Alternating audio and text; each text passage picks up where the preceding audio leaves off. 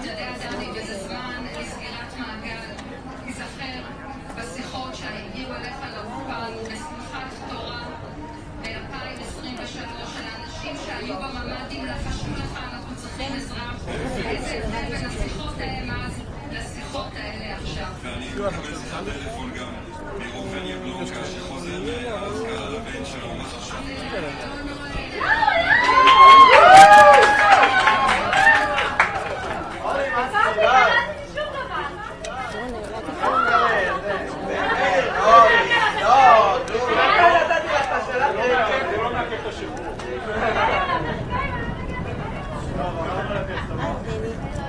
One job.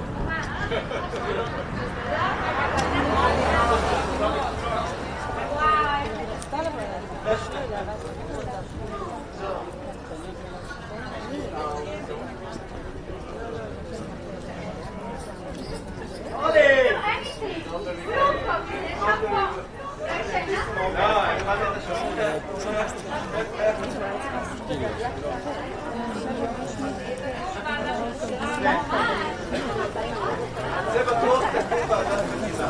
זה הרבה יותר חשוב.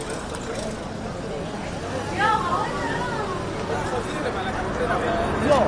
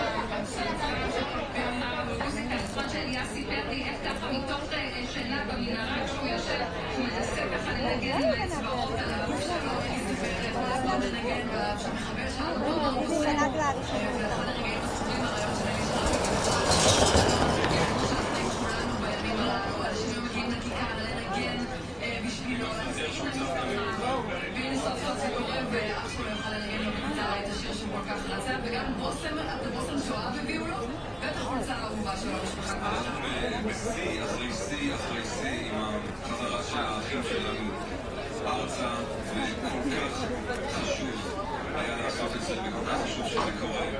חלק מהריבוי של המדינה הזאת אחרי שנתיים קשות, מדממות, אנחנו עדיין בטראומה, תהיה לנו את הפוסט-טראומה, אבל היינו חייבים את התמונות האלה כדי להחלים. כשאתה שואל את עצמם, כשאנחנו שואלים את עצמם, מה אנחנו אומרים כבר שנתיים, שזה הדבר החשוב ביותר. אתה רואה את הפנים שלהם, אתה שומע את הקולות של גם החיוך שלהם, שהם יוצאים משם בשיחה הראשונה עם אבא ואמא, ואתה רואה את התמונות בפתח ובבית שלך, אתה יוצא מהבית הזה, ואתה מבין שזה באמת הדבר שהכי חשוב לעם ישראל, אנשים פה איתנו בבית, וזה חייב להיות.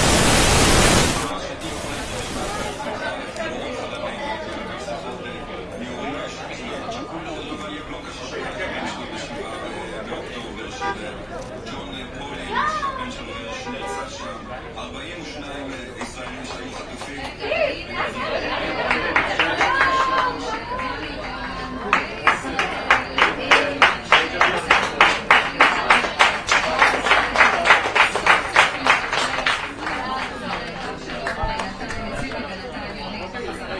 משקר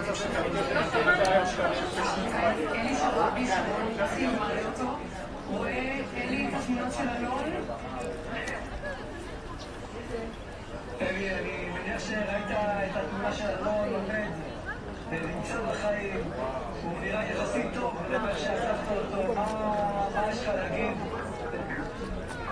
אני מאוד מאוד נרגש, אני בטוח שההורים שלו עכשיו נמצא מחוצים, לא אמרתי לחבקו אותו ולסמל ממני על היום הזה, אני מקווה שבעדים הברוכים גם אני לא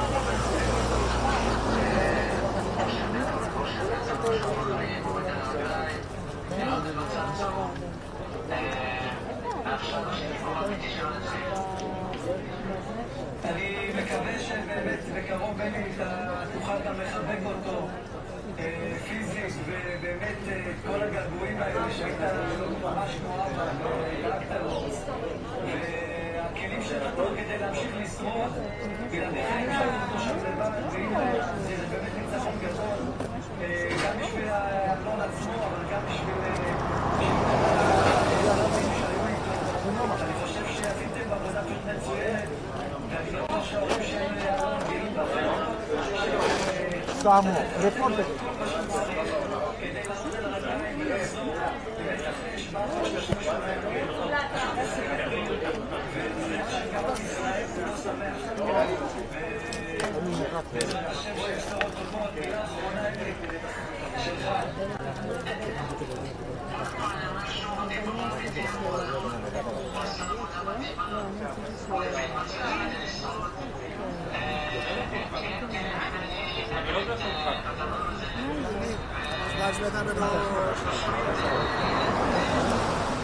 Με τον κύριο Στάμο έχουμε κατά 2 χρόνια κάνει μια φωτογραφία στο Ισραήλ, στα Φωτογραφία.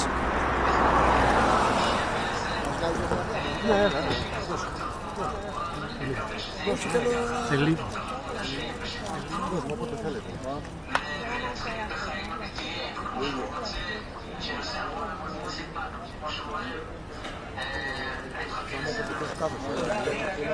אני גם אוהב אותך תודה רבה, תודה שדיברת איתנו, תודה שרון פשוט לחיפות אחד, אנחנו מגיעים לנקודת החבירה עם חמאס במרכז הרצועה ולמעשה בדקות הקרובות נערכים להתחיל את ההעברה של 13 החטופים הישראלים האחרונים לחיים שאפשריים לכולם.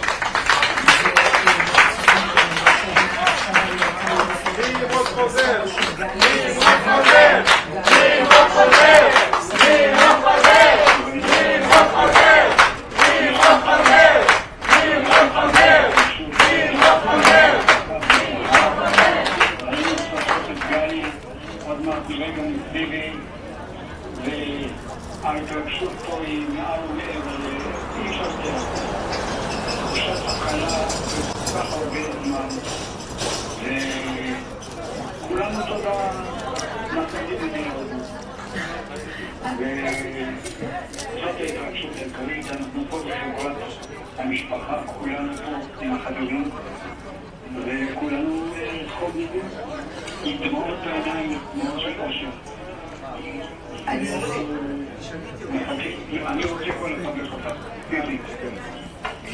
אני זוכרת שמכבית הדודה שלהם אמרה אחרי השחרור הקודם שהיא מאוד שמחה על השחרור, אבל היא מאוד מקנה. ואני מניחה שהתחושות האלה ליוו אתכם ועכשיו יש, אתה אומר קודם כל הקלה. בוא נגיד ככה, יש הקלה מתקשת מאוד, ראינו אותנו בריאים, שלמים, מחייכים, ידענו שמנטלית שהם חזקים מאוד, ועכשיו אנחנו מתחושים בקושי המתאים, דנו ראינו חפשה אותנו, הזמן נפגשו אותנו, מקווים ג'ניר, ואנחנו כולנו מתחושים. תודה רבה לך שדיברת איתנו. אנחנו בכיכר איתכם להנדקר. ראיתי תמונות ראשונות של דל קופר שנפגש עם בני המשפחה שלו במחנה רעים, ואני מקווה שמתחוכים. כן, באו, ואני מקווה שבתוך זמן קצר נעלה את זה ונוכל לראות את המפגש הזה, את הרגע החיבוק שלו עם אמא שלו. כן, שמענו את ג'ולי המאושרת באדם, לא הייתה מדברת מיד אחרי שהיא ראתה את התמונות האלה. כן, אנחנו כאן יורית צריכים שבועות וחודשים ארוכים עם אלון אורל. אליה, אלון בחוץ.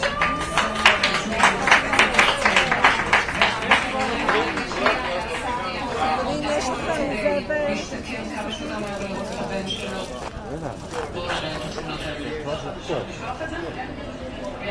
למי שלא? אנחנו נספר.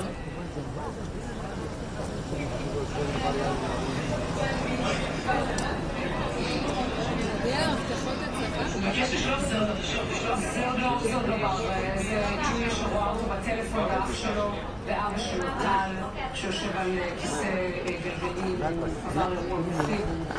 ליווינו אותו גם בתהליך השיקום שלו כדי לראות את הבן שלו בפעם הראשונה ולעמוד על הרגליים. הם מבינים שזה שלוח, זה כמו שכשמונים מחבלי החמאס. סליחה, אנחנו איתכם שם בכיכר, קרן ודן. אליה כהן שהיה עם אור, שהיה עם אלון אוהל במנהרות. שלום אליה.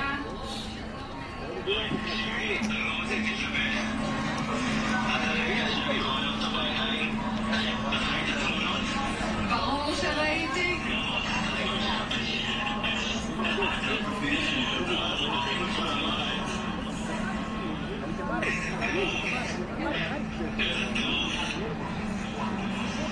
מה, איך הוא נראה לך ביחס לאיך שאתה זוכר אותו?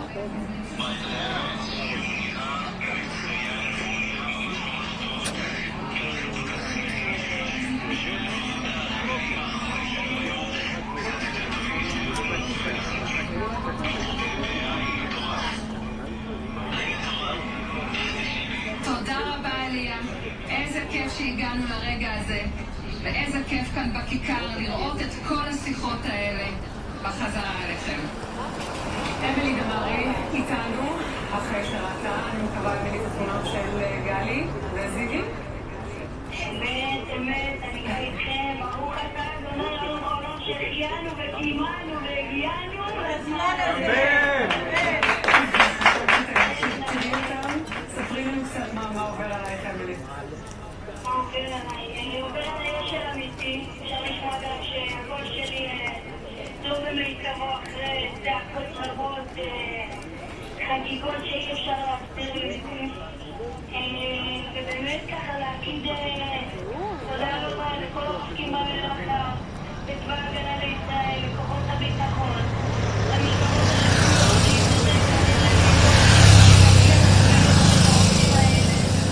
ואיזה זכות ואיזה כיף שעוד ממש כמה שעות בעזרת השם אני אוכל להחזיק ולחבק את גלי וזילי בידיים שלי. זה לא הכי מטורף, זה שהכי מטורף שיצא לי בחיים. לפני שעות בודדות אני עדיין לא הרגשתי שאני יכולה לחיות את החיים שלי כמו שהיה מגיע לי אחרי השבי. רק עכשיו אני יכולה להתחיל לחיות את החיים שלי מחדש. בטח מחכה גם לשמוע מהם, הרי אתם נכתבתם ביחד אבל נפרדתם לא אחד מהשני. נכון מאוד, אני מחכה לשמוע המון, מחכה להתעדכן מהם, יש הרבה מה לשמוע. אבל זה ככה ביני לבינם וחזרי החיים. יש גם איזו תחושה שהקיבוץ מקבל בחזרה לידיו, שכפר הזה מקבל בחזרה לידיו את החטופים, החיים האחרונים שנשארו. אמת, זה מאוד מרגש את כולם, את כל הקהילה, זה משהו שמלווה אותנו. אנחנו כבר ימים חוגגים בלי סוף, הגענו לרגע ועכשיו אנחנו פשוט באמת כולם, כולל כולם, באומות, חלק בכיכר, חלק אצל המשפחה, חלק בשפיים, חלק באמת כל הפיצול הזה שנקרא מכל המסיבות של 7 באוקטובר, אבל עדיין לא שבו אותנו, נשארנו חזקים. זהו, ואין, זה אושר, זה הכל רק אושר. זה באמת מדהים אמילי, כי לא ראינו אותם בשום סרטון, לא ידענו איך הם נראים במהלך השנתיים האלה, ועכשיו שמסתכלים עליהם רק בעיניים לא מקצועיות, אנחנו לא מופיעים, אבל הם עומדים על הרגליים ומחייכים, הם נראים בסדר. את מכירה אותם קצת טוב. הדבר שאמרתי לאמא שלהם, טליה כל הזמן, זה טליה, את צריכה להבין בראש שלך שהם הרבה יותר חזקים ממה שאת חושבת, וכשהם יחזרו את תביני את זה, והנה היום כולם יראו את זה, ממש אותו כשהם איתו, הוא צריך קצת תרגישו מה זה קל עם אחרים. כולם יבינו בדיוק כמה דיברתי, שני אחים מיוחדים, מלאים בלב, שכל מה שהם רוצים לעשות זה באמת טוב בעולם הזה, בין אם זה לקהילה, בין אם זה לחברים שלהם, בין אם זה ברגע הזה ב7 באוקטובר שצריך להגיע אליהם בלי לחשוב פעמיים. תכף כולם ירגישו ויתאמו מהם ויבינו במה מדובר וכמה עוצמות יש בשני האחים המטורפים האלה וכמה עוצמות יש באמא טליה שסחבה על עצמה את העול המטורף הזה תוך כדי שהיא צועדת את אבא שלה. כן, נדמה לי שזה דומה לאיך שפתאום כולם הכירו אותך ברגע שיצאת ולמדנו כולנו לאהוב אותך ולקשר אליכם. לי תודה רבה שדיברת איתנו על השמח הזה. תודה ואנחנו שממש עכשיו כנראה מצאת החבירה של חמאס הצלב האדום. אולי אפילו נוכל לראות תכף את התמונה שעוברת בשידור חי באחת הרשתות.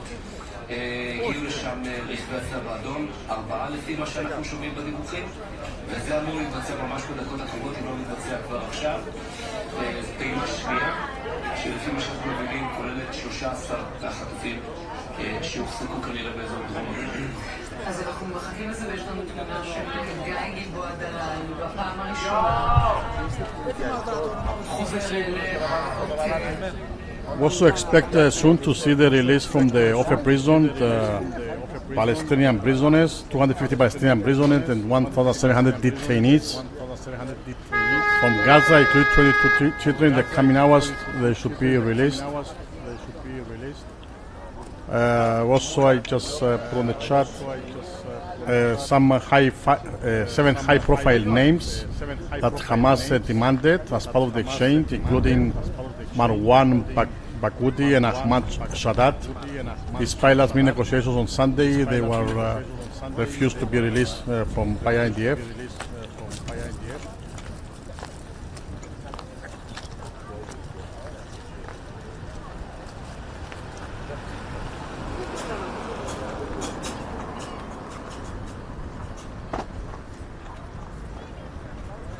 So about 2,000 prisoners would be released as part of this exchange.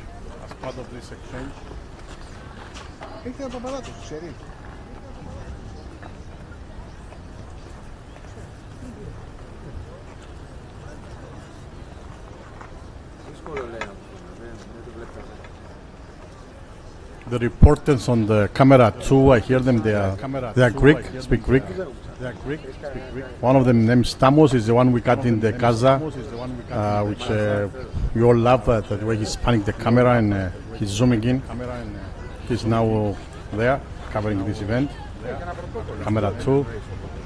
And he's talking to another one person who is Greek. I don't know which one of them. It's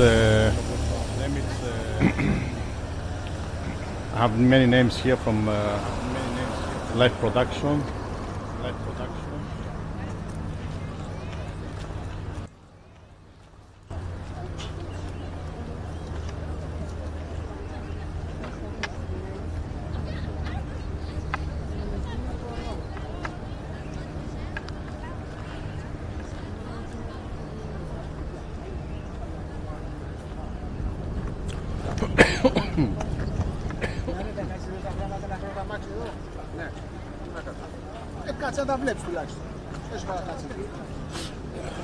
Okay, it's funny what they're saying. One is called Yanis, Stamos, I think. He told me, can you watch the things here? So I go to bring the car. I said, he's talking, what they're asking what you want me to do. I said, just watch them at least. Just sit and watch. Anyways.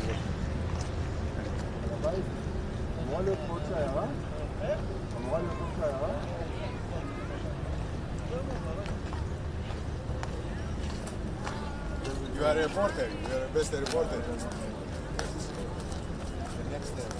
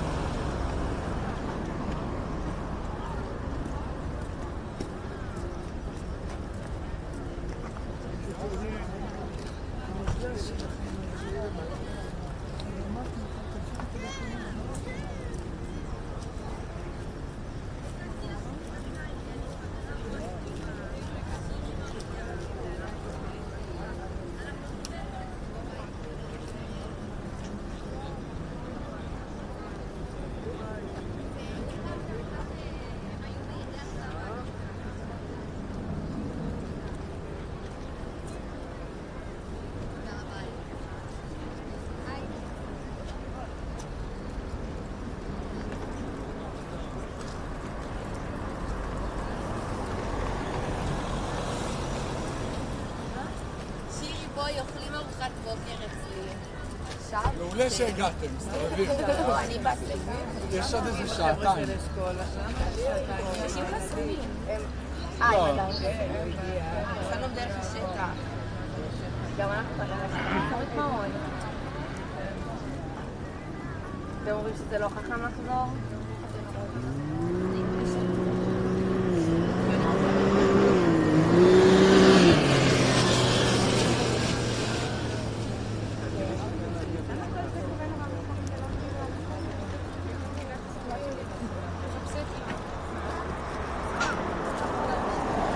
שם הכל אשכול, כאילו. הכל אשכול. לא, כאילו שם יש כזה עמדה של אשכול. ראינו, אנחנו בעוד, נו, בסדר, מסתכלת לנו שעה. יאללה ביי. ביי. תביאו לי אוכל.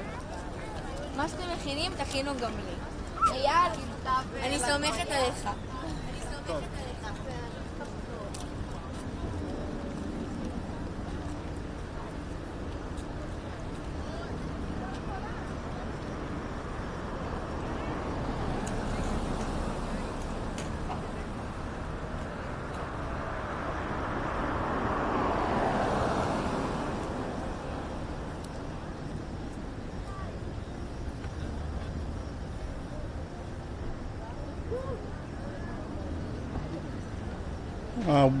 You remove them actually, Shash. Which comment? You already removed them. I see 2 comments removed from you.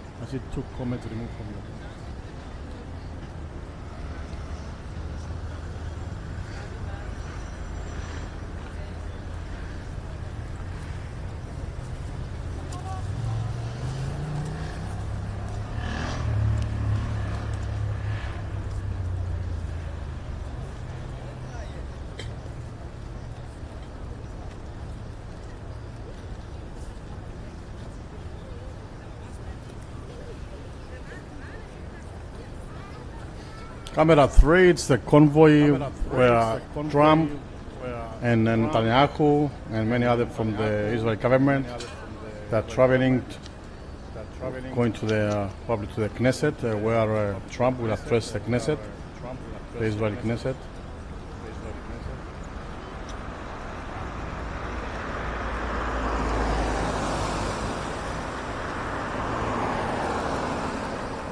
Obviously, they remove all the traffic. There's no other cars on the road besides the convoy. For safety, of course.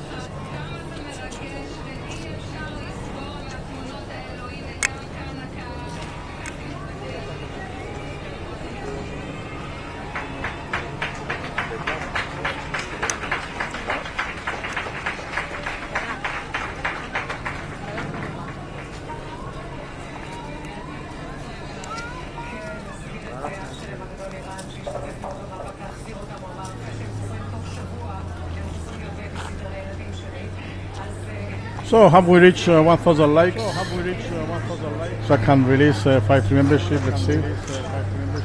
739 likes. 260 more likes, and I will give 5 free memberships on the chat. 5 random winners. So please smash the like button to reach 1,000 likes. It's 1,789 people watching it at this moment. It should be easy, very easy to reach another 260 likes, to reach 1,000 likes.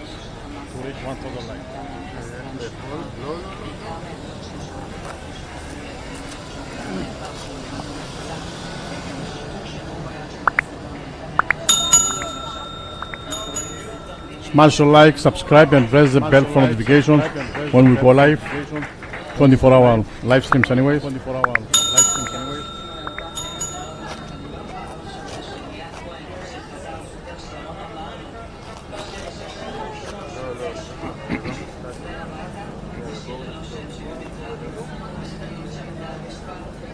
Yeah, that's the spirit. 200 more likes and I give 5 memberships. Smash the like button.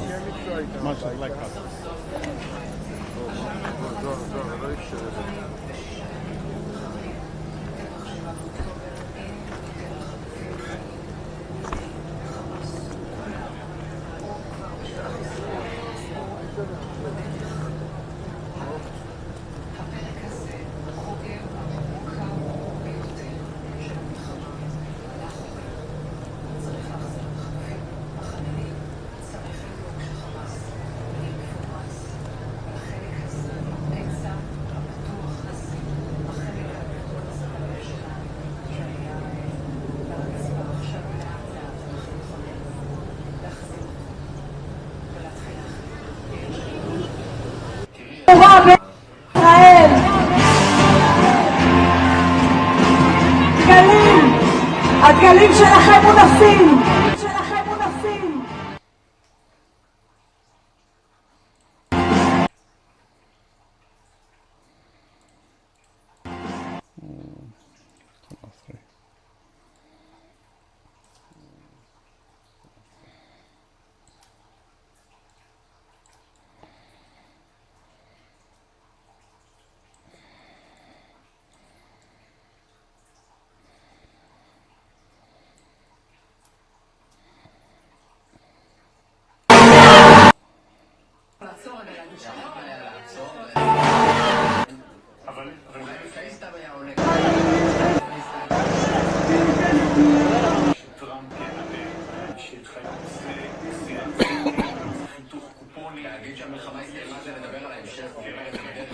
המלחמה הסתיימה במתכונתה הנוכחית, ואנחנו כולנו יודעים את זה. השאלה במה יהיה באמת בשלב הבא, ויש את כל הנקודות Almost there, 160 likes more. It should be easy with 1,836 people watching. Just 160 likes more, I can release 5 free memberships. Just 160 likes more, I can release 5 free memberships. ולמעשה אין יותר חטופים חיים בידי חמאס.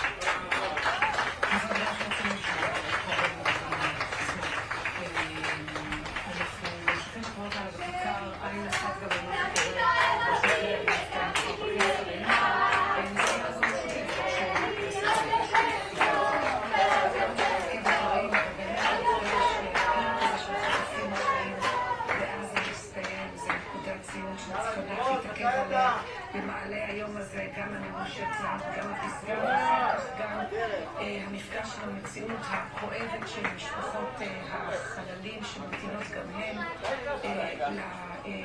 לאהובים שלהם, וממה שאני שומעת בחבל של צה"ל אומרים היום תם ולא נשלם, עם עיניים שנשואות קדימה לראות עד כמה משפחות יזכו להתאחד היום וכמה המאבק הזה עוד יימשך בעתיד. תם ולא נשלם.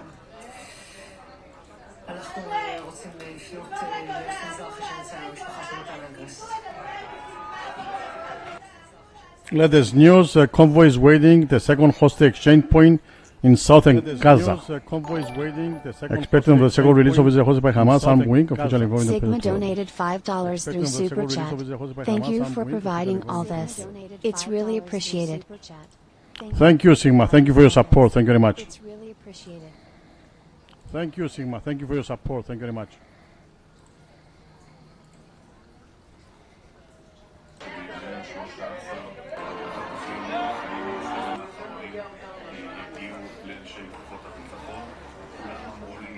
נכנסים בכוחות עצמאיים למכוניות, כולם אדם וישראל ונראו שמעתי אותך. כן, אני מקווה שעכשיו אפשר לשמוע, פשוט משהו מאוד חזק והשמחה תוך כדי. התמונות הראשונות, צריך להגיד שגם חיכו למתן. התמונה שלו לצורך היה מההתחלה, וזה הגיע בסוף אחרי הרבה מאוד זמן, ואלו התמונות של עכשיו, הרבה שירה, שמחה.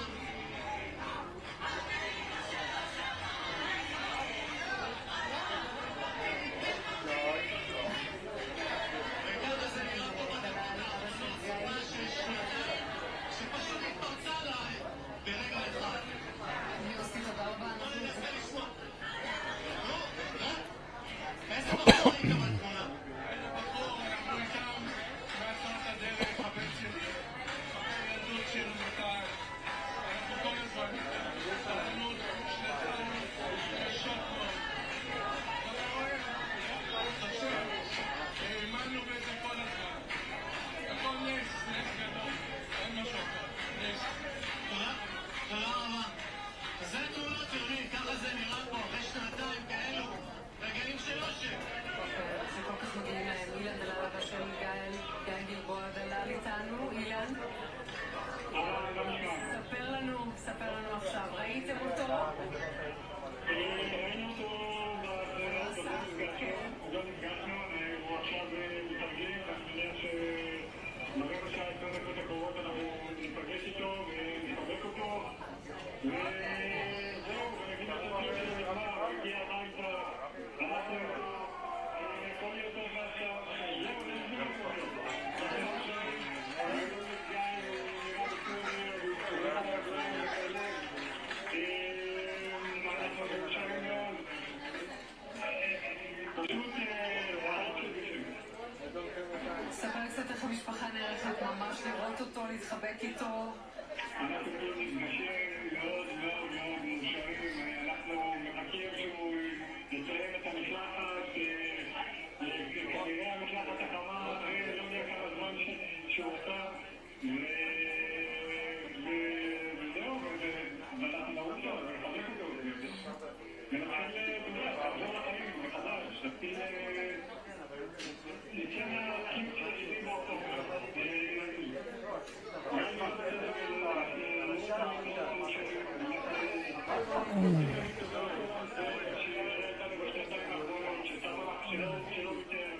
Camera 3, it's inside the Knesset now.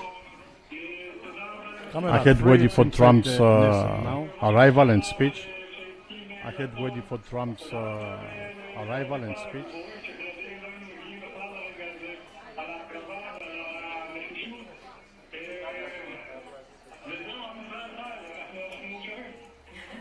רק שיהיו רגעים שמחים מעכשיו. אילן, תודה רבה שדיברת איתנו. תודה רבה לכם, ביי ביי. נראה לי בכלל זה מזכיר את הכתבה שצילת איתנו רק לאחרונה, לפני שנה וחצי, אבל אמר לך אילן, אני אדם שלא ידע לדבר 4 אנשים מהמשפחת גז. 880 likes, we need 120 more so I can release 5 memberships. We need 120 more so I can release 5. They go randomly to the viewers, well, most likely the ones who are watching on the channel, not the members already. The ones who are not members, they will get free membership, randomly chosen by YouTube. So let's reach 1,000 likes and I'll give 5 for free. 5 memberships. Thank you, Yvonne Ioni Escoli. Thank you very much. Escoli donated €2.49 through Super Chat. Red heart emoji, reminder ribbon emoji. Every little super chat, there will be paper donation, everyone becoming member. They do have the channel to stay on. See, this is licensed cameras, which I pay for them, of course, and it's supported, sponsored, of course, and by all the members, by all of you, so we can keep these cameras rolling. Okay, camera 2. Camera 2. אין יום שלא היו פה והשמיעו מפה את הזעקה שלהם בוועדות, במסדרונות, והנה הן זוכות לזכור כאן מעגל שנשיא ארצות הברית, מי שהן רואות, האחראי המרכזי אולי לשחרור שלהם, מגיע לפה, היו משפחות ביציע, ראינו רבות מהם גם שורדי שבי. ואם אני יכול להגיד משהו על האחראים, טראמפ אחראי ונתניהו אחראי והמפגינים בוודאי מגיע להם גם... Also be transported to Israel. Police handout. חיילי צבא הגנה לישראל מקבל תמונות מהבוקר של חיילים בלבנון אחרי 4 סבבים בעזה, של חיילים בעזה שמשקיפים, ובאותם תשעות חיילים שלא רצו להפוך לסטיקר, אבל יצאו להגן על המולדת ולהחזיר את החטופים ולנצח את חמאס. Big van truck probably to transport the prisoners. Van truck probably to transport חיילי צבא הגנה לישראל הם האחראים. Thank you, Kat. Have a nice rest. ועוד יום Thank you, Kat. Have a nice rest. היה מרגש מאוד, אני חושב שלא מרגש כמו היום. עברנו פה באמת רמות אחרות, אבל יש לא מעט אנשים עם דאגה והחשש שהעסקה הזאת עלולה לגרום לנו להיפגש עוד כמה שנים בתנאים קשים שוב עם חטופים בעזה. אז כשאנחנו אומרים, רואים את הכותרת שלה חיכינו שנתיים פחות יום, על פי התאריך העברי, אין חטופים חיים בעזה, אני חושב שזה החוב שלנו לדרוש מההנהגה שלנו, לדרוש מהצבא שלנו ולדרוש מעצמנו שהמדינת ישראל תעשה הכל, לא רק כדי להחזיר את החטופים הביתה, אלא כדי למנוע את היווצרות המפלצת הזאת. Okay, 13 hostages on their way back to Israel. That's the latest report we got. Second group, 13 hostages. That's the latest report we got. 13 alive. Second group, 13 hostages.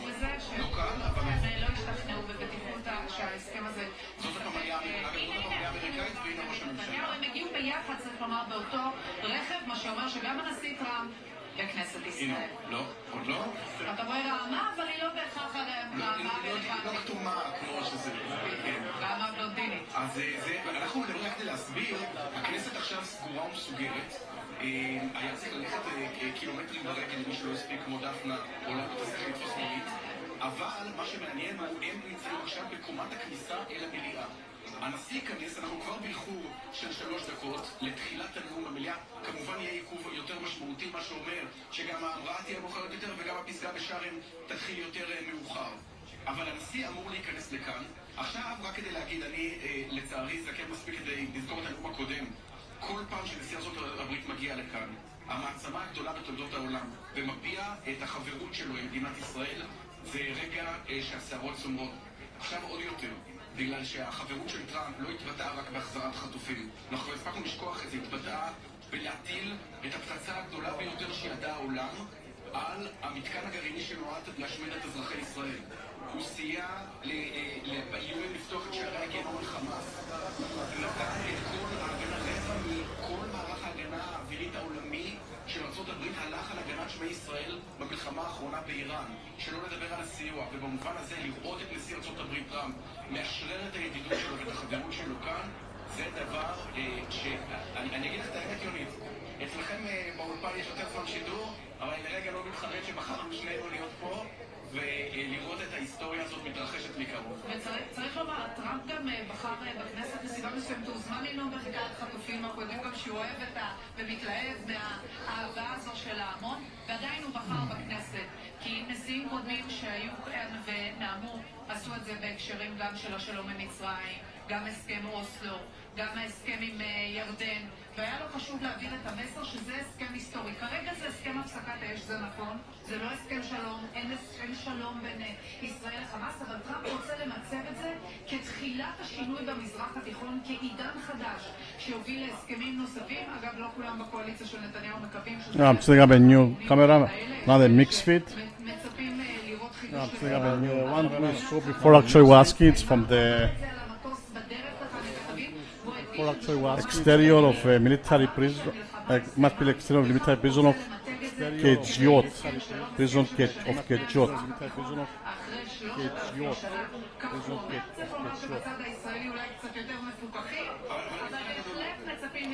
Exterior of military prison of Kejiot, where Abbas is carrying Palestinian prisoners to Gaza, is set to leave.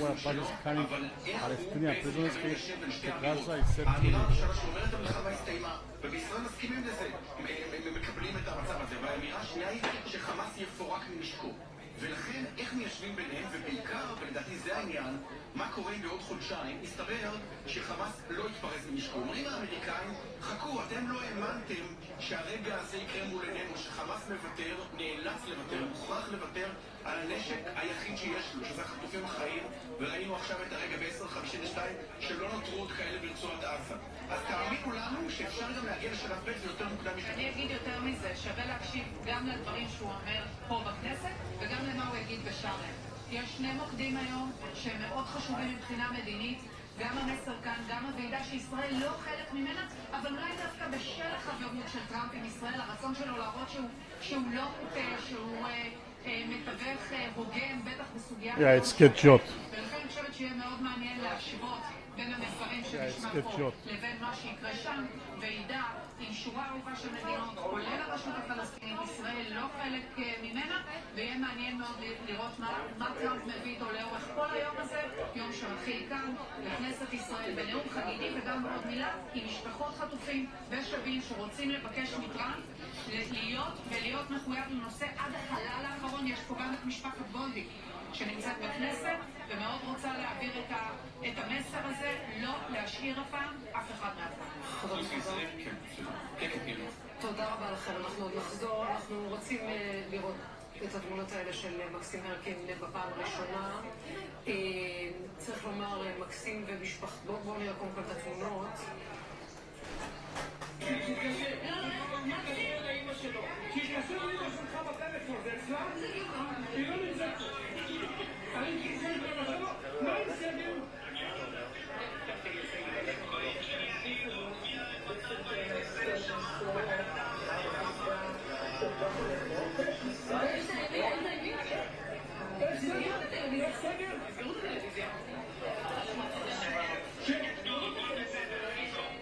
יופי. אמא שלך גם בסדר, דיברתי עם טלה?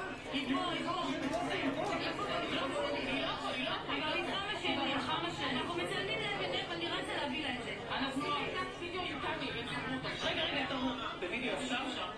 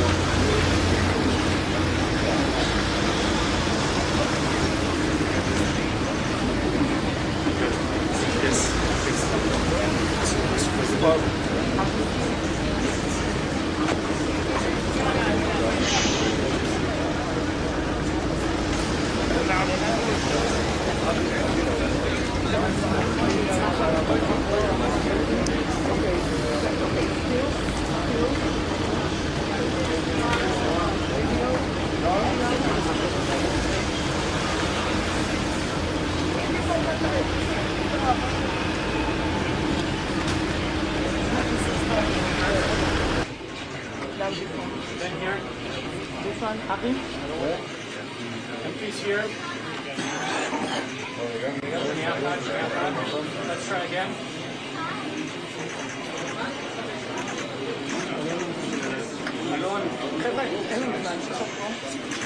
Now here, please, to Avi, everyone. And White House photographer, please. Daniel.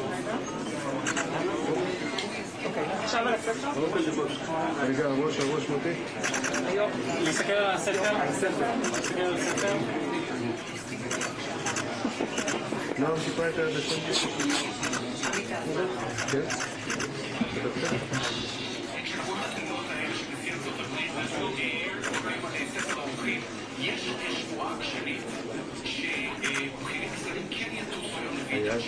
Have we reached 1,000 likes yet?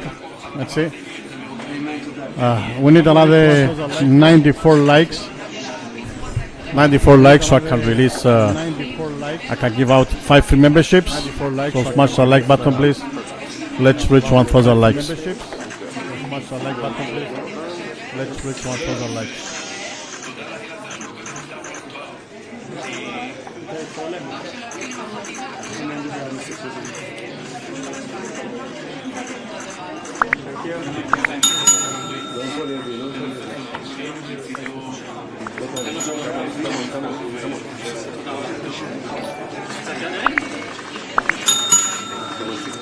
Shaz73 has become a member. Much love DD, thank you for the cams, red heart emoji. Thank you Shaz, thank you very much. 24 months. Thank you. Thank you Shaz. Time passed fast, right? 24 months. Thank you.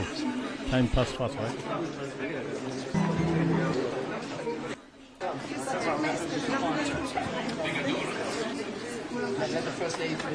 Daniel, White House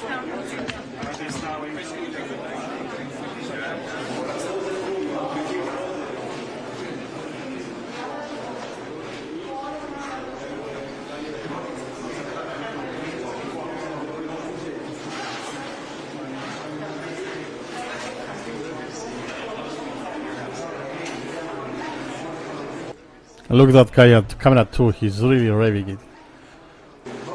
Look at that guy at camera 2, he's really enjoying the moment. Really enjoying the moment.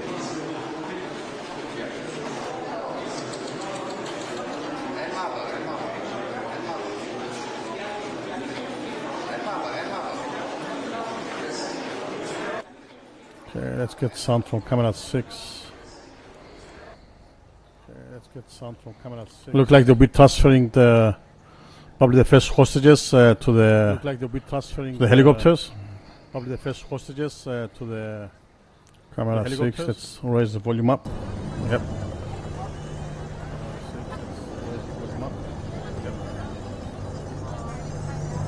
Yeah. Yeah, let's not forget Ukraine.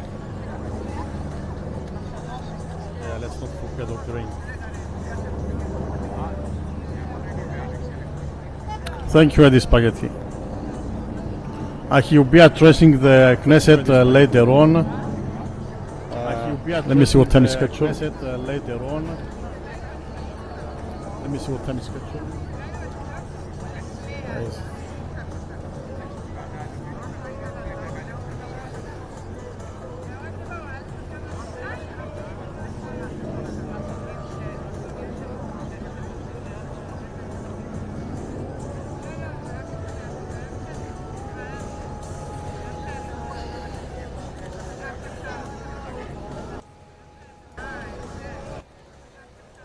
Okay, lower volume, let's go camera 4.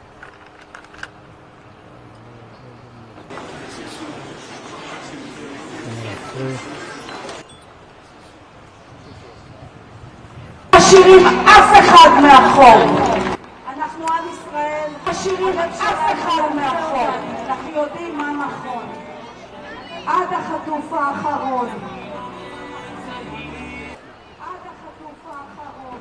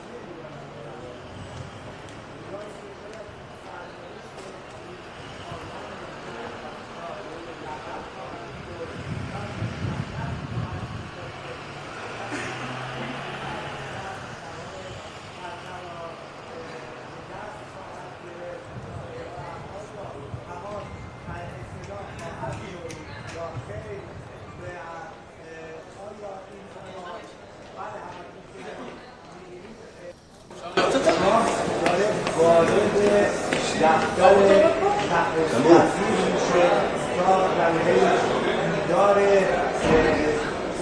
2 نفره داشته باشن در اونجا و پس از اون به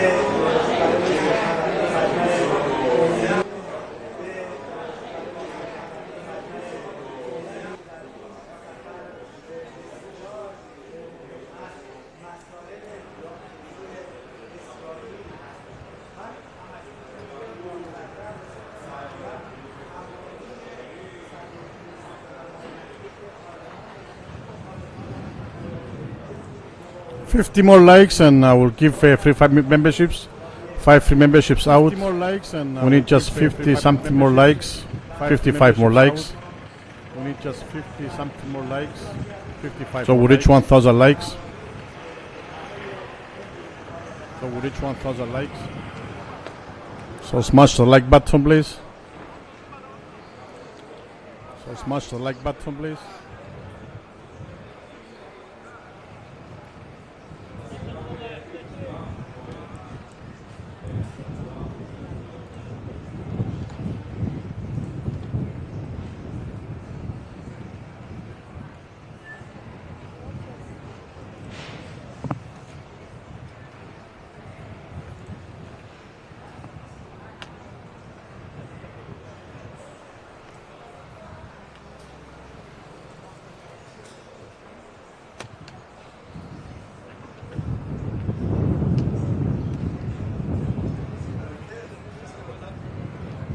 Okay, new camera is at the Knesset. So let's set up. Okay, new camera is at the Knesset. Let's set up.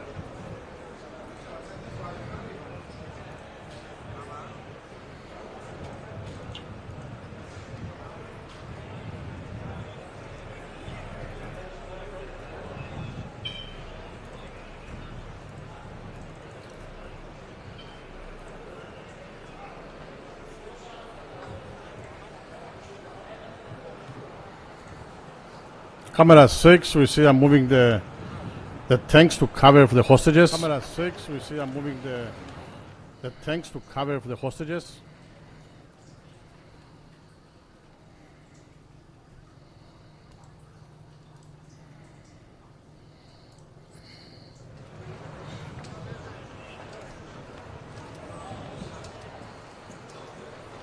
I have a new camera inside the Knesset. have a new camera is set up. Camera 3.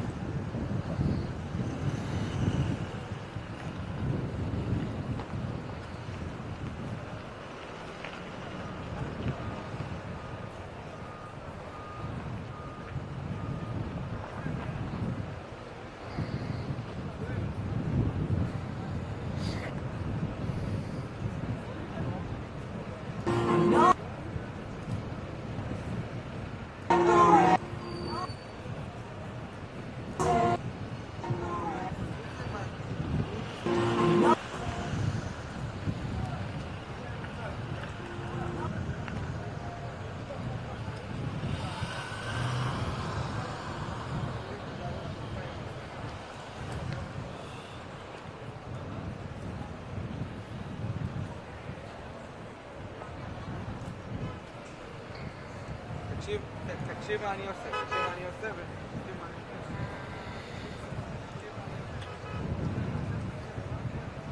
23 more likes and I will drop 5 free memberships on the chat. 3 more likes. 5 random winners. 5 free memberships on the chat.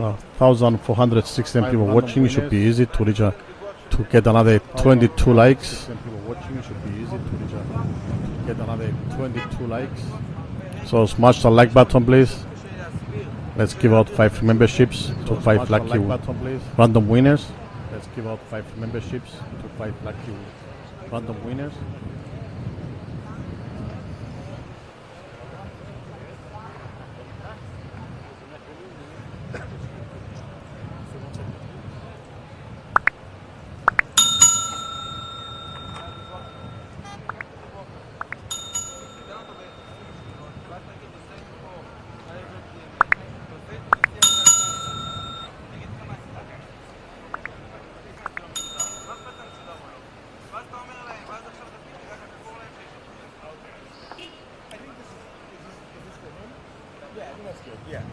Well done, we just reached 1,000 likes. Thank you all very much. Well done. And you could do it. Likes. Thank you all very much. Thank you. And you could do it. Thank you. So let's send 5 free memberships, 5 lucky winners chosen randomly by YouTube. 5 free memberships. 5 Let's go. lucky winners chosen randomly by YouTube. Let's go.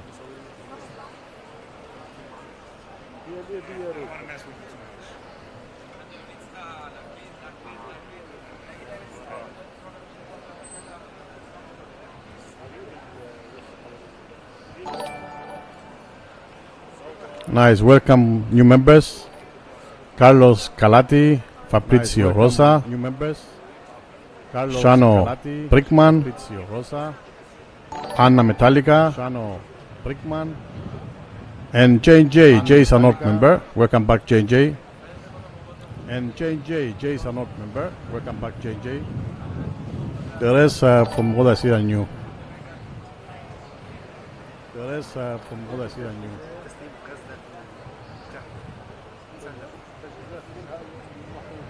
Thank you, Brad C95. Thank you, Brad C95.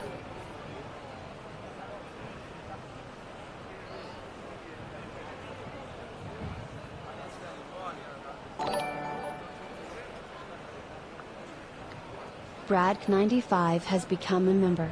Thanks for the coverage, DD. Thank you, Brad. Thank you very much. Thanks for joining. Thank you. You've been member for 12 months. Thank you, Brad. Been member for 12 months. Thank you.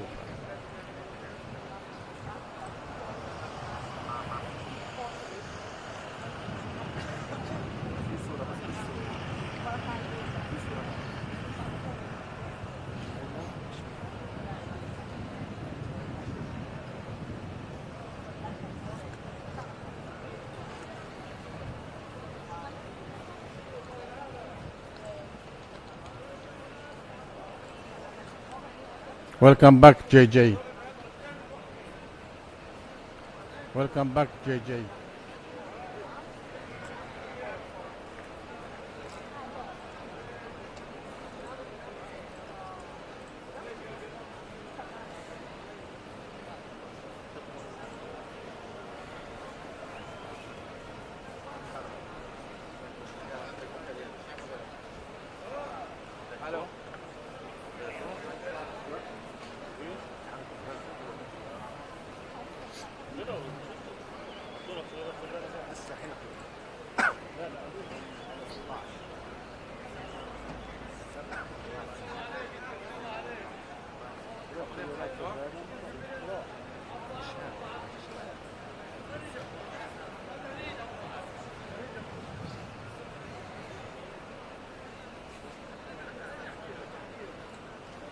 תגיד, זה נראה טוב כל זאת עם חליפה?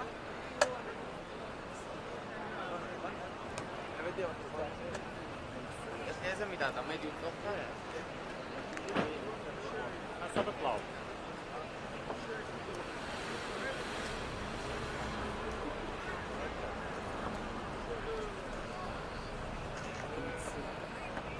עשה בטלאו?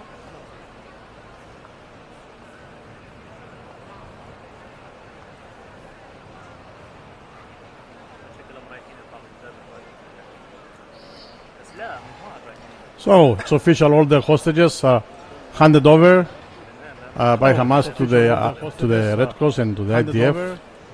By Hamas to the Red Cross and to the IDF. And say the bodies of the deceased hostages will be handed over later. And say the bodies of the deceased hostages will be handed over later.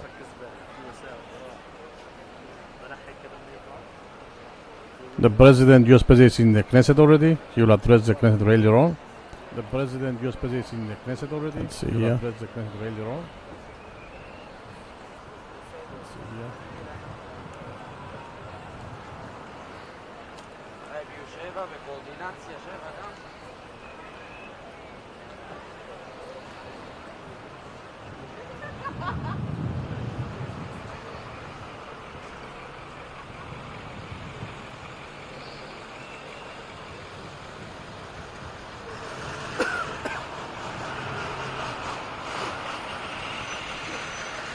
The IDF released already some images of the first hostages. The IDF released. Let me see if I can put them on the screen. While I fit them now. Let me see if I can put them on the screen. While I fit them now. Let's see. The window capture. Oops.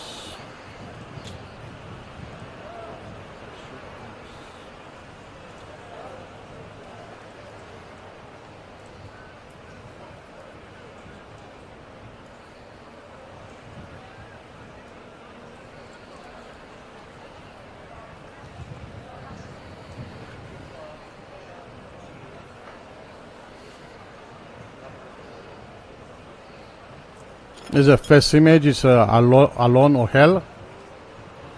This is the first image with the IDF. Second image is Gali Berman. Second image is Gali Berman. Come for. Okay. The third image is for Gali Kilboa Tala. The third image is for Gali Kilboa Matan Angrens. Speak with the IDF. Fourth, Matan Angrens. Speak with the IDF. Eitan More. Meets with the IDF person after more than 335 days. Meets with the IDF person after more than 335 days. Yeah, they all look skinny. Very skinny actually. Even the clothes they wear to hide how skinny they are, you can see they are skinny. Even the clothes they wear to hide how skinny they are, you can see they are skinny.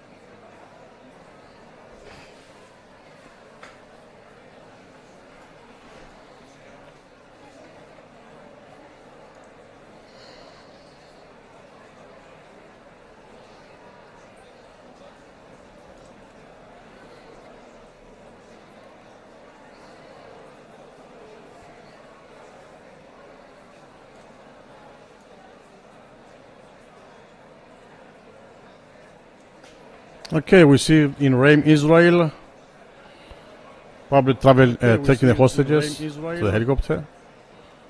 Probably travel taking the hostages. Camera 6. Let's see. Camera 6.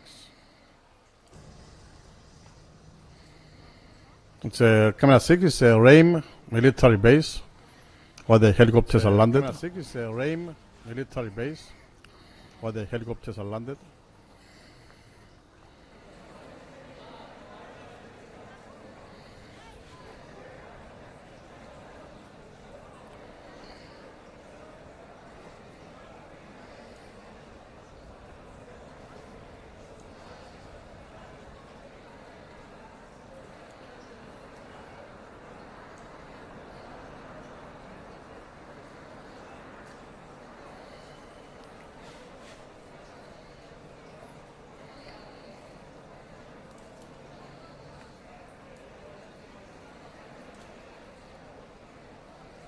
Or camera 2, the mixed feed. Or camera 2, zoom on that one. Zoom on that one.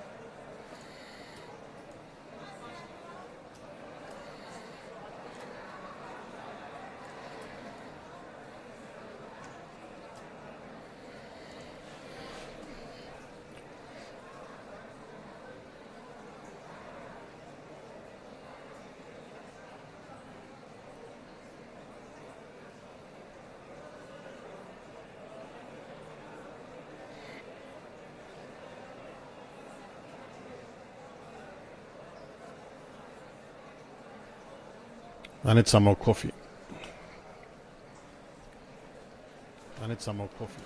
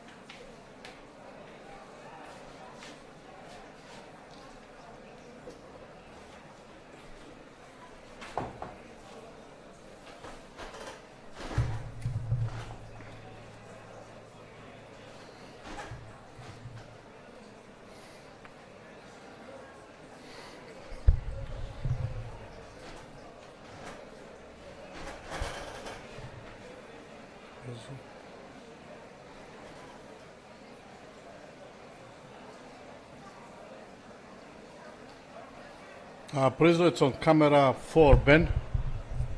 What do we swap it? Which one? On camera 4, Ben. I mean, I can make the camera 2 to be small and squeeze out the camera there. I mean, I can make the camera 2 to be small and squeeze out the camera there. Camera 6 still on the base. On the base.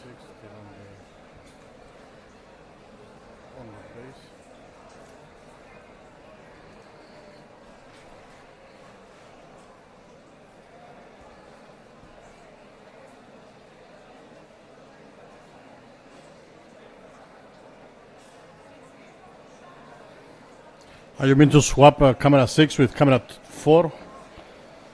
I could do that, but camera 2 is been changed. It's a mixed fit, so And it will be a different view after a while, and then we want camera 6, which is a military base, Ray military base, which is a military base, Ray military base.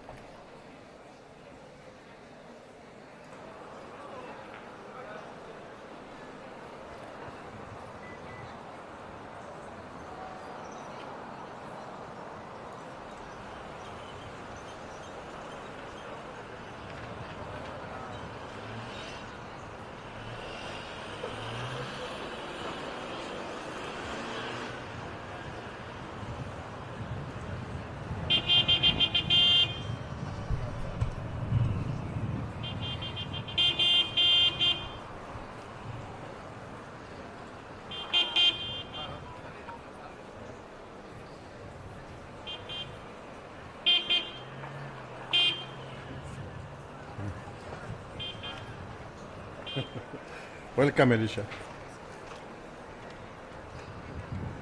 Welcome, Elisha.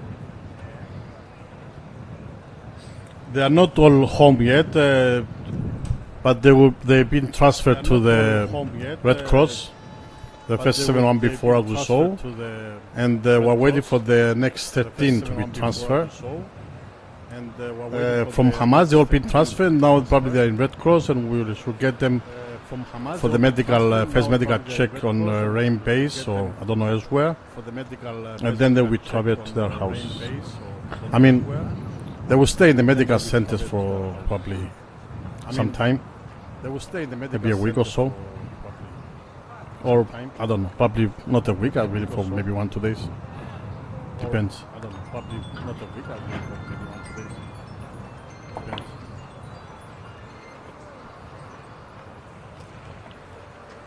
Depends on their health. We don't know. So camera 2 probably will be transferring some of the hostages to the helicopters. Some of the hostages to the helicopters.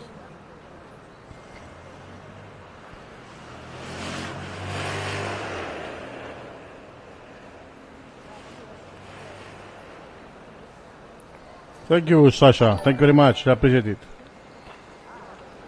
Thank you, Sasha 22 donated £19 and 99 pence through Super Chat. Thank you, Didi, for an excellent job. X, well done you. Thank you, Sasha. You rock. Thank you, Sasha. You rock.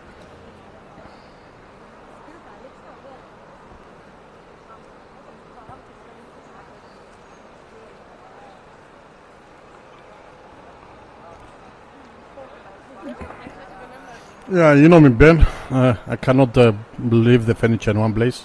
I have to move them around all the time. I cannot leave the furniture. I do have set up different views for different amount of cameras, but since we are live and everything changed from moment to moment, I prefer to move them around and you know, do the studio thing and move them after you know, show them on the screen and stuff, which might look more professional, but I don't really care about that. Just want them to be, you know, don't let you miss anything. Just want them to be, you know, don't let you miss anything. Τετούλη, τι είναι αγάπη μου, έλα.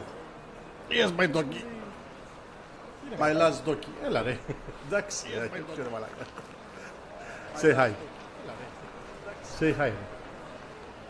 Τι είναι ρε, τι είναι. Είναι ρε. Τι είναι, τι είναι ρε παιδί. It's our little baby. White Fury baby. It's our little baby. White Fury baby. Τι είναι ρε παιδί. Πας εδώ, έλα. Έλα, that's something you're under this, it's your desk. Don't throw my coffee on me. I don't press any buttons. Wait, wait. See, good boy. Wait. See, good boy. That don't press any buttons, they will kill us. Don't press any buttons, they will kill us. Not on the keyboard. This way, this way. This way. Good boy. Not on the keyboard. Here is Teddy taking over the show.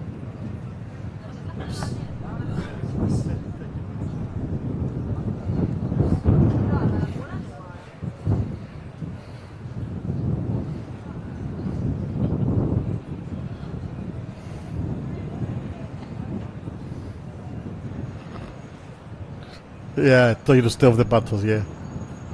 His tail is dangerous, not the keyboard, but it's okay. His tail is dangerous, not the keyboard.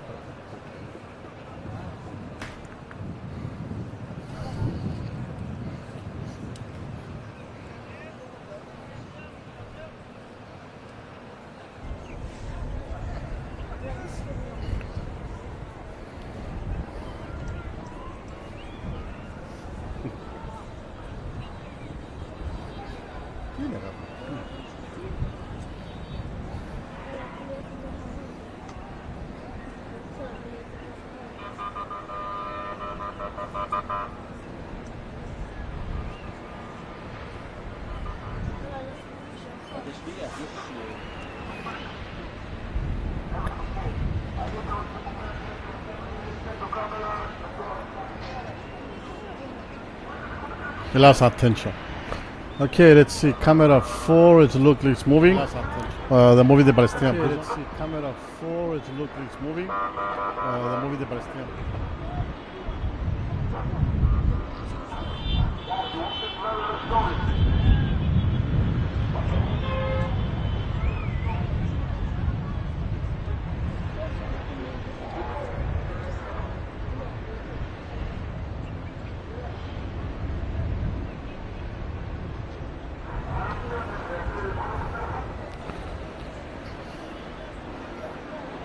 Camera 2 moving the hostages to the camera 2 moving probably to the helicopters. To the probably to the helicopters.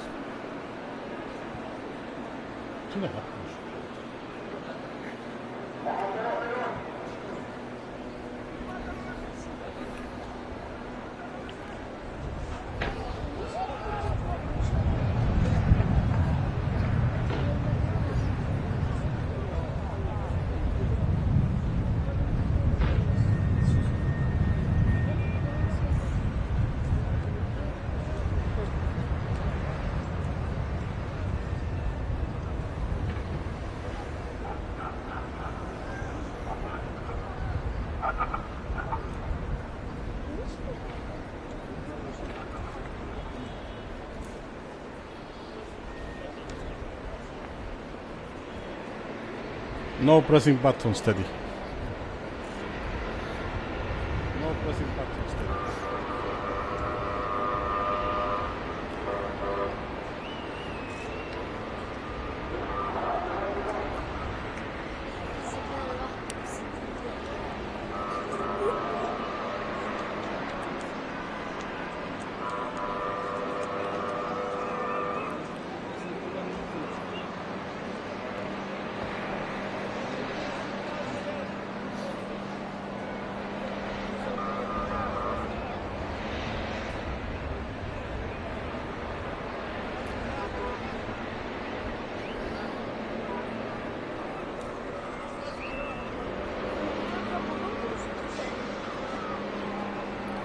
They haven't released any on live yet, Sim. No, Sasha? They haven't released any on live yet. They're not yet released, yes. No, Sasha? It's just only the 21st live one that they are released. Yes. It's just only the 21st live one that they are released.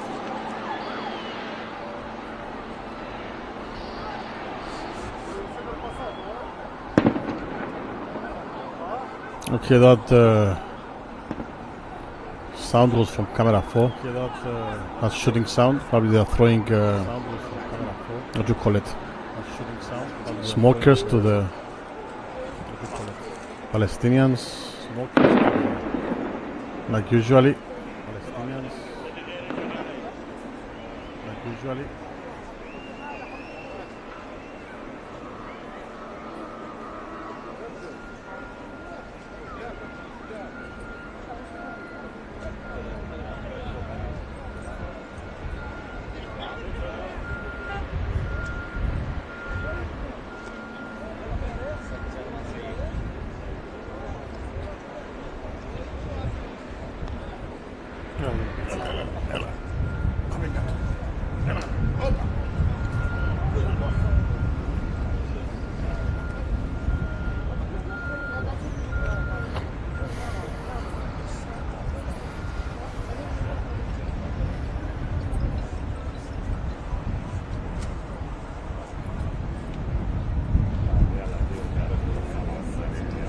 So IDF have received the second group of the 13 hostages.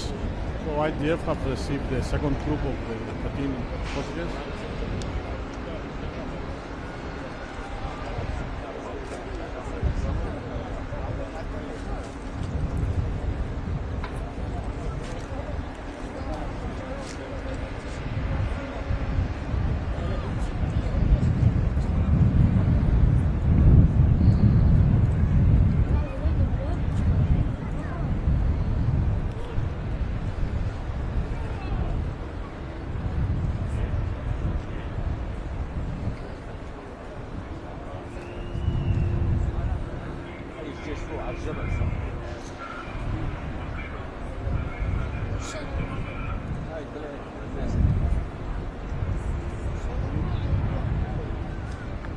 Sending up the images or something.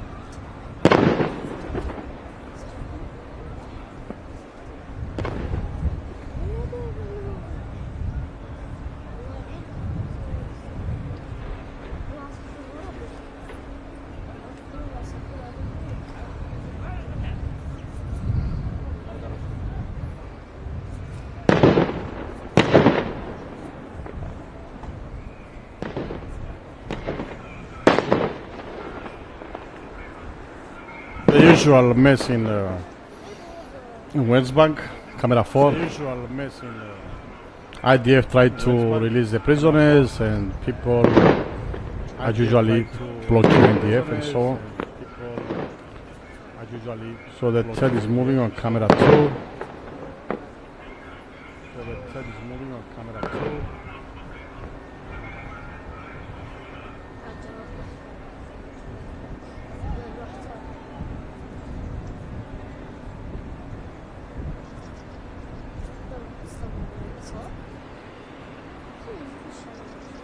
So it looks like some of them are going towards rain base, the last group probably. And another, I see some legs down there. 1, 2, 3, 4 it looks like. How many legs? 4 people, maybe 5. And moving towards the helicopters. 1, 2, 3. Yeah. And moving towards the helicopters. 1, 2. From the military base, probably taking them to the medical center. From the military base, probably taking them to the medical center.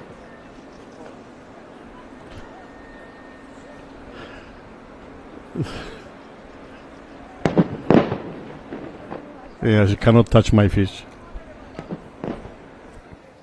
Yeah, she cannot touch my fish.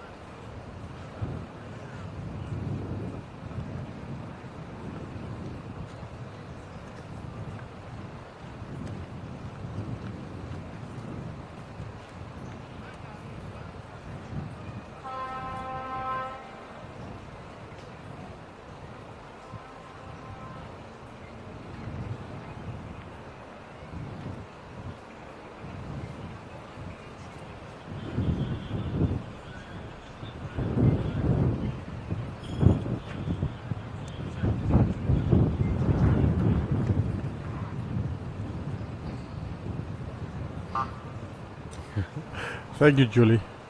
I used to have a little bit more fish, but some of them are died. So I have to put some more in.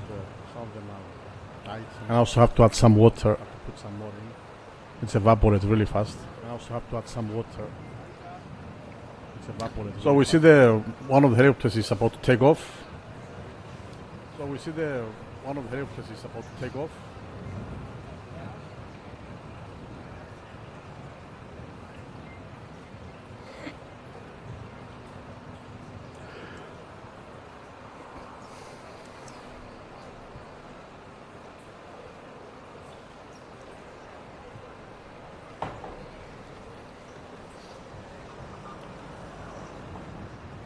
And camera 4, they are moving the prisoners.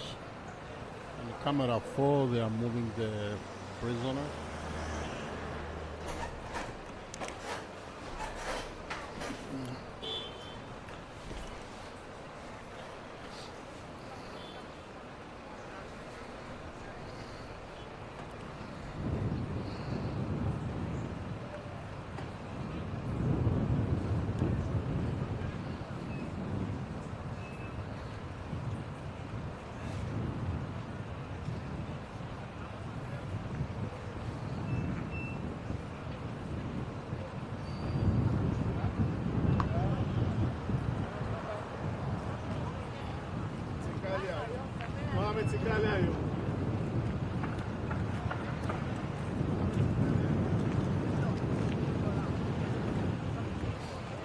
Is the camera 4 before it was in the don't remember the name, Care 2 something or prison. Now probably it's in I believe it's Offer Prison.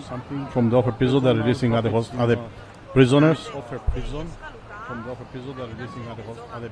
This is a prison we used to see on the before releases. In the past.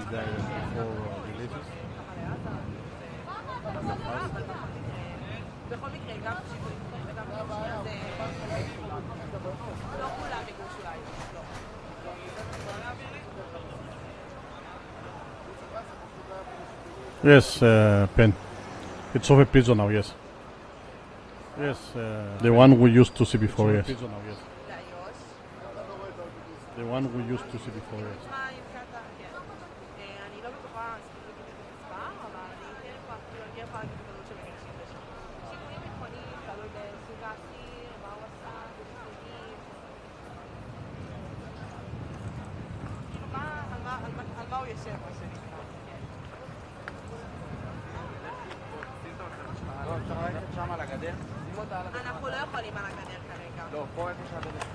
After that, with camera 4 is going to switch to Ramallah, where they will be releasing the prisoners, where there will be a lot of crowd over there. They're going to welcome them like, let's say, heroes. They're going to welcome them like they did in the past. Let's say heroes. Like they did in the past.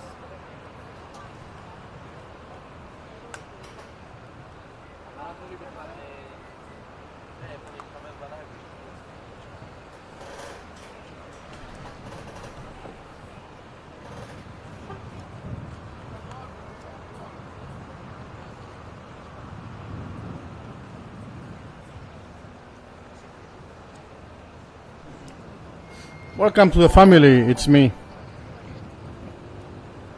Welcome It's to me the has family, become a it's me. member. It's me has become a member.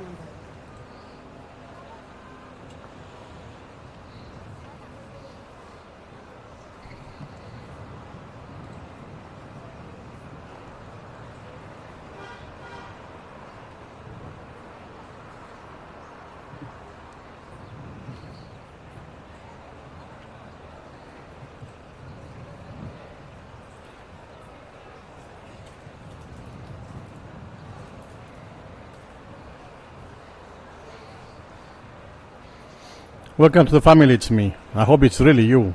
I'm joking. Welcome to the family, it's me. I hope it's really you. I'm joking. To the West Bank. Okay. Ah, yeah, probably in the Han Yunis where we had the camera crew over there of hummus. Camera crew over there of hummus. Yeah, on camera 4 mixed feed, what I have from Reuters. It's about to be confirmed what time. It's about bus arriving in Ramallah. So maybe it's going to be a different camera. We're showing them to arriving in Gaza or Han Yunis.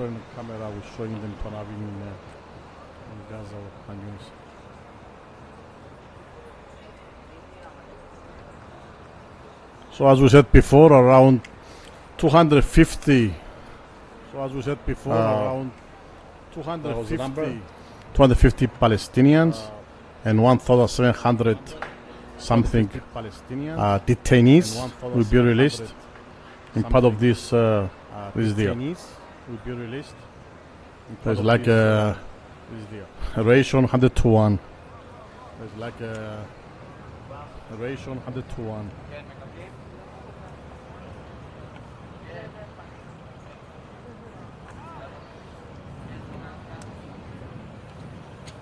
100 to 1 if we calculate just the alive hostages. If we calculate just the alive hostages. Okay, taking off. Helicopter camera 2. Okay, taking off. Helicopter camera 2. People look happy, so probably. Let's see where this is going to land. People look happy, so probably. Let's see where this is going to land.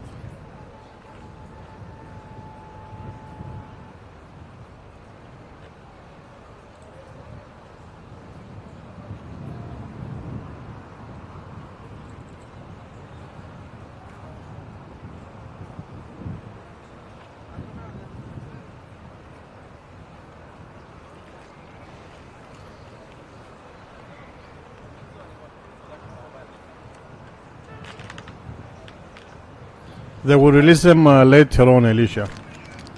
First they agreed to release the live ones, and later on today they will release 128 unalive.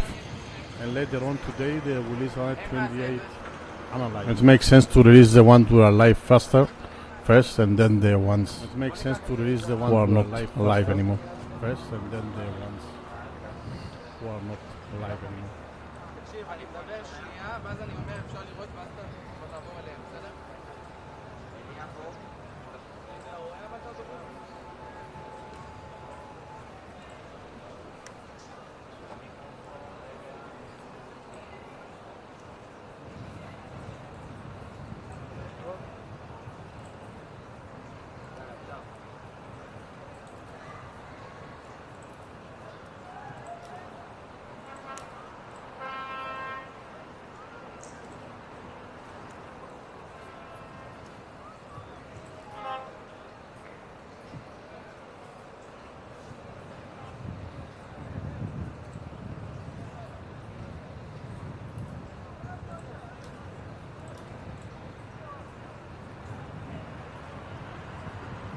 I mentioned this yesterday, CM, that they did said they had a problem, finding some hostages.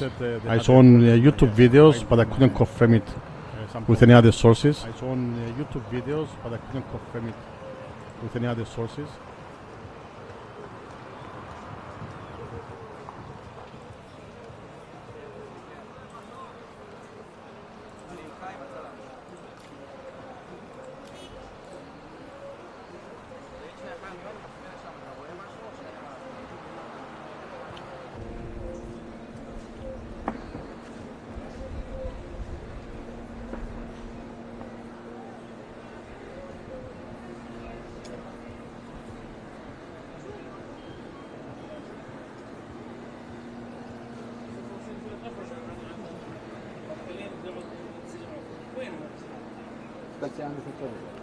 Of course, it would be terrible not to give all the alive bodies back to the family after so long, after 2 years, so they can bury them and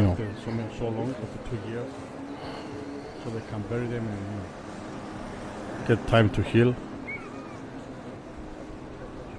But I will not be surprised if Hummus don't have all their alive ones, because and they've been lying so long. Hopefully they have them all. They've been lying so long. Hopefully they have them all. Hopefully, we wish. Hopefully we wish.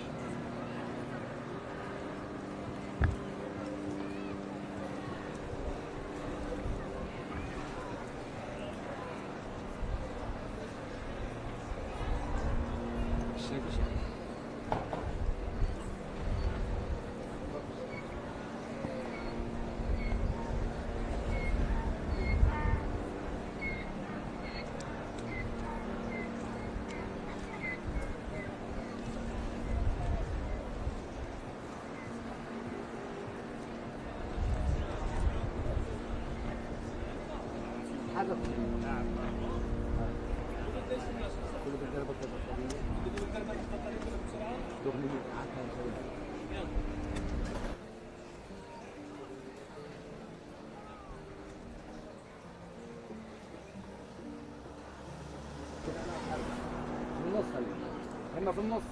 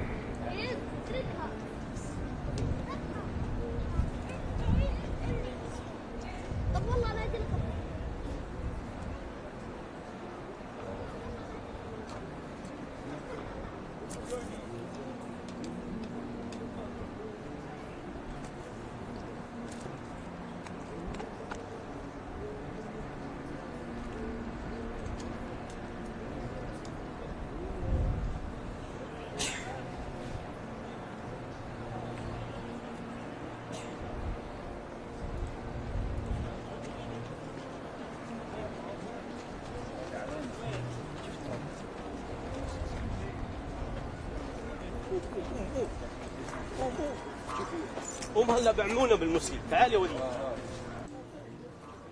هم هلا يلا تعال يا وليد.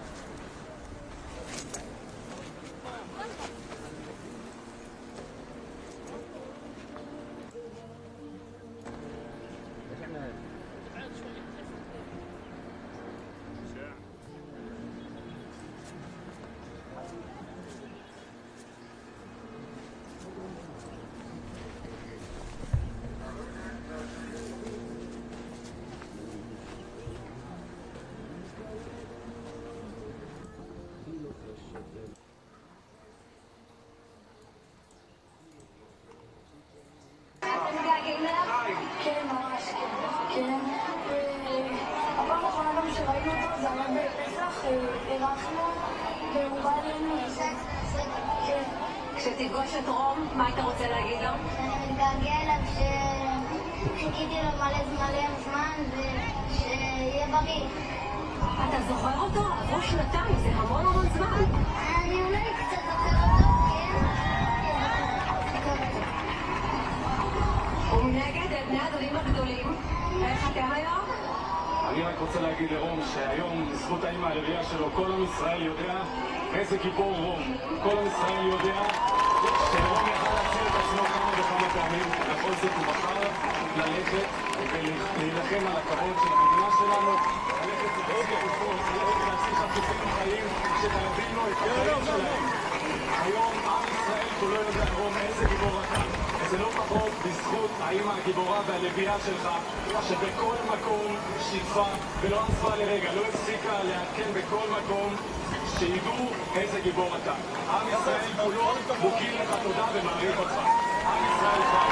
אני רק רוצה לברך, ברוך אתה אדוני, אלוהינו, מלך העולם, שהחיינו וקיימנו והגיענו לזמן הזה.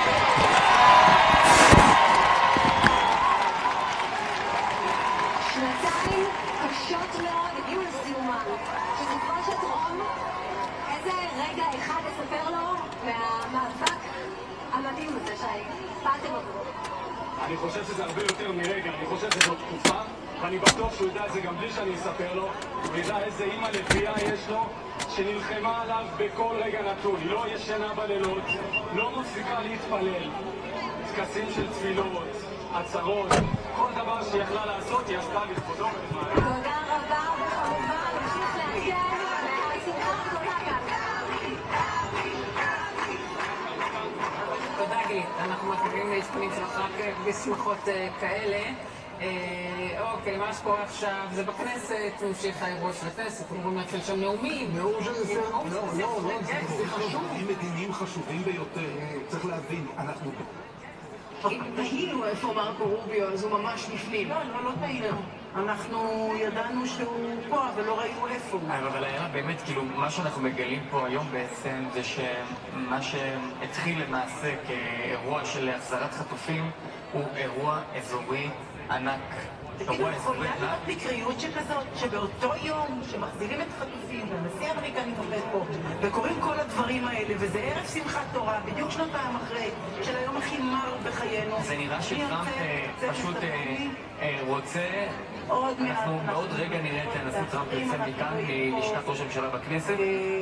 נראה שטראמפ חסר סבלנות לקצור את כל ההישגים. הנה, הם יוצאים עכשיו מהחדר, נתניהו וטראמפ. ראש הממשלה, אתה טס לשארם? ראש הממשלה, אתה ממריא לשארם? אדוני ראש... האם אתה ממריא לשארם השייח? וואו, יש להם קול יותר גבוה לפנים. Do you invite Prime Minister Netanyahu to Egypt?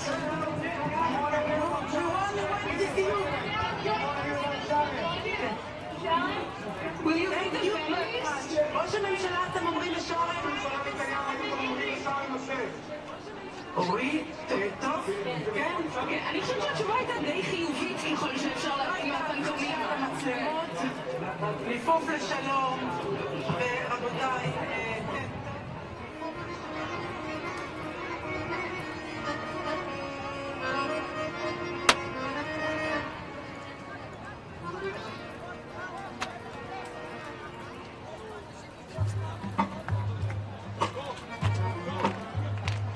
בקרוב יפתחו השמיים. הנה יופי של עבודה, יופי של עבודה. דדי, גם אתה. ולא חלילה תרגיש...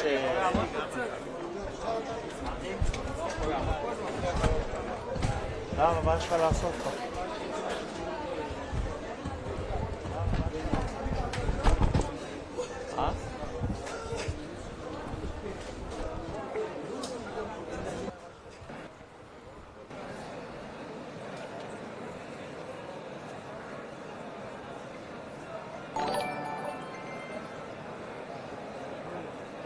Frank Fortina has become a member. At DD Cyprus, one click still has the best streams on the planet. Thank you very much for your kind words, Frank Fortina. Thank you very much for 14 months. Thank you for everything you do. Thank you. Thank you very much for 14 months. Thank you for everything you do. Thank you.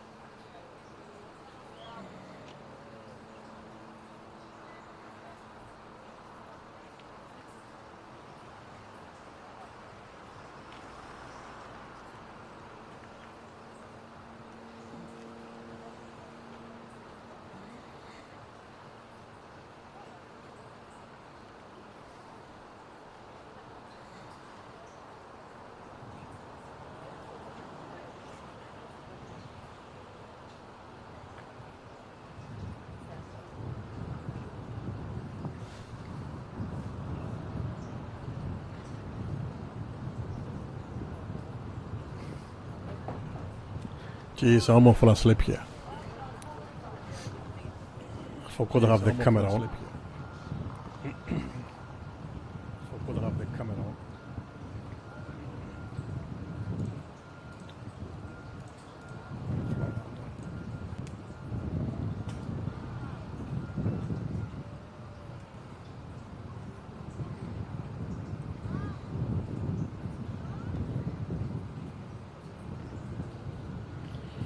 Okay, let's see, camera 7, Trump is there. Okay,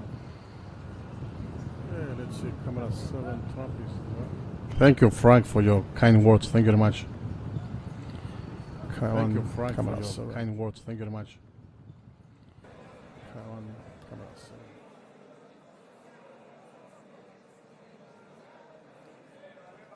Over the cameras. Camera 2.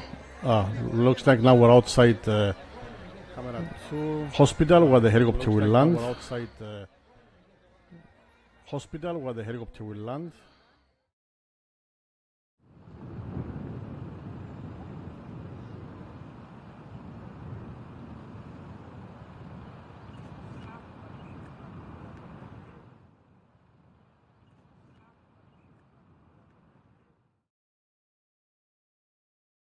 And camera 6 in base, rain base Israel. While they're moving the tents around, moving the hostages from the Red Cross to the helicopters. Some music back there. Let's lower the volume. Some music back there. Let's lower the volume.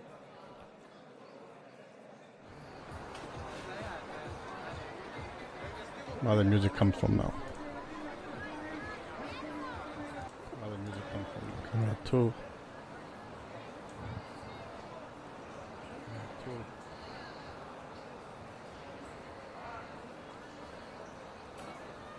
You see camera 2. Camera 2.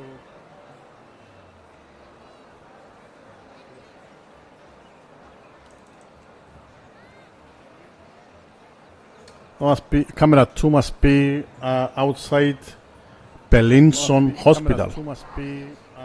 According to Reuters schedule here. Hospital. So it should be outside Belinson Hospital. And they're waiting for the arrival of the hostages through the helicopters. They're waiting for the arrival of the hostages through the helicopters. Let's put that on screen.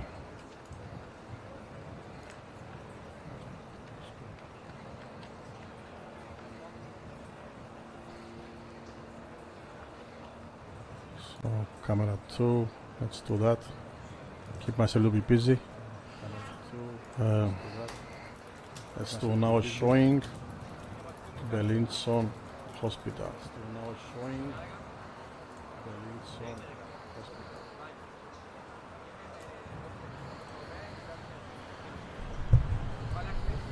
You're welcome, C. You're welcome, C.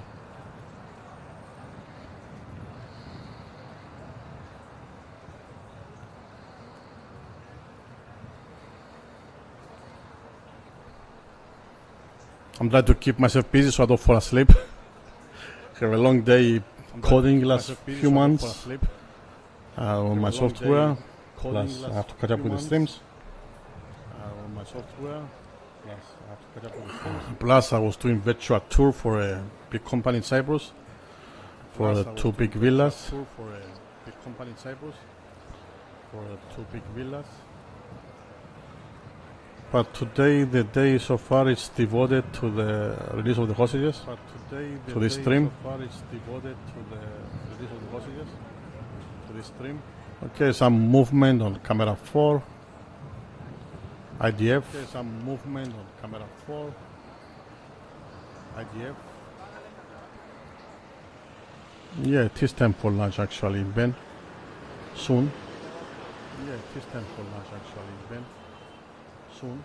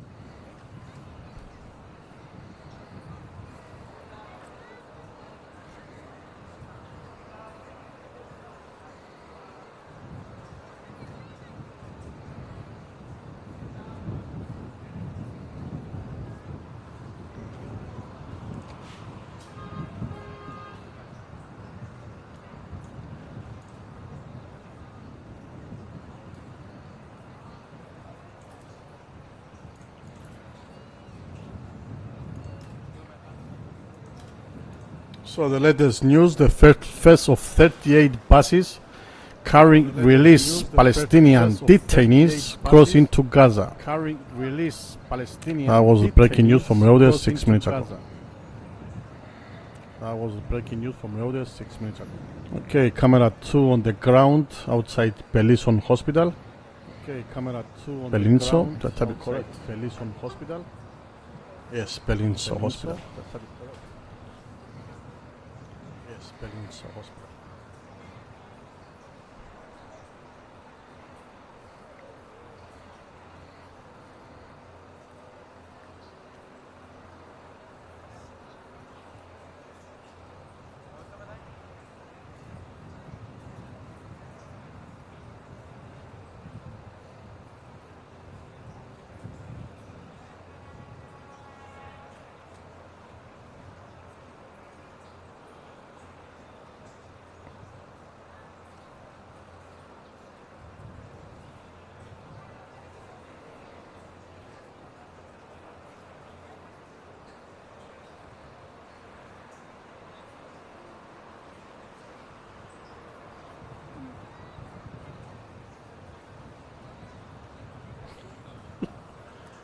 Teletubbies. Guys, tension something. Yeah, the world is going crazy, basically, Frank. Yeah, the world is going crazy, basically. I don't know. We need some. I don't know. We need some restart or reset, but hopefully not by getting too many people die. Restart or reset. Dead. Hopefully not by getting too many people die. Dead. Let's see, I thought we have another camera, which I hid before, camera 6. Let's see, I thought we have another camera 2, which I hid before, restart or reset, but hopefully not by getting too many people die, dead. Okay, camera 6 is gone. Yeah, it's gone. Stay with camera 2. Yeah, it's gone. Stay with camera 2.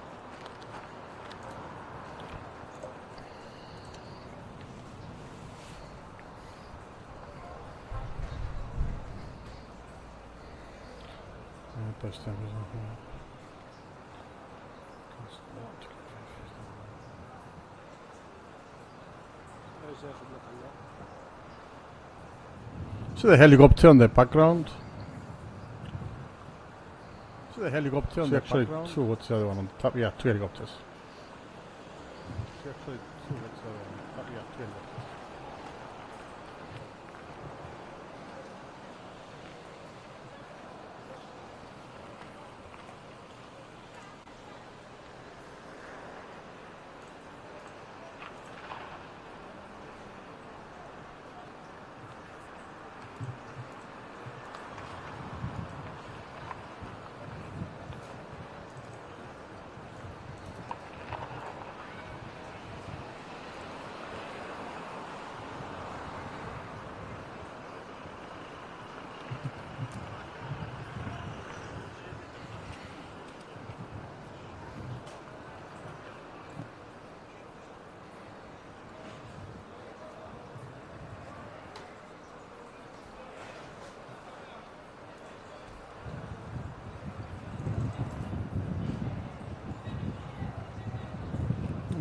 New live stream coming up. Leaders meet in Egypt to sign a Gaza deal. Okay. Leaders meet in Egypt to sign a Gaza deal. Let's put that on as well. Put that on as well.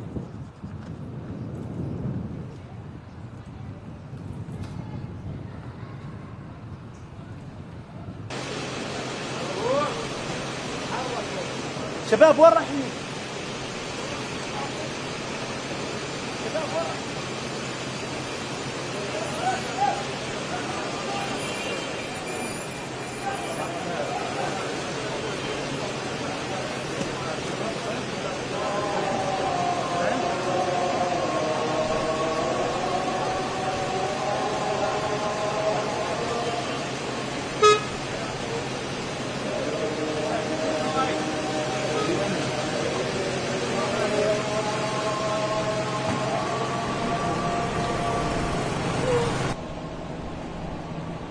The noisy one was camera 4.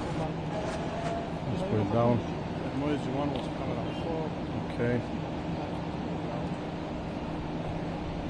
עוד שתיים עלו.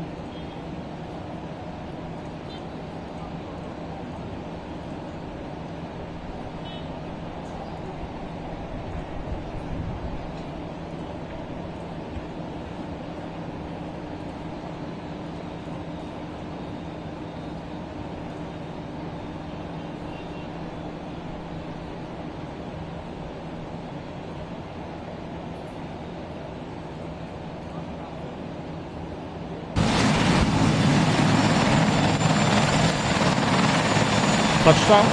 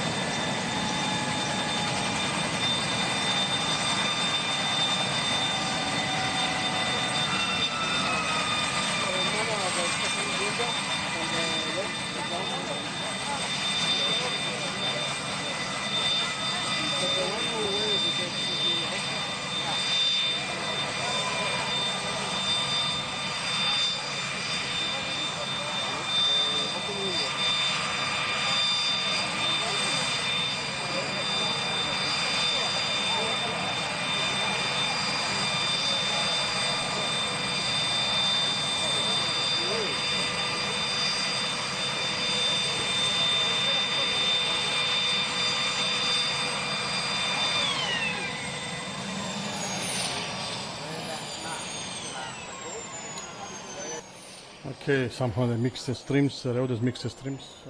Okay, now they got the right one. Somehow they mix the streams, the road is okay.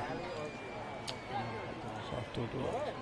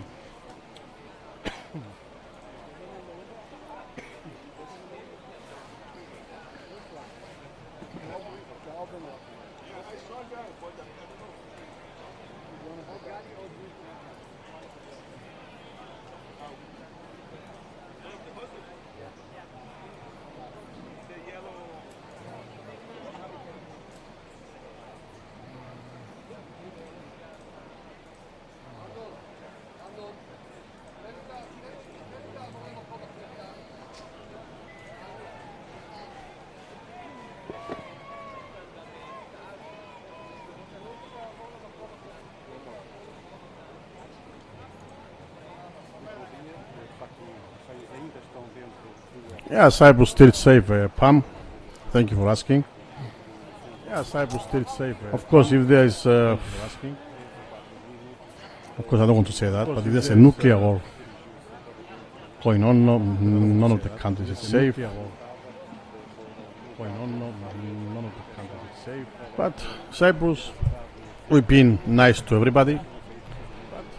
We have UK bases in Cyprus. We've been nice to Israel. We've been nice to Americans. We've been nice to Israel. We've been nice to Americans. The only one that don't like us and won't take us over, it's Turkey. And as you know, from 1974, Cyprus been occupied more than 35% by Turkish. More than 35% by Turkish. Which it's the things they try to bring on now with the European Union because too much money was spent billions was spent for Ukraine, which is not even part of Europe yet. We are part of Europe. We've been for many years now, and we still the only divided country in Europe. So that's something Europe has to look into it. It's been 51 years. Since we've been divided illegally by a war.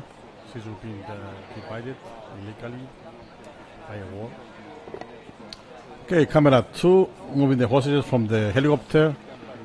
Looks like they moved them already. Yep, to the van at Berlin to take them to the Berlin-Son hospital.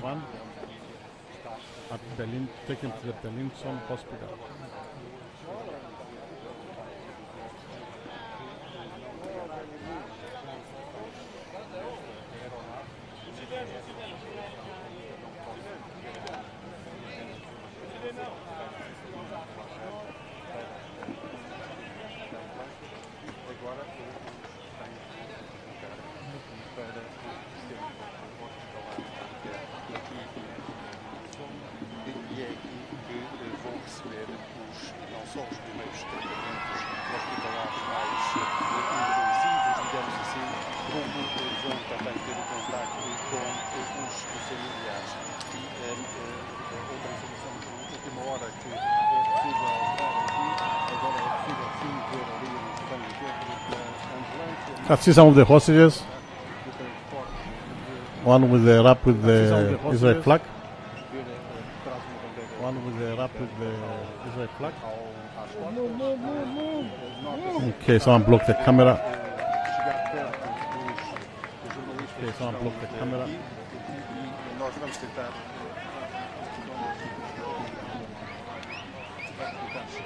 That's Shipa Hospital? Is it? Shipa Hospital?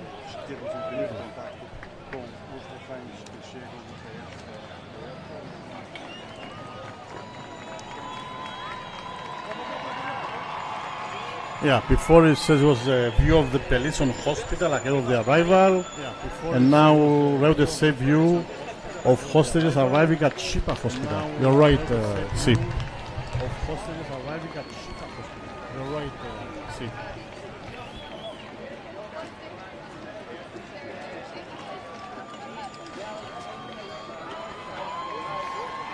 I have the whole thing on the description, as Rhodes give us. I have with the timelines, which I keep updating and that update also on the single camera feeds. on the single camera feed.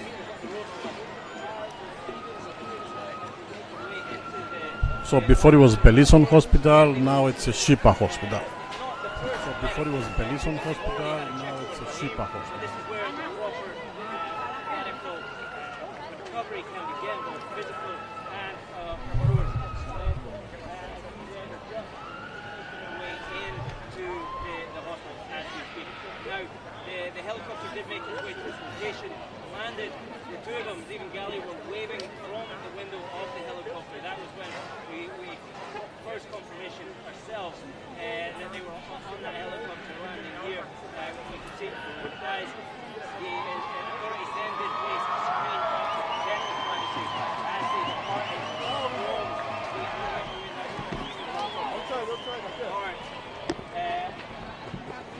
The screen was placed to protect the privacy as they made off the chopper. We did expect that has happened on previous occasions. At the moment, the helicopter is quiet, but of course, we expect this helicopter crash to be used once again in the near future. We expect more hostages to make their way from Rahim to this location. The hospital has said that it is standing by to receive US President Donald Trump. At the minute, there's no confirmation that he will be at this location, but the hospital is certainly preparing for that possibility.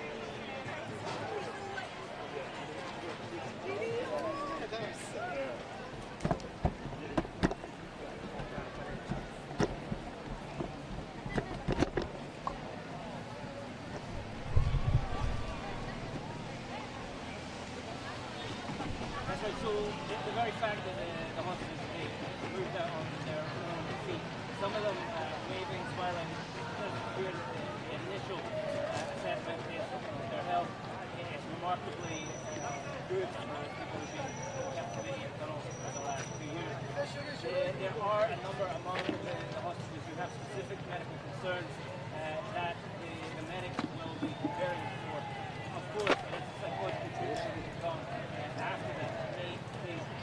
The longest term of treatment we need to receive. And that is likely to be a process of months, if not years.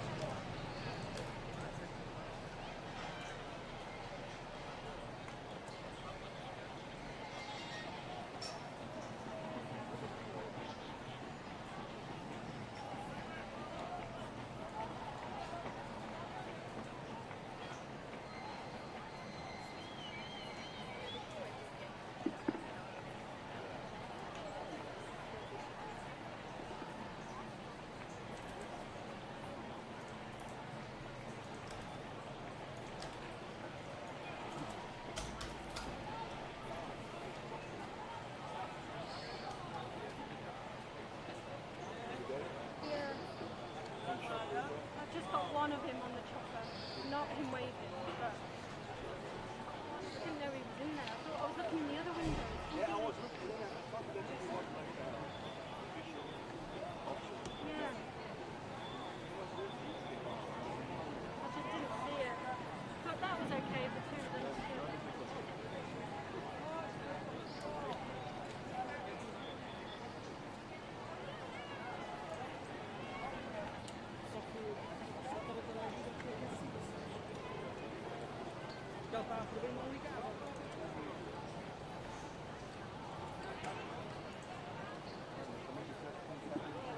Mas não estava aqui, sabe porquê? Porque eu tive que deixar fora, olha, tudo. E eu deixo porque eu estava lá fora, estás a perceber? Que era lá que descer.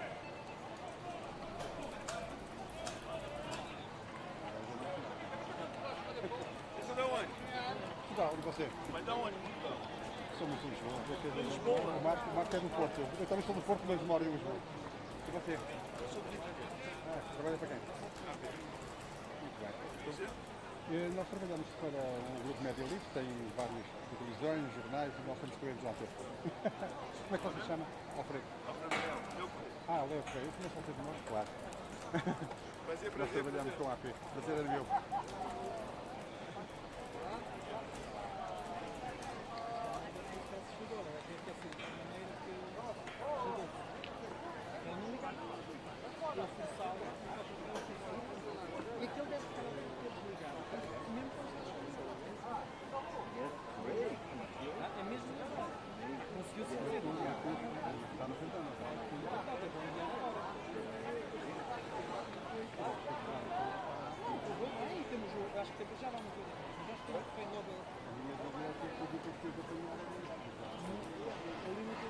Já o tinha feito, eu tenho não, eu não sei de qual coisa, mas eu não sei.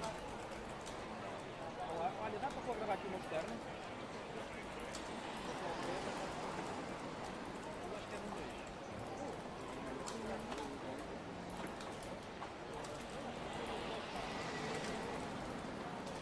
Ok, já.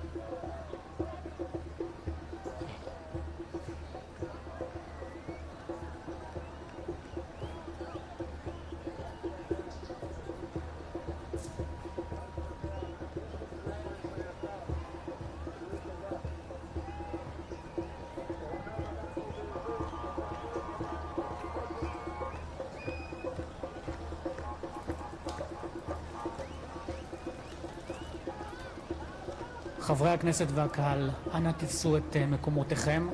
אנחנו מתחילים ממש בעוד מספר דקות.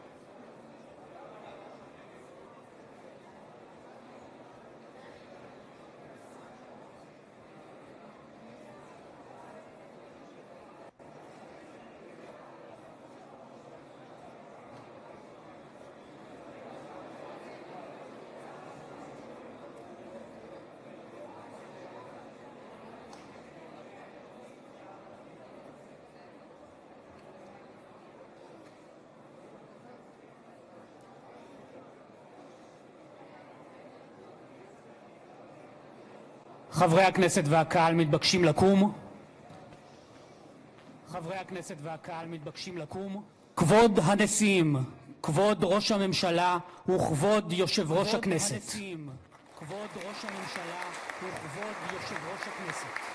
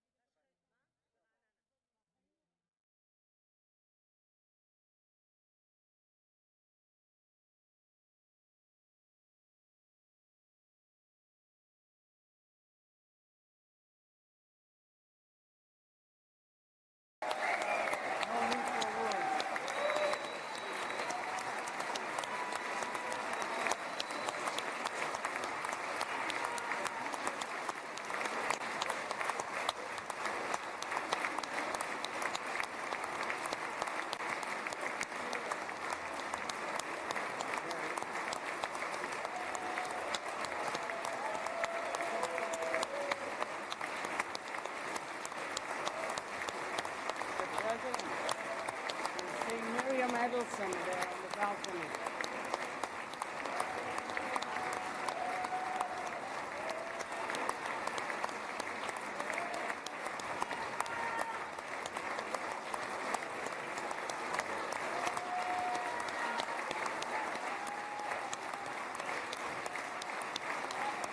See how much they love you.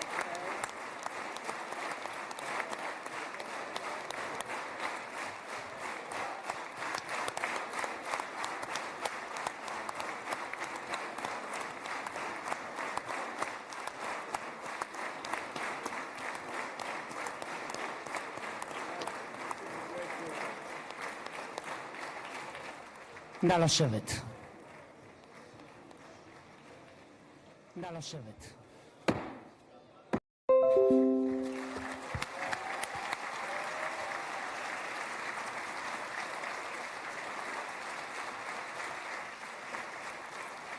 חברות וחברי הכנסת, בטרם נתחיל אני מזכיר שישיבה זו היא ישיבה מיוחדת ולכן לא יהיו בה הפרעות. מי שיפריע יוצא מאולם המליאה ולא יורשה לשוב אליה עד תום הישיבה. לא תהיינה אזהרות. בנוסף, ניתן יהיה למחוא כפיים בישיבה זו כפי שכבר ראיתם. כבוד נשיא המדינה יצחק הרצוג ורעייתו מיכל,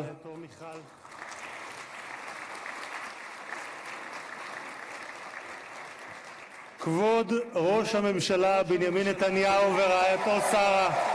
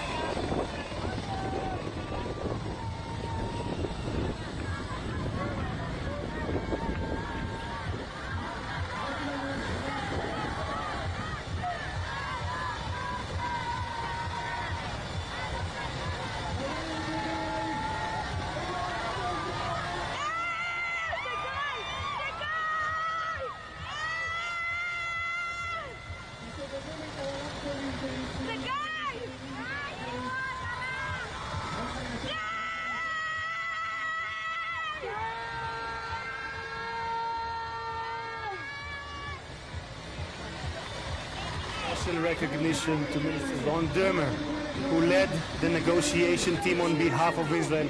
Thank you, Ron. Secretary of State Marco Rubio,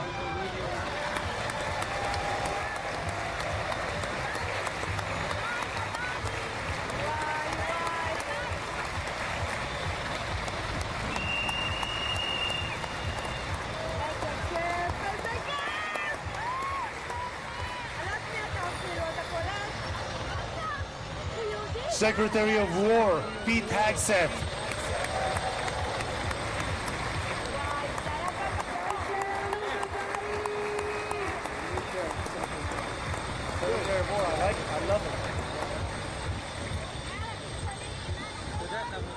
Chairman of the Joint Chiefs of Staff, General Dan Kane,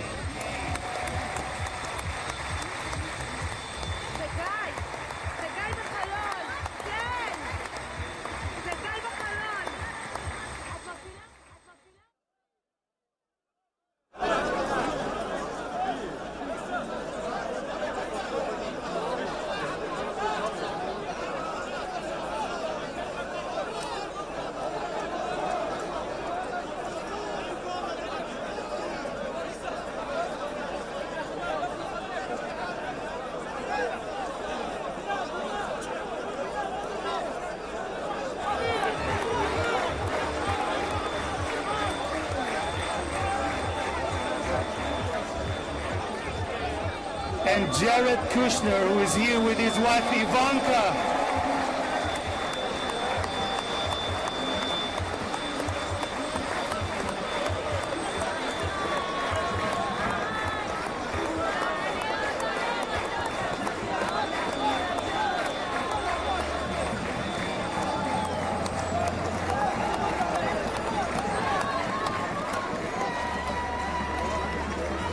And thank you guys for everything that you have done to bring about this day.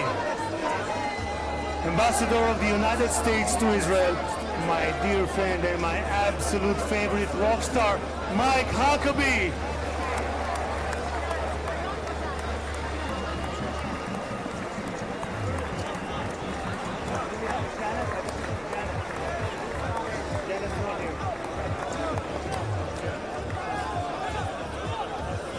שגריר ישראל בארצות הברית, יחיאל לייטר.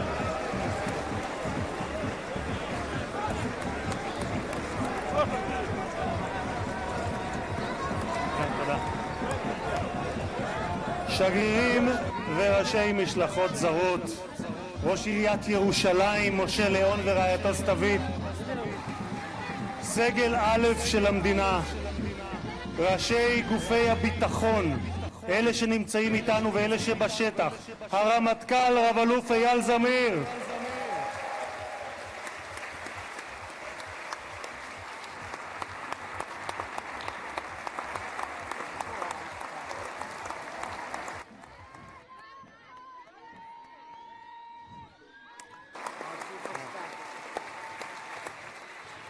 המפכ"ל רב ניצב דניאל לוי,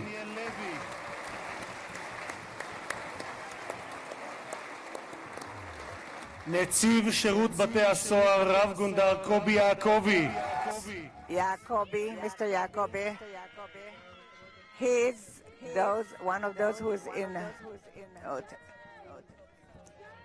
Mr. Eyal Kaspi, the head of the fire, the head of the Mossad, Mr. David Barnea.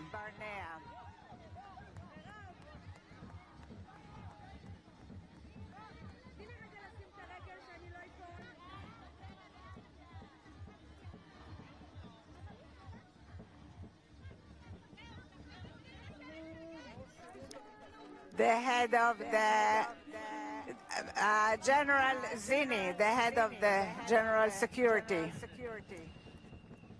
Great success to you.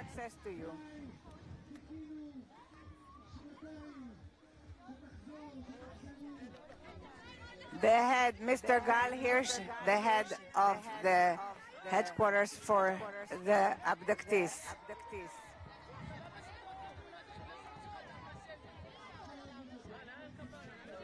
mayors and the local authorities, the chairman of the Knesset who brought about a visit in 3 days, which usually takes 3 months, Mr. Itzik Edry, the secretary of the Knesset, the legal counsel of the Knesset, and the head of the Knesset, members of the management of the Knesset, families of the bereaved, families of the abductees.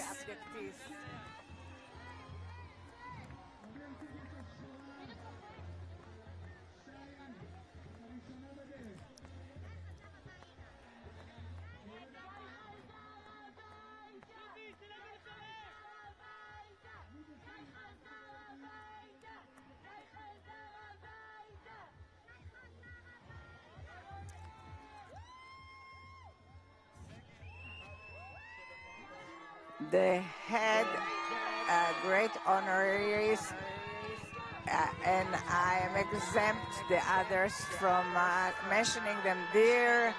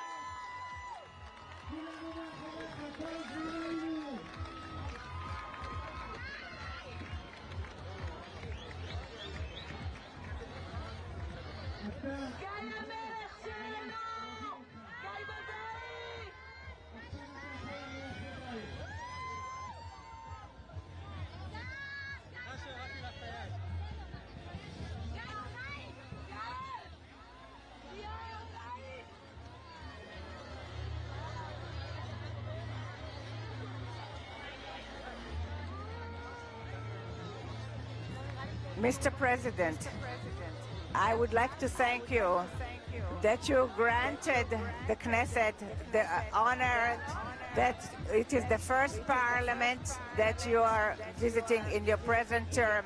In the Jewish tradition, we are used to bless you, the one who gives us the honor. Thank you very much, Mr. President, President Trump. Honorary President, 2,000 years ago, we were exiled from our homeland, but in all the diaspora that we lived by, we never forgot Jerusalem, the beating heart of the Jewish people, since it's for which we prayed for year after year. And 7 years ago, it was you, President Trump, that in the name of the United States, you recognized Jerusalem as the capital of Jerusalem. You executed a promise that many other presidents promised. You transferred the embassy to Jerusalem. Thank you very much, President Trump. Thank you very much, President Trump.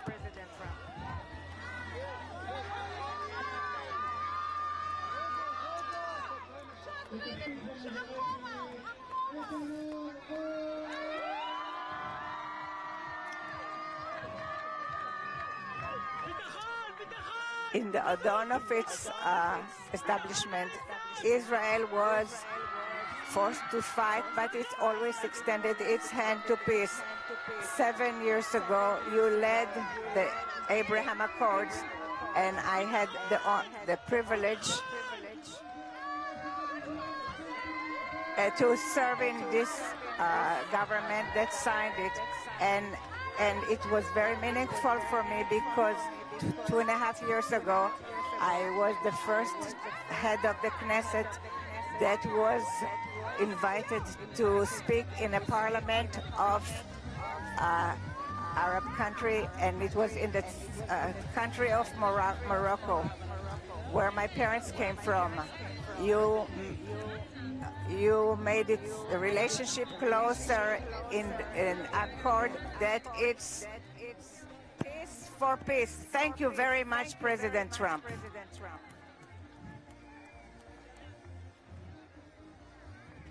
Many years before your first term, already in 2011, you identified the danger of nuclear Iran. Our nation's national security interests. We can't allow Iran to go nuclear. איום על ארצות הברית משמעו איום על העולם החופשי כולו. העקבית ששמה את Your continued that you put America first, but not alone, but not America alone. Do you brought with you to the White House in your two terms, 4 months ago, after Prime Minister started Rising Lion, you started the Midnight Hammer, which was a very brave action, that there was nothing like it until you arrived at the White House.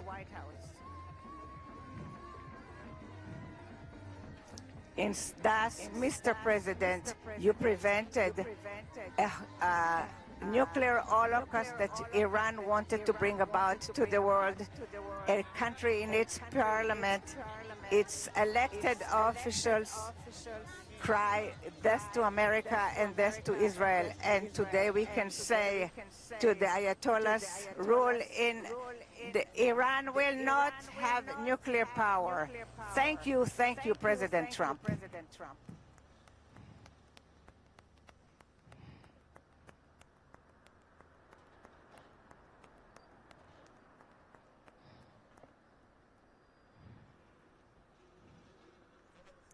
Mr. President, today the Jewish people are ending the holiday of Sukkot, and tomorrow it will be Simchat Torah. And 2 years ago in Simchat Torah, it was the most difficult day for the State of Israel since its establishment, and for the Jewish people since the Holocaust.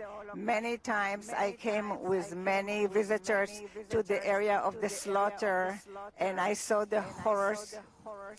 And few weeks after the 7th of October, I accompanied Jared and Ivanka who came to those difficult areas.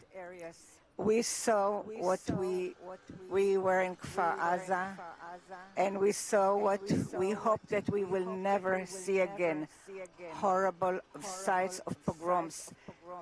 Children, men and women, and the elderly, they are no longer there. The Satan not only murdered and raped and many of our brothers and sisters, he also abducted the alive and the dead. And since then, this has been the longest and the most just war. This wound of our brothers in prison has been when all the nation of Israel has been in pain of the families of the abducted until this morning. For 2 years, in the gallery where the guests are sitting, we had photos of the hostages. But this morning, towards this historical day, we were able to remove the photos, and I will do something spontaneous, and I will remove the pin of that I received from Tzvika Moore. I am removing it because a minute ago I spoke to Tzvika Moore's brother, and they are celebrating this unification. Thank you so much, President Trump. Thank you so much, President Trump.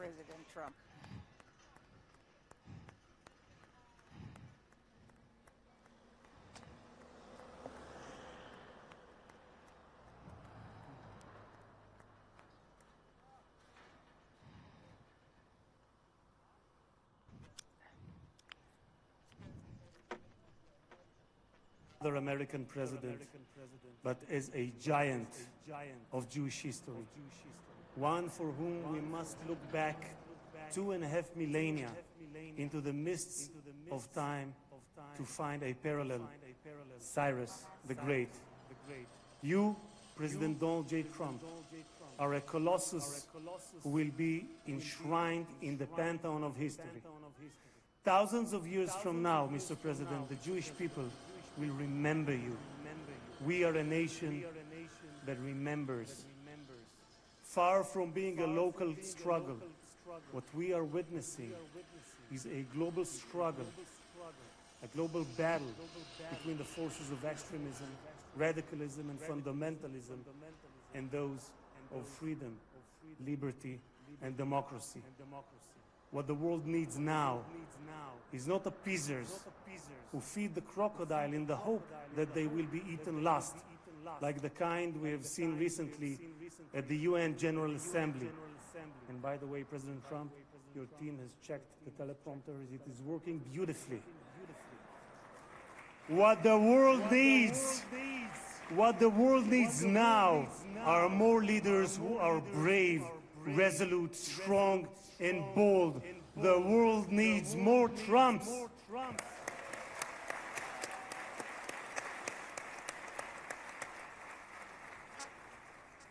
Mr. President, with your permission, I would like to take this moment to address Prime Minister Netanyahu.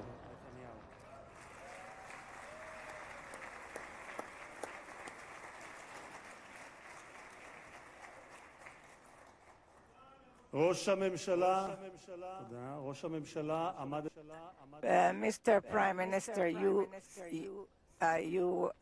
the last few years, you faced great pressures. Steve Witkoff, the special envoy that fought along with you to return the hostages, said about you, the most difficult work was that of the Prime Minister. It was the Prime Minister who had to take hard decisions, how much we have to be hard towards Hamas and when we have to be more moderate. But the truth now that looking backwards, we wouldn't have reached this point if the Prime Minister Netanyahu wouldn't have acted the way he acted.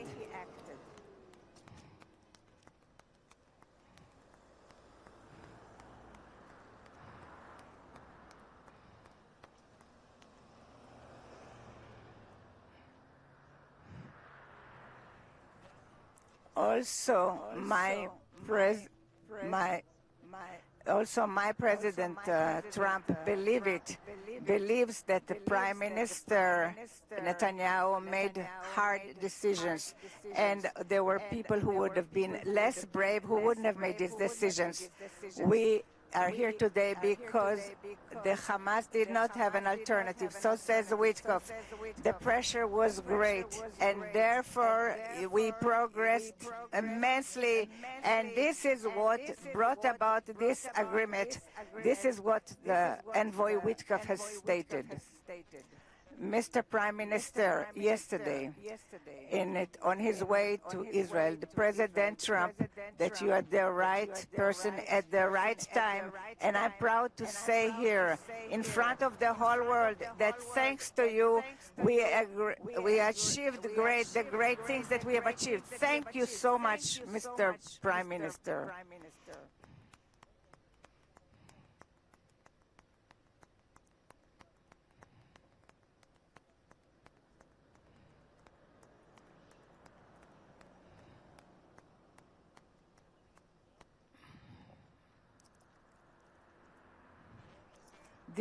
Today, and we will thank from the depths of our heart to the brave soldiers of the IDF, of the Israeli Defense Forces,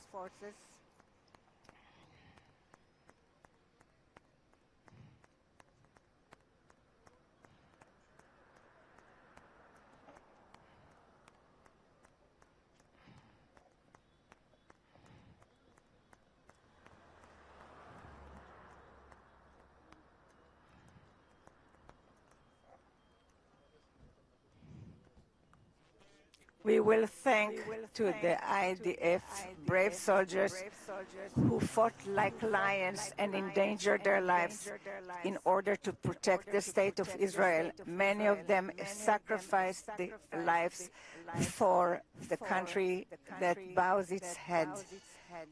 Their blood did not die in vain, because with their heroism they brought this state, and their names will be inscribed forever in the hearts of the nation. President. There was not a single person on this planet who did more than you to advance peace. No one even came close. Your election to the presidency marked a turning point, not only for the United States, but for the entire world. Through your strength of character and unwavering resolve, you brought an end to bloody conflicts in no fewer than 8 regions across the globe. In less than 9 months, you became one of the most consequential presidents in history. You saved countless lives that would have been lost without your leadership. And as our sages teach, whoever saves one life, it is as though he has saved an entire world. You have proven that true peace is achieved through strength, and that only those who are prepared to use force in the present can prevent the need to use it in the future.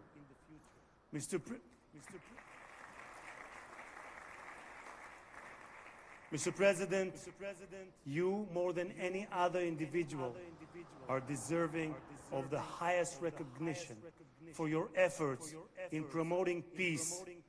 Therefore, I hereby announce that together with our good friend, Speaker of the House, Mike Johnson, we will rally speakers and presidents of parliaments from around the world to submit your candidacy for the Nobel Prize, Peace Prize, next year. There is no one more deserving than you, President Trump. No one.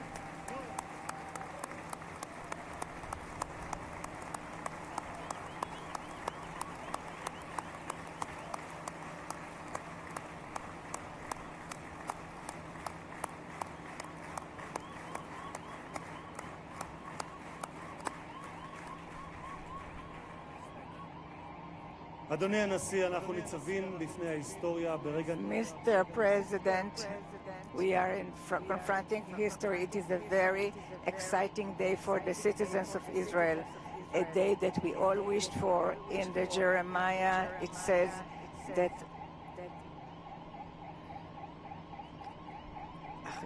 from when we hear your cry, there will be a wage for your and they will return from the country of the enemies, and the sons returned to their borders, to their land. The book of Jeremiah. I want to wish all the hostages how happy we are and how good it is that you're back home. The President Trump, who will give us that the God Almighty will bless you, your family, your country, and all those who are dear to you, and will make America. And may God bless the state of Israel. תודה רבה וחג שמח.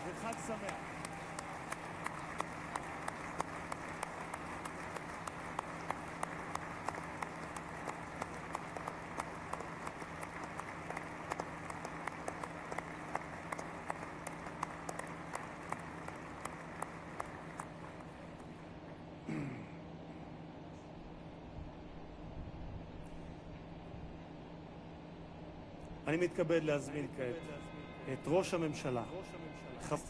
I'm inviting now Mr. Benjamin Netanyahu, the Prime Minister, to say a few words.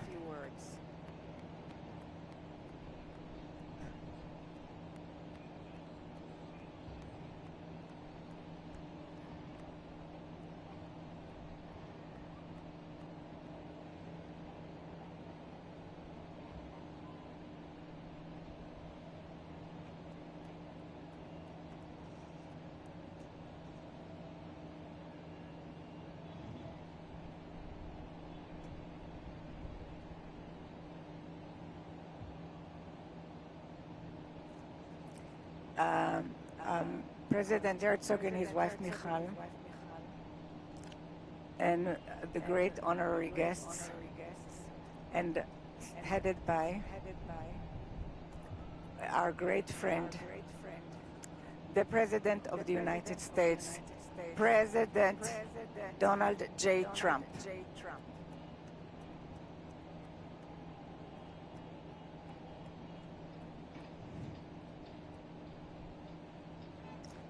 Welcome to Jerusalem, our eternal capital. Welcome to Israel in this moving day, exciting day that will be inscribed in the history, on the annals of Israel, and you too, Mr. President, will be inscribed in the history of our nation, and you are already inscribed in the history of the world. And we remember our friends. We know your part, your important part, and the determined part of the return of the hostages in this day, when we were informed today, an hour ago, that all our live hostages returned back to us. What excitement.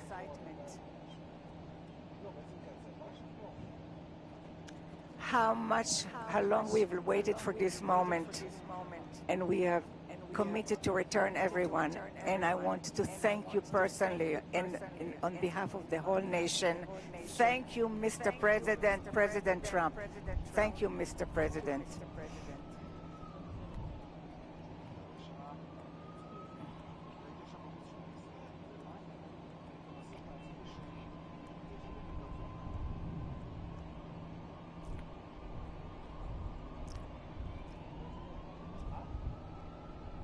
But I'm not sure about the translation. So I'll say words in English. President Trump, the Knesset welcomes you and your distinguished delegation to Jerusalem, our eternal capital. This is your first visit to Israel since you recognize Jerusalem as our capital and moved the embassy here. Thank you, President Trump, for that.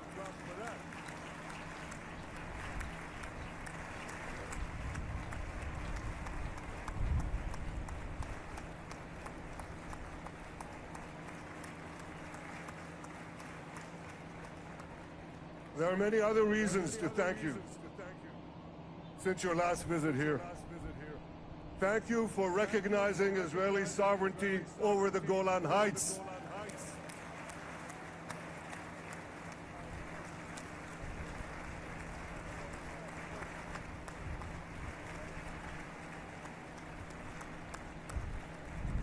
Thank you for standing up to the lies against Israel in the United Nations.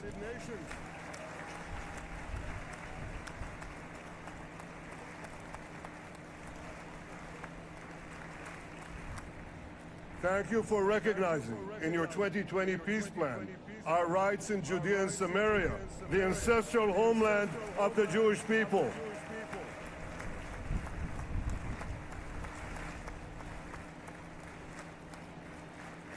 Thank you for brokering the historic Abraham Accords. Abraham, Eskemei Avraham.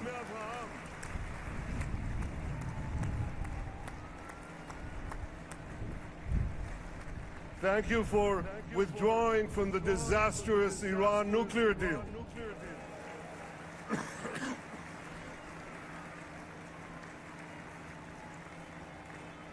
Thank you for supporting Operation Rising Lion and for your bold decision to launch Operation Midnight Hammer. Boy, is that, you got to hear this.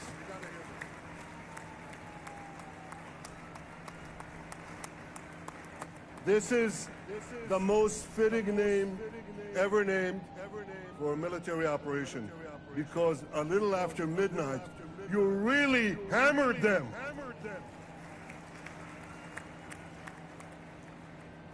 My friends, this is only a partial list. but it's enough to affirm what I've said time and again. Donald Trump is the greatest friend that the state of Israel has ever had in the White House.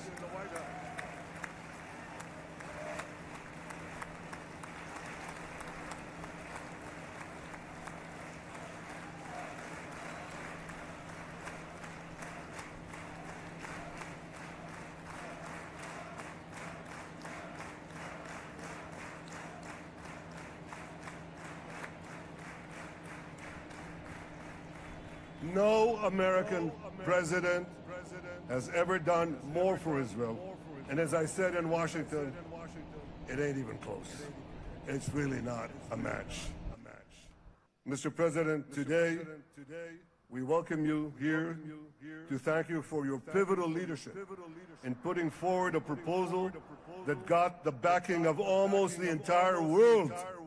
A proposal that brings all our hostages home.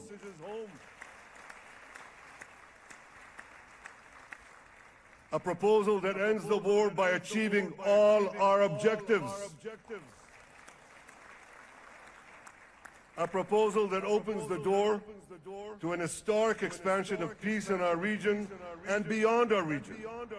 Mr. President, you are committed to this peace. I am committed to this peace. And together, Mr. President, we will achieve this peace. We've done it before. We've done it before in the Abraham Accords, and we'll do it again. Mr. President, today the Jewish calendar marks the end of 2 years of war. That war began on October 7th, on the Jewish festival of Simchat Torah. You always tell me, and you tell the world, remember October 7th. Mr. President, we remember. We remember the thousands of Hamas terrorists who stormed into our towns and kibbutzim. We remember the 1,200 people Hamas savagely slaughtered in cold blood, including dozens and dozens of Americans. We remember entire families burnt alive as they embraced each other. We remember the beautiful young Israelis brutally gunned down at the Nova Music Festival. We remember the hundreds of our citizens who were dragged into the dungeons of Gaza, including 12 Americans, men and women, young and old, babies and elderly Holocaust survivors. My friends, Mr. President Donald, these monsters take babies as hostages. In response to this barbaric attack on October 7th, Israel did what it had to do. With indomitable courage, we set out to defend our people, to defeat our enemies, and to release our hostages. Our heroic soldiers fought like lions. They fought on the front lines of civilization and barbarism.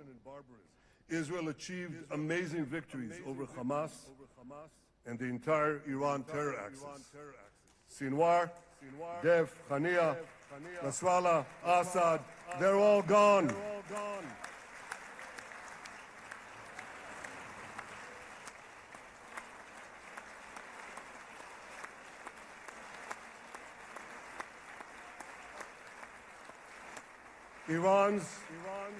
Iran's nuclear weapons and ballistic missile program with Europe, enormous help, Mr. President, rolled back. Half the Houthi leadership wiped out. But the price of this victory, the price of these victories, has been heavy. Nearly 2,000 of Israel's finest were lost, nearly half in battle. They left behind parents, spouses, siblings, and children. Their love and laughter, their promise and potential were lost forever. To the families of our fallen fighters, many of them are here, I say, spouses, siblings, and children, Their love and laughter, their promise and potential were lost forever. To the families of our fallen fighters, many of them are here, I say, I know the depth of your pain. I know the inconsolable grief that will accompany you for the rest of your lives. The State of Israel bows its head in eternal gratitude to our fallen heroes. Because of these heroes, our nation will survive. Because of these heroes, our nations will thrive. And because of these heroes, our nation will have peace. Mr. President, thousands of our brave soldiers were also wounded, suffering terrible blows to body and soul. Brave soldiers like Ari Spitz,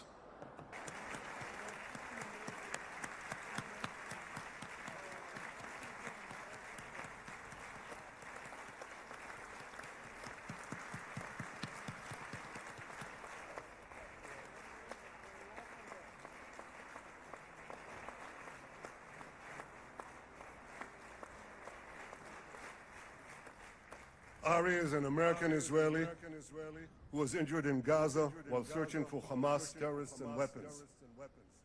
2 of Ari's comrades were killed in this action, and 10 were injured. Ari was presumed dead, but made a miraculous recovery, despite losing 3 limbs. Ari, stand up for a minute alone. Stand up. There you go. There. Ari, you are the spirit of Joshua. You are the spirit of David. You are the spirit of the Maccabees. You are the spirit of Israel. I salute you. We all salute you.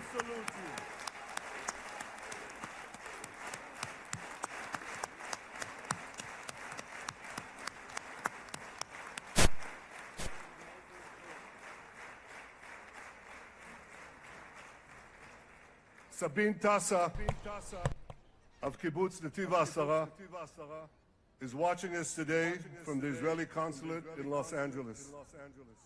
Sabine lost her husband and her oldest son on October 7th. She is the mother of 3 other boys. 2 of them, Koren and Shai, witnessed their father jump on a Hamas grenade to save his 2 sons. We all saw the film of those 2 boys crying out in pain. Father is dead. Why? Why did God save me? Mr. President, my friend Donald, I've seen some very tough things in my life. But I couldn't bring myself to watch those boys suffering again. So I didn't see this film except once. Yet Sabine,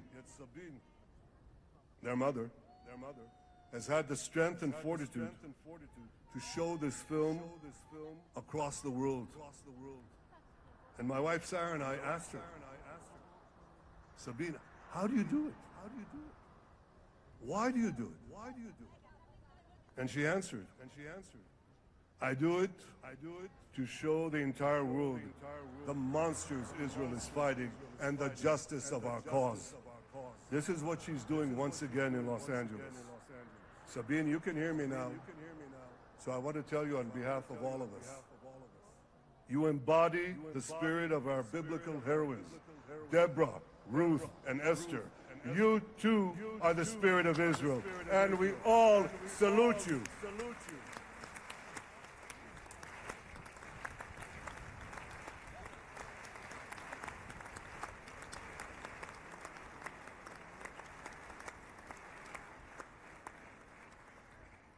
Mr. President, you asked me on our many conversations during the 12-day war with Iran, you asked me, how are the people holding up?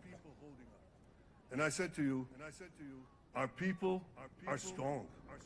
Israelis are a nation of lions with unlimited resolve to defend our country and secure our future.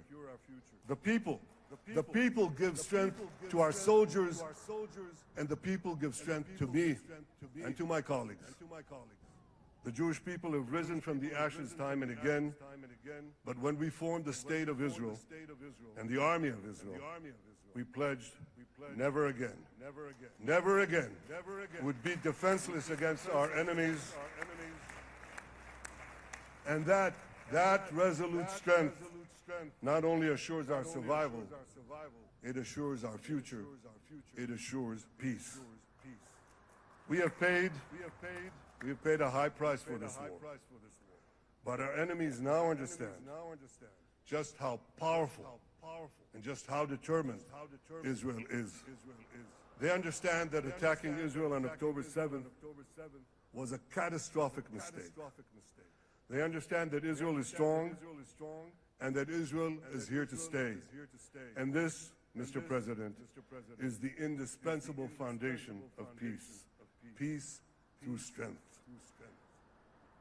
Ladies and gentlemen, this is a momentous day, a day of great joy as the remaining hostages come home. My wife Sarah and I have met with the hostage families many times. There were no words to describe their agony, only tears of bottomless sorrow and unimaginable pain. At the beginning of the war, I promised to bring all the hostages home.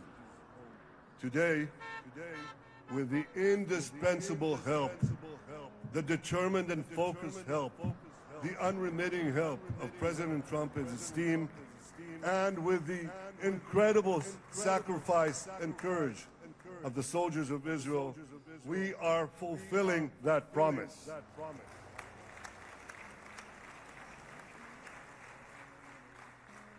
It has been a long journey to get here. In the first week of the war, our brave soldiers put military pressure on Hamas, and the international community put diplomatic pressure on them. This enabled us to secure the release of over 100 hostages. In heroic rescue attempts behind enemy lines, Israel's special forces rescued 8 live hostages and brought back the remains of dozens more. But as time went on, we all know what happened. The diplomatic pressure was turned on its head. More and more governments bought into Hamas's false propaganda.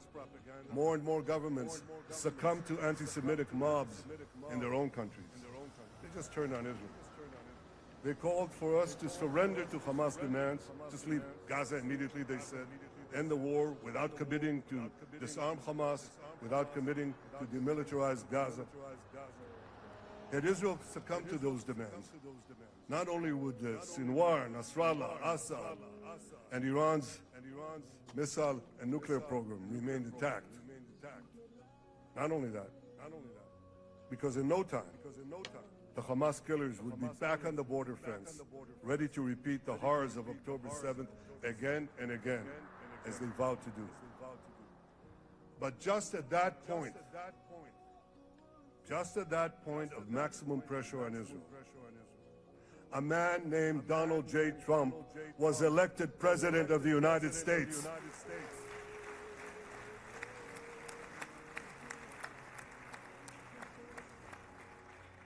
And ladies and gentlemen, overnight,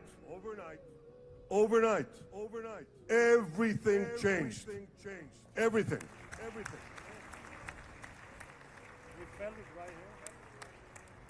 Mr. President, thanks to your unequivocal backing of Israel, we secured a second hostage deal within weeks of your election. And in the months that followed, we worked closely together to forge a path to bring the remaining hostages home and end the war. End the war in a way that ensures the disarming of Hamas, the demilitarization of Gaza, and that Gaza would never again pose a threat to Israel. 2 months ago, you fully backed my decision to send the IDF into the last Hamas stronghold in Gaza City. You shared my view that this military pressure would help free the hostages. And despite all the criticism, all the naysayers, we were right. Hamas caved in.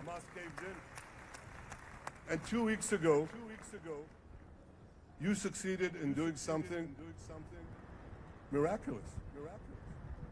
You succeeded in doing something that no one believed was possible. You brought most of the Arab world. You brought most of the world behind your proposal to free the hostages and end the war. I want to thank Steve Witkoff, Jared Kushner, and Ron Dermer for their great contribution to this effort.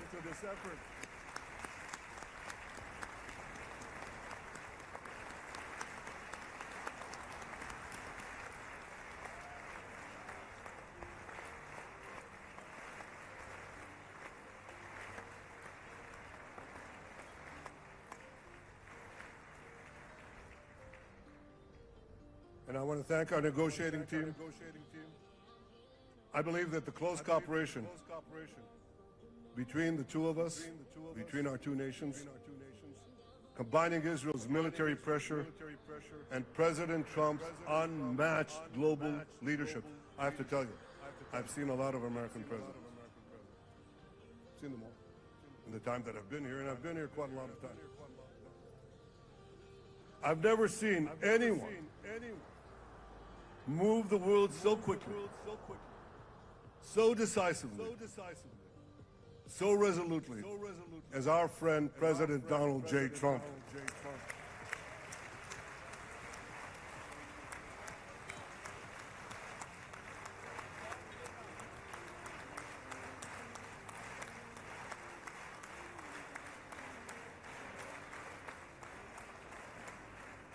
With our military pressure and President Trump's global leadership, we achieved this historic moment. It's a moment of indescribable joy as our nation embraces our sons who are coming home. Mr. President, this week, Jews around the world are going to read the book of Ecclesiastes, Kohelet, in the Bible. The Bible has many miraculous moments. One of them was your decision to bomb Fordo. I think it was a pivot of history because it wasn't meant only to bomb Fordo. That action and your previous action of taking out Qasem Soleimani, the architect of death, I think that changed the balance of power in the world. You brought America back again to the driver's seat.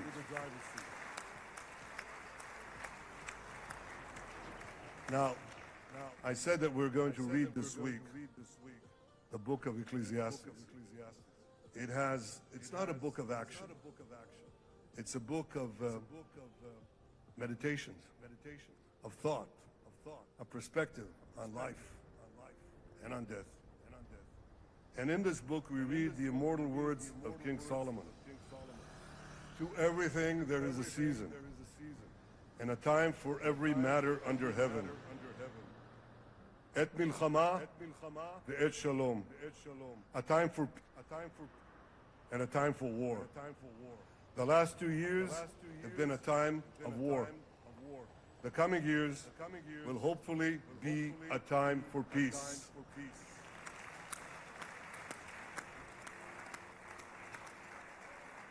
Peace inside Israel and peace outside Israel.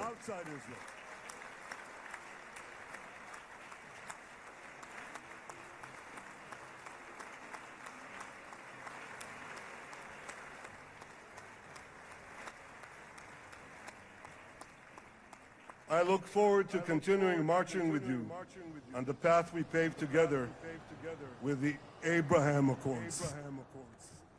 Under your leadership, we can forge new peace treaties with Arab countries in the region and Muslim countries beyond the region. Abraham's children will work together to build a better future, a future that will unite civilization against barbarism, light against darkness, and hope against despair. And my friends, I believe that with President Trump's leadership, this will happen a lot faster than people think.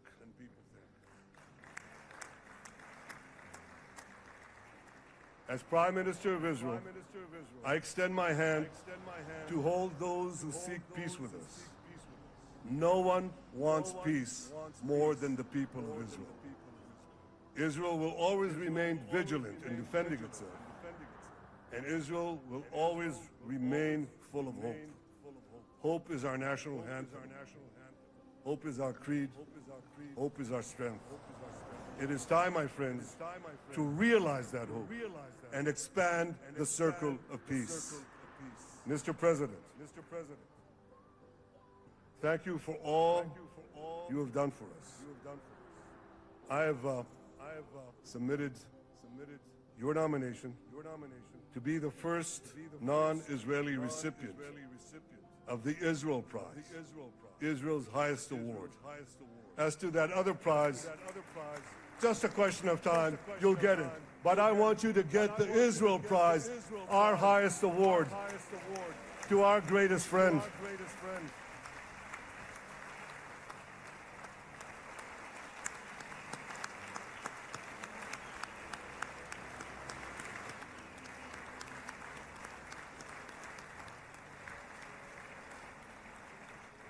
When others were weak, you were strong. When others were fearful, you were bold. When others abandoned us, you stood by our side. On behalf of the government and people of Israel, I thank you for your extraordinary friendship. Thank you for helping bring our hostages home. Thank you for supporting Israel's march to victory. Thank you for paving a path to peace.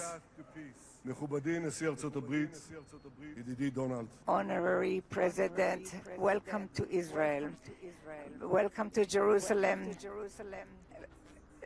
Welcome in this exciting day that brought us to this day.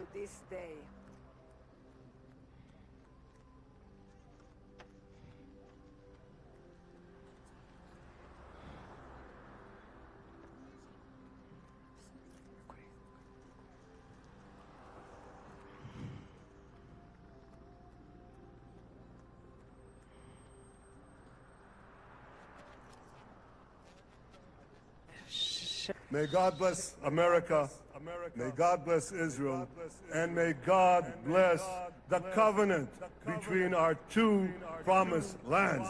Thank you, Mr. President.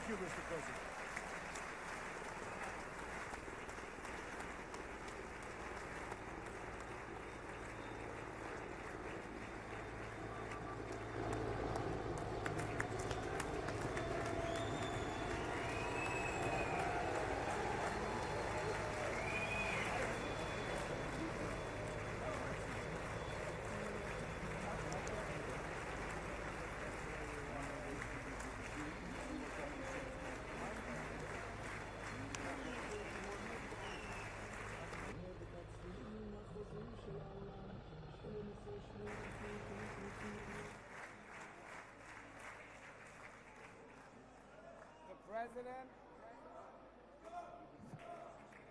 Where?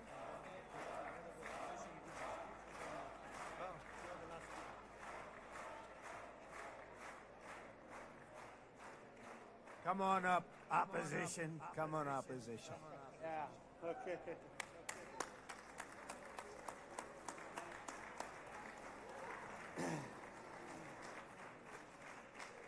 אני מתכבד להזמין כעת את ראש האופוזיציה, חבר הכנסת יאיר לפיד.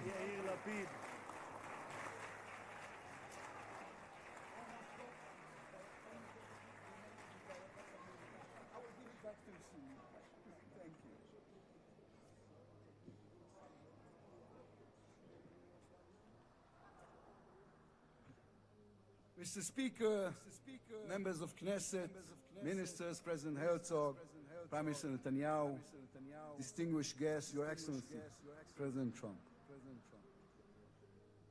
For 2 years, we waited for this moment.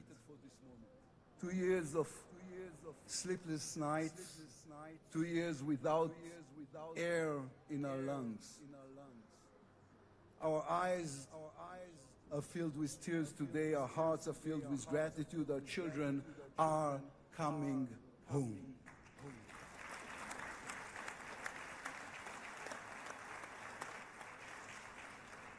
In the Babylonian Talmud, a sacred book of the Jewish people, it is written, whoever destroys one life, it is as though he destroyed an entire world, and whoever saves one life, it is though as he has saved an entire world. Mr. President, you have saved the lives of our hostages.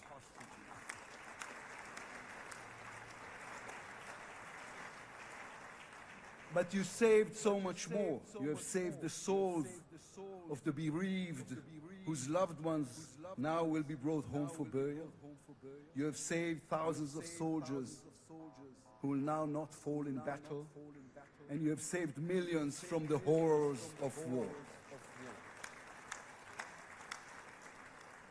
You have saved more than one life, and each life is an entire world. This is a historic moment, and a reminder that history is shaped by people. It is shaped by those who know the past, but have the vision to change the future. When you were elected, you declared that you would be the President of Peace. You have kept your word. The fact that you were not awarded the Nobel Peace Prize is a grave mistake by the committee. But they will have no choice, Mr. President. They will have to award it to you next year.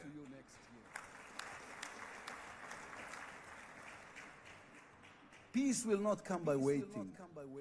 It will come by building, by reaching out, and by daring once again to believe. You, Mr. President, have done the unimaginable. We will be eternally grateful. But we also need to take responsibility. The destiny of Israel will always be written by the people of Israel.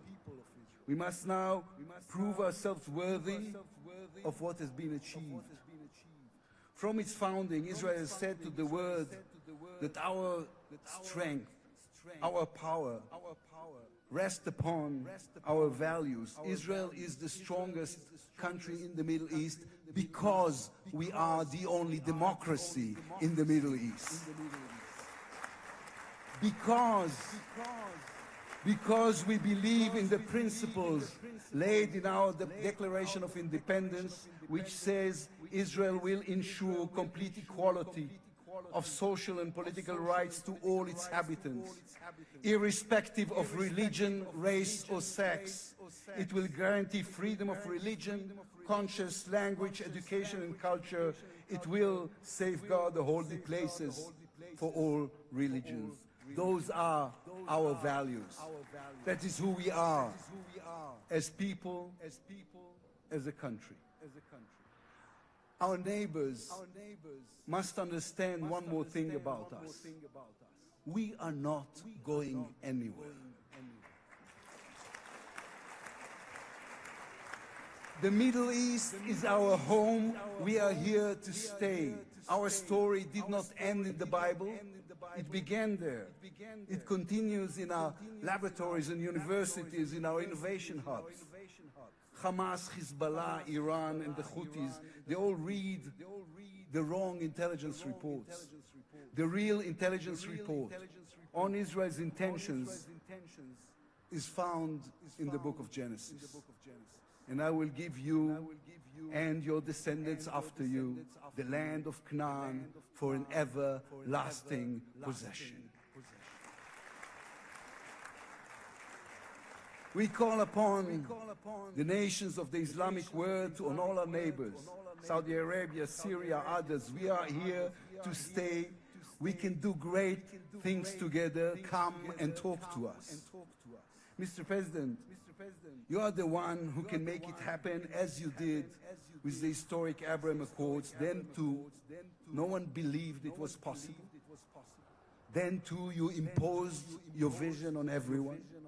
While others spoke of difficulties, you created opportunity. You can be the one to bring the next wave of peace. The people of Israel support this. They want this. We are ready. And you can later today in Egypt with your unbelievably talented team, my friends, Steve Witkoff, Jared Kushner, Marco Rubio, Pete Hegseth, forge a regional alliance that will change not only the Middle East but the entire world. After 2 years of war, the peoples of this region should look around and ask themselves, whose situation is better? Those who chose the path of peace or those who chose the path of war? Those who invested in their people, in the education of their children, in science and education and technology, or those who invested in hate and in violence? From here I say to all those who demonstrated against Israel these past 2 years, on the streets of London and Rome, in Paris and in Columbia University. I do not represent the government. As you know, I am the leader of the opposition. And I tell you, then you were deceived. You were deceived. Propaganda experts, funded by terror money, manipulated you. Now that the war has stopped, you have time and a chance to go and learn the facts. The truth is, there was no genocide, no intentional starvation.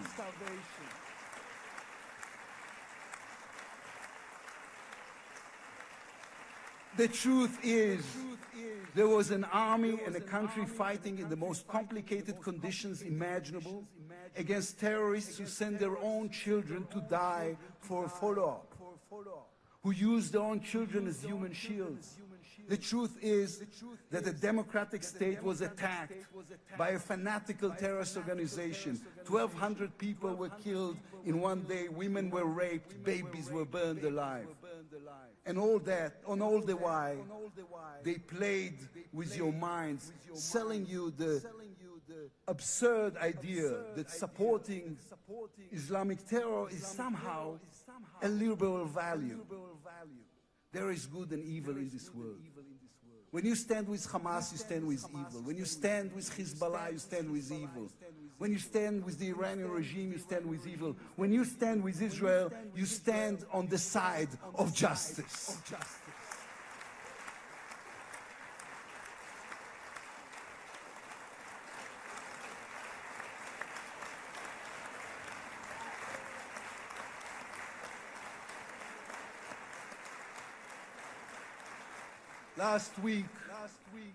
Last week I attended the 7th October Memorial Ceremony. An inspirational woman called Galit Dan spoke on stage. Galit had a daughter, Noya, a 13-year-old girl who was autistic like my daughter. And Noya was full of light. She loved Harry Potter. On that dark day, Noya was sleeping at her grandmother's, Carmela's house in Kibbutz Nir Oz. Carmela was 80 years old. Their bodies, grandmother and granddaughter, were found embraced.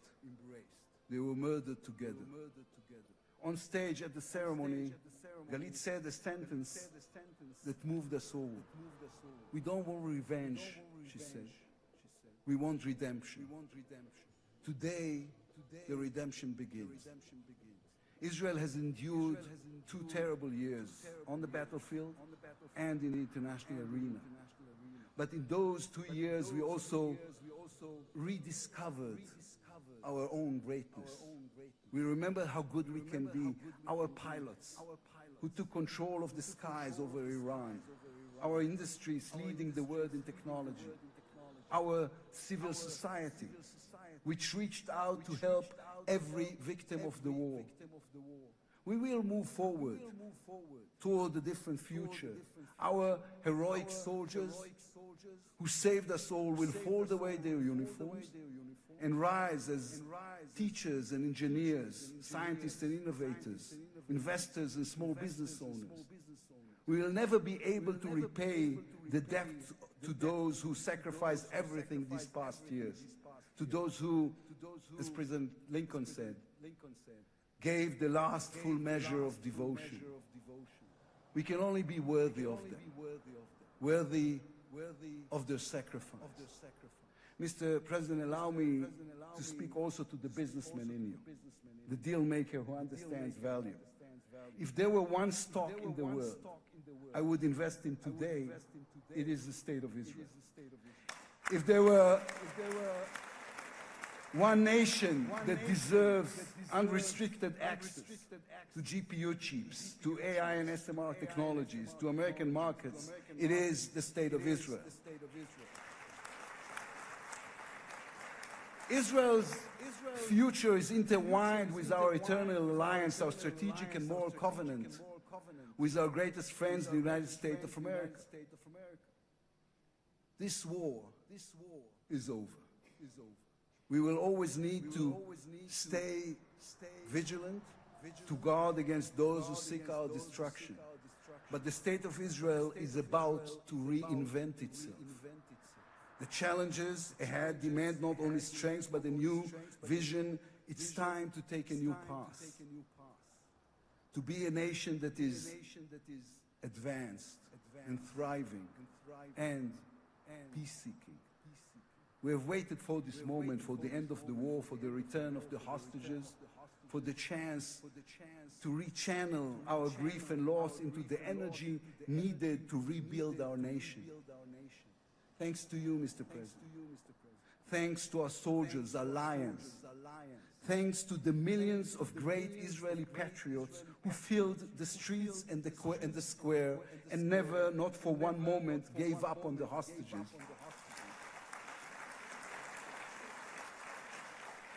Thanks to all of them, the strength within us can now rise, succeed, and build for our future and for our children. Thank you very much. God bless the United States of America. Am Israel Chai.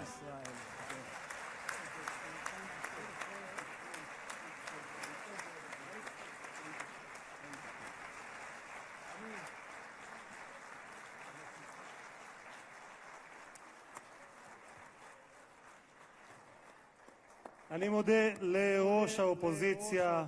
I would like to thank the head of the opposition, members of the Knesset, President of the United States of America, His Excellency Donald J. Trump, to address the Knesset.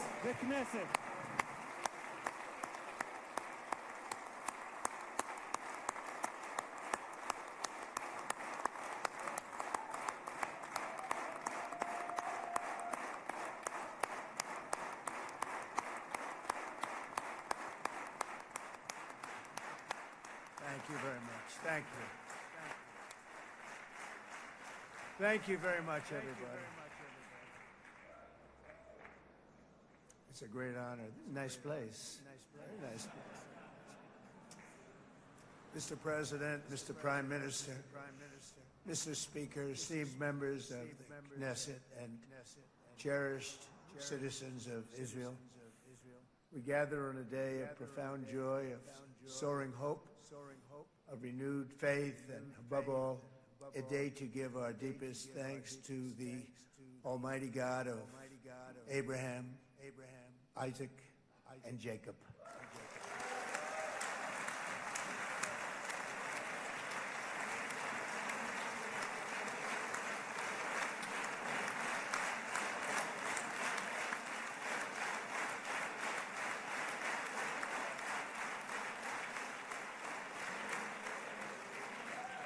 After 2 harrowing years in darkness and captivity, 20 courageous hostages are returning to the glorious embrace of their families, and it is glorious. 28 more precious loved ones are coming home at last to rest in this sacred soil for all of time. And after so many years of unceasing war and endless danger, today the skies are calm, the guns are silent, the sirens are still, and the sun rises on a holy land that is finally at peace, a land and a region that will live, God willing, in peace for all eternity.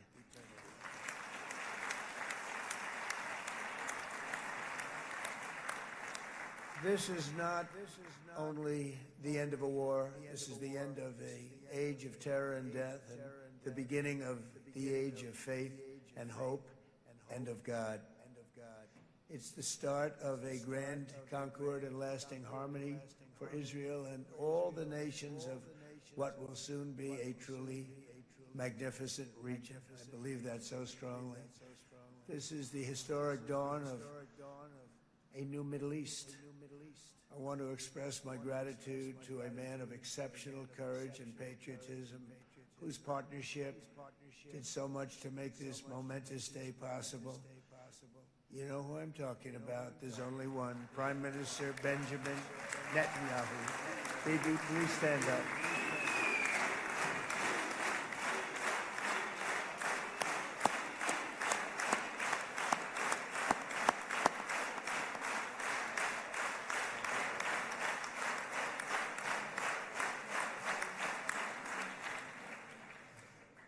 And he is not easy, I want to tell you. He's not the easiest guy to deal with. But that's what makes him great. That's what makes him great.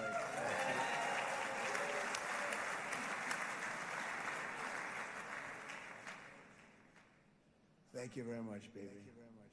Great job.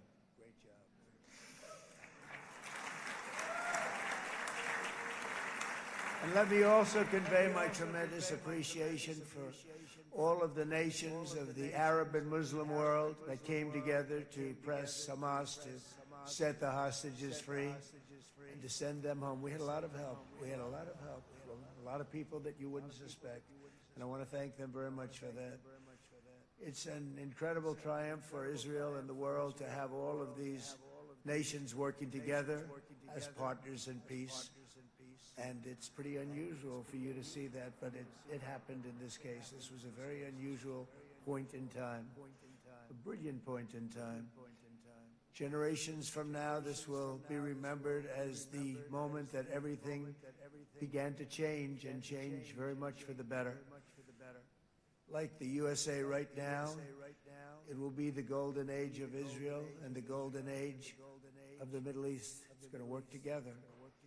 I'd like to thank several great American patriots for their invaluable help in getting something done that almost everyone thought was absolutely impossible. We were wasting our time. So many people said, "You're just wasting your time." But we weren't, because we had talented people working with us. And we had people that loved your country, and frankly, people that loved the region. They loved the Middle East. I want to thank my friend Steve Witkoff.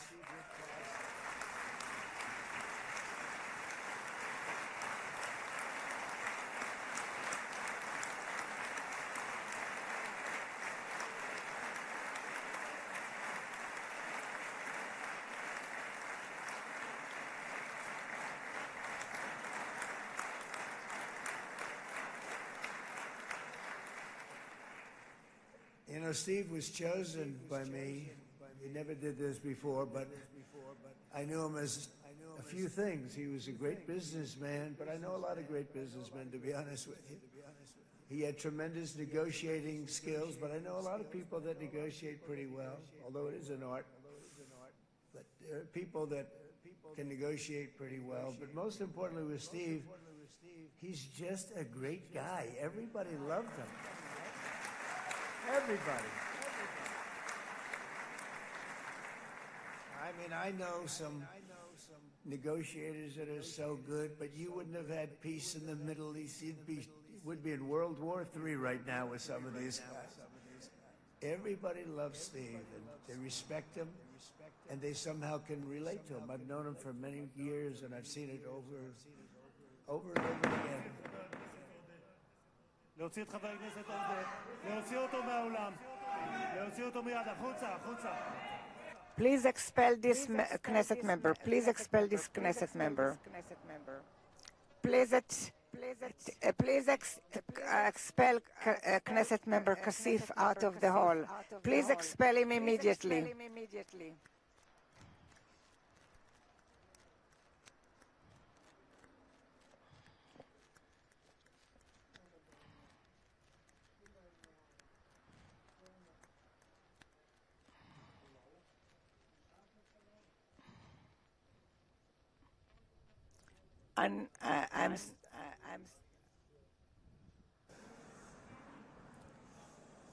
That was very efficient.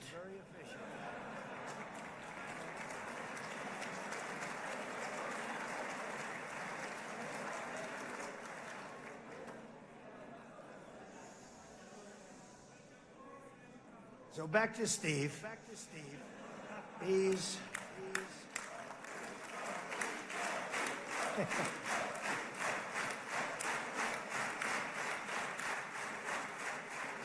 But I tell one story because he was so involved, and then we called in Jared. We need that brain on occasion. We got to get Jared in here. We got to get a certain group of people. But Steve started this all by himself. I call him Henry Kissinger, who doesn't leak. Okay? Henry is a big leaker. He leaked. Steve doesn't leak. Steve just wants to get the job done. He wants to do what's right. But I'll give you just a quick story because, as you know, he's working on the war with Russia and Ukraine, a war that would have never happened if I were president. A shame. 7,000 young soldiers a week are being killed. More than that this last week. It's a shame that it never happened. But it did happen, and we won the race, and I took over this horrible war that's been raging, and I thought it would be easily settled. I thought it was a hell of a lot easier than doing what we just did very successfully with Israel and a lot of other people. But this came first, and we'll get that one. But I set up a meeting for him to meet with President Putin, thinking it would be a 15 or a 20-minute meeting. Steve had no idea about Russia, had no idea about Putin too much, didn't know too much about politics, wasn't that interested. He was really good at real estate, but he had that quality that I was looking for, and I didn't see it around in too many ways. And I set up the meeting with Putin, and I called. I said, is Steve finished yet? That was about a half an hour into the meeting. No, sir, he's not. He's still inside. This is in Moscow. I said, well, how's he doing? I don't know, sir. He's still inside. I called up an hour later. Let me speak to Steve. Sir, he's still with Putin. He's with President Putin. I said, wow, it's a long meeting, 1 hour. I called up an hour later, he was still with Putin. 3 hours later, he was still with Putin. 4 hours later, he started to get the word that he was going to be coming out soon. And in 5 hours, he came out. I said, what the hell were you talking about for 5 hours? And he says, just a lot of interesting things. We're talking about a lot of interesting things, including what he went in there for, but you can't talk about it for 5. You can talk about it for a certain period of time, and you know what you're getting. But that's a talent. That's a talent, where you can do that. Most people I'd send in, number one, they wouldn't be accepted. Number two, if they were, the meeting would last 5 minutes, and that's what happens with Steve. Everybody loves him. They love him on this side. They love him on the other side. And he really is. He's a great negotiator because he's a great guy. So thank you very much, Steve. Very much.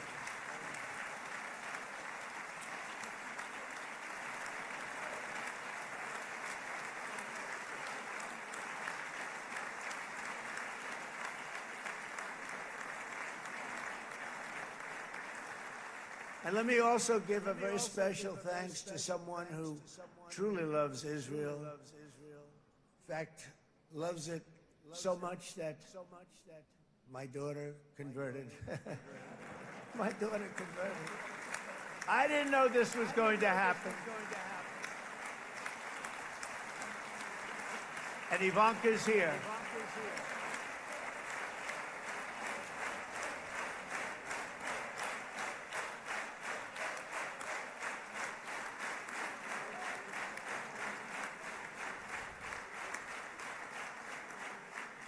And Bibi, you do know this was not in the cards for me. You understand that. And she is so happy, and they are so happy. At least I think they're happy. If they're not, we have a big story, right? No, they have a great marriage, and they get along great. They're best friends. They have a very special relationship. But Jared has been so helpful. He really did something very special. He established the Abraham Accords with a group of very wonderful people. I like calling it the Avraham Accords, because people that... Right? Avraham. It's so cool. It's so much sort of nicer. You know, the Abraham versus the Avraham.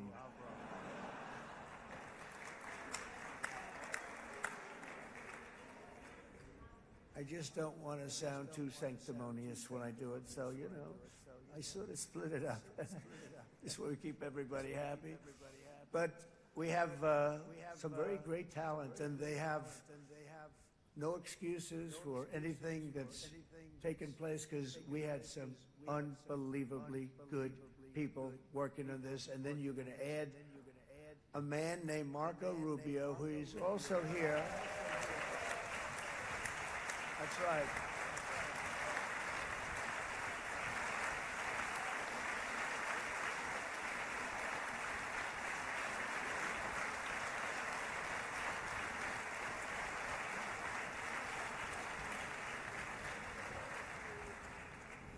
And I have a prediction that Marco will go down, I mean this, as the greatest Secretary of State in the history of the United States. I believe that. I believe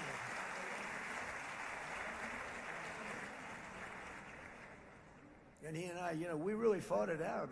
You remember, he was tough. He was nasty. Who the hell thought this was going to happen, Marco, right? And now I'm saying he's going to go down as the greatest. He will.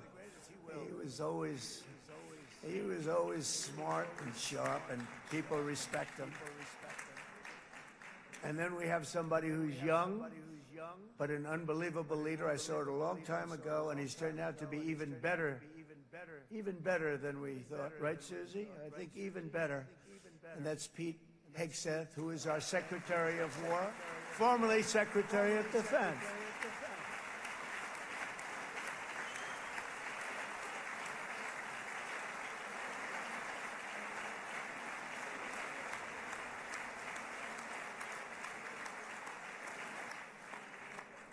And as you know, we decisively won World War I. We decisively won World War II decisively. And everything in between and everything before it, we won everything. And then they had the brilliant idea of changing the name from war, you know, it was war, to defense. And with that went a certain thinking. And we fought in a very politically correct way after that. We always had the strongest military, and now we have a stronger military than we've ever had before. Because in my first term, I've totally rebuilt the military, every aspect of it. But we have, if you think, we settled 8 wars in 8 months. I'm now including this one, by the way, if that's okay. They may say, well, that was quick. Because yesterday I was saying 7, but now I can say 8. The hostages are back. The hostages are back.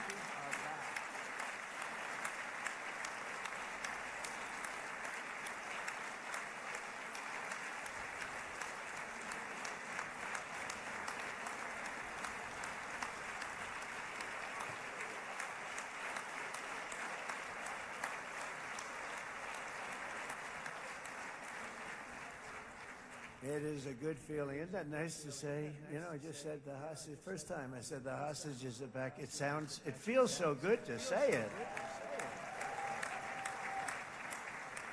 But when you settle 8 wars in 8 months, that means you don't like war.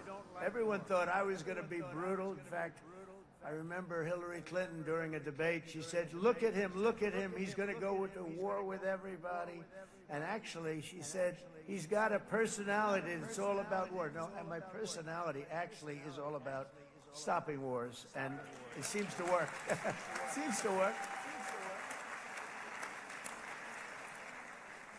But it also means this name change and our attitude that we're not going to go into a war, but if we do, we're going to win that war like nobody has ever won a war before. We will not be politically correct, but we're not going to be there.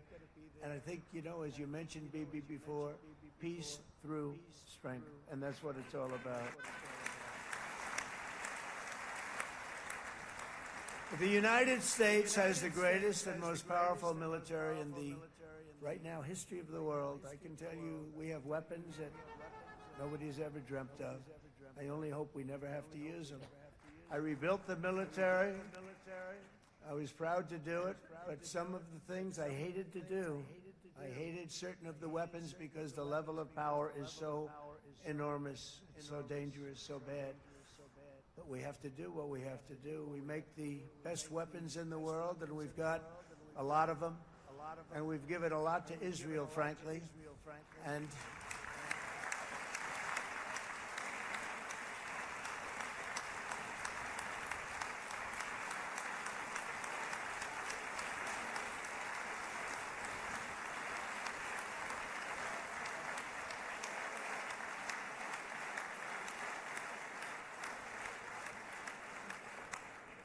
I mean, Bibi would call me so many times, can you get me this weapon, that weapon, that weapon? Some of them I never heard of, Bibi, and I made them. But we'd get them here, wouldn't we? Huh? And they are the best. They are the best. But you used them well. It also takes people that know how to use them. And you obviously used them very well. But so many that Israel became strong and powerful, which ultimately led to peace. That's what led to peace. So as we celebrate today, let us remember how this nightmare of depravity and death all began. 2 years ago, on the eve of the Simchat Torah holiday, thousands of innocent Israeli civilians were attacked by terrorists, and one of the most evil and heinous desecrations of innocent life the world has ever seen, the worst slaughter of Jews since the Holocaust. The cruelty of October 7th struck to the core of humanity itself. Nobody could believe what they were witnessing. The United States of America grieved alongside you, and we mourned for our own citizens who were so viciously taken that day. And to all the families whose lives were forever changed by the atrocities of that day, and all of the people of Israel, please know that America joins you in those two everlasting vows: never forget and never again.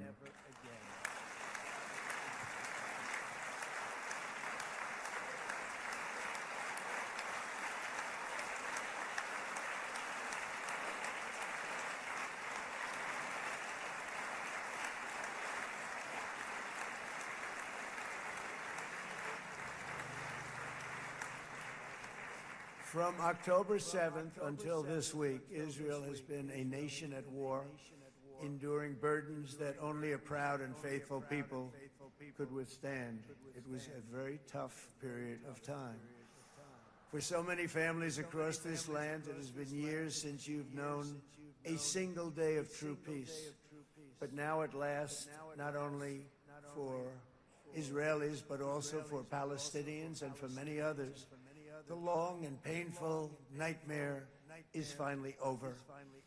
And as the dust settles, the smoke fades, the debris is removed, and the ashes cleaned from the air, the day that breaks on a region transformed, and a beautiful and much brighter future appears suddenly within your reach. This is now a very exciting time for Israel and for the entire Middle East, because all across the Middle East, the forces of chaos, terror, and ruin that have plagued the region for decades now stand weakened, isolated, and totally defeated. A new coalition of proud and responsible nations is emerging, and because of us, the enemies of all civilization are in retreat. Thanks to the bravery and incredible skill of the Israeli Defense Forces and Operation Rising Lion.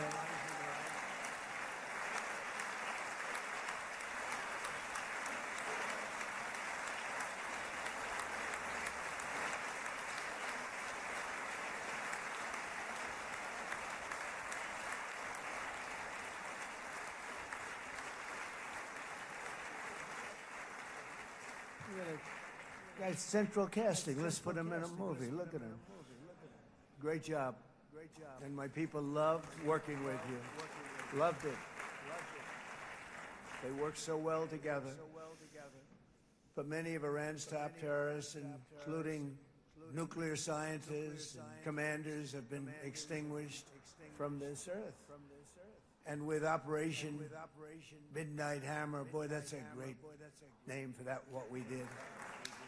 Last June, the United States military flew 7 of those beautiful B-2 bombers. They looked so beautiful all of a sudden.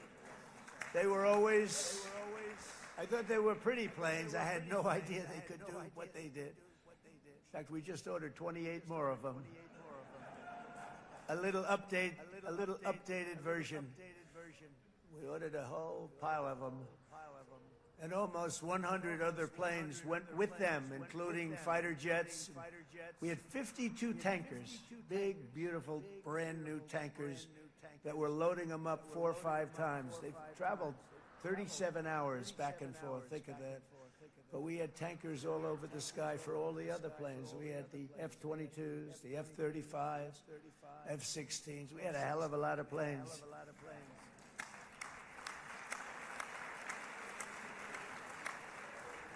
So we had 52 gas stations in the sky. That's what they call them. I'll tell you, I wouldn't want to be flying one of them. We have our great General Raisin Kane right here. General, stand up. This guy. What a general. Thank you.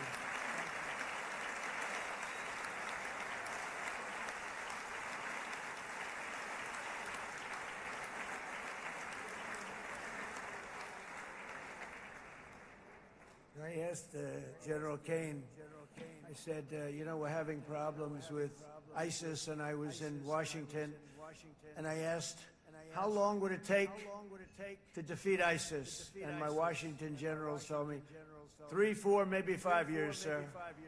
I said, I don't get it. We've got the best equipment in the world. Why? So I flew to Iraq, and I met with a man named Kane. He said, what's your first name? He said, they call me Raisin, sir. I said, wait a minute, your name is Raisin Kane? I've been looking for you for a long time. You gotta be kidding. So they told me 3, 4, 5 years to defeat ISIS. And I sit down with him and I say, why is it? I flew there. In the dark of night, I landed. I'll never forget it. It's quite a trip. I'm glad I made it because I met him. I said, could I ask you, General? I come down. He said with another general and a sergeant. Everybody was like central casting. They could go into a movie right now. Between him and you guys over here, we could get rich making movies, okay? And they got along so great. That's the beautiful thing, that your military and our military, Bibi, got along so great. But I was told by the television generals in Washington, we have the best equipment in the world. Why is it taking so long? And they said, 4 years. I said, so let me ask you, Raisin, how long would it take you to defeat ISIS? Sir, we can do it in 3 weeks, but you'll probably have some time left over. I said, you gotta be kidding. What the hell are you talking about? They said 4 years. I said, well, sir, look, it's not my place to say, but you're asking me the question.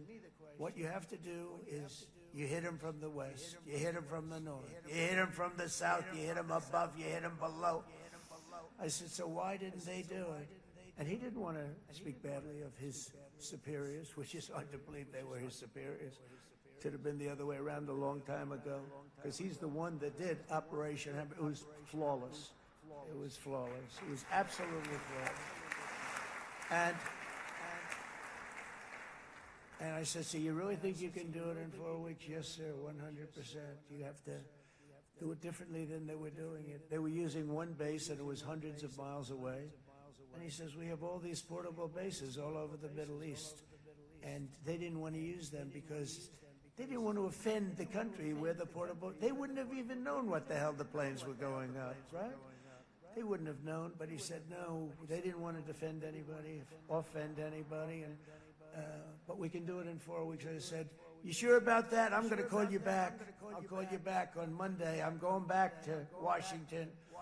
But you think 4 weeks? Yes, sir, I think we can do it in 4 weeks. We'll have time left over. So I call him on Monday. I say, you think you can do it? 4 weeks. I said, go ahead and do it. He did it. I'll tell you, he did it in 4 weeks, less than 4 weeks. So, General, stand up, please. Again, this is a real general. This is not a television general. He doesn't want to go on television.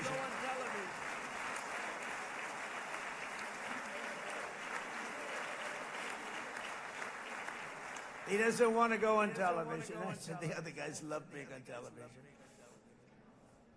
So we dropped 14 bombs on Iran's key nuclear facilities, totally, as I said originally, obliterating them.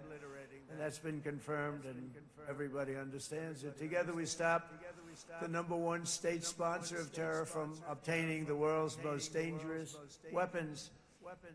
And if you think about it, if we didn't do that, and assuming we made the same deal that we have today, there'd be a dark cloud over this deal. And #1, it wouldn't happen because the other Arab and Muslim nations really wouldn't feel comfortable making the deal that we have now, right? If Iran had that nuclear weapon that they were about 2 months away from having. They would have had it in 2 months or maybe less than that. They were right at, this was our last shot. They looked at it for 22 years. This was our last shot. The pilots told me that. They said, 22 years, sir, they looked at it. Our predecessors looked, they studied it. 3 times a year would do drills on that exact attack. And boy, did they get it right. But let's assume they didn't, and let's assume there was large-scale nuclear weapons in the hands of Iran. We couldn't be here today. Even if we signed the deal, which we couldn't do because a lot of people would not want to have anything to do with it. We took a big cloud off of the Middle East and off of Israel.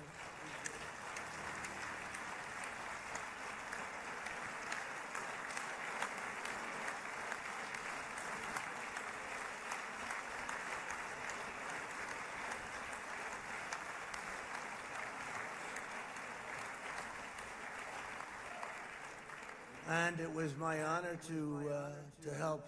But isn't it true, though, that can you imagine the same, let's assume, maybe the same documents, we had everything the same, but you had somebody out there that was, in the opinion of everybody, all-powerful in the Middle East. They took a big hit, didn't they? Didn't they take a big hit? Boy, oh boy. They got it from one side, from the other. And you know it would be great if we could make a peace deal with them, and I think that's made. Would you be happy with that? Wouldn't it be nice, I think? Because I think they want to. I think they're tired. Somebody said, sir, they're starting their nuclear program again. I said, let me tell you something. They're not starting anything. They want to survive. The last thing they want to do is start digging holes again in mountains that just got blown up and start. They're not doing it. They want to survive, okay?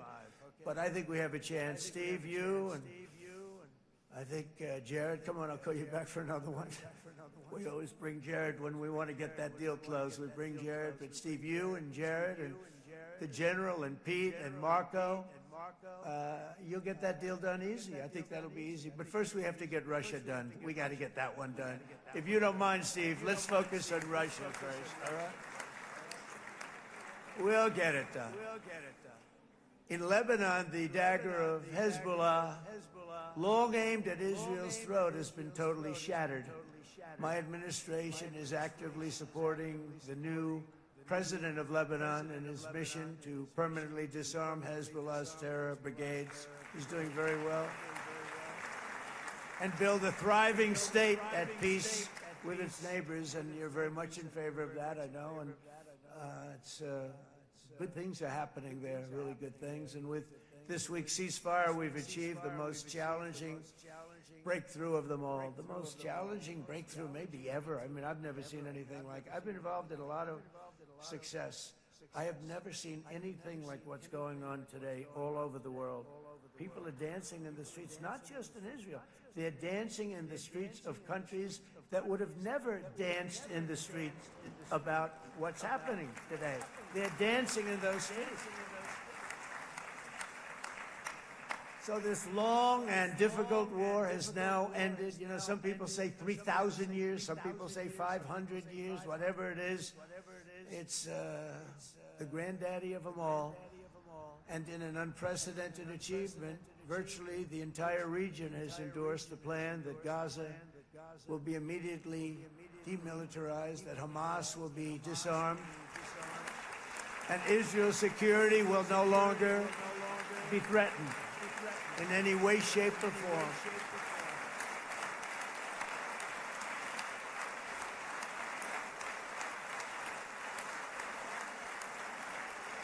So Israel, with our help, has won all that they can by force of arms. You've won. I mean, you've won.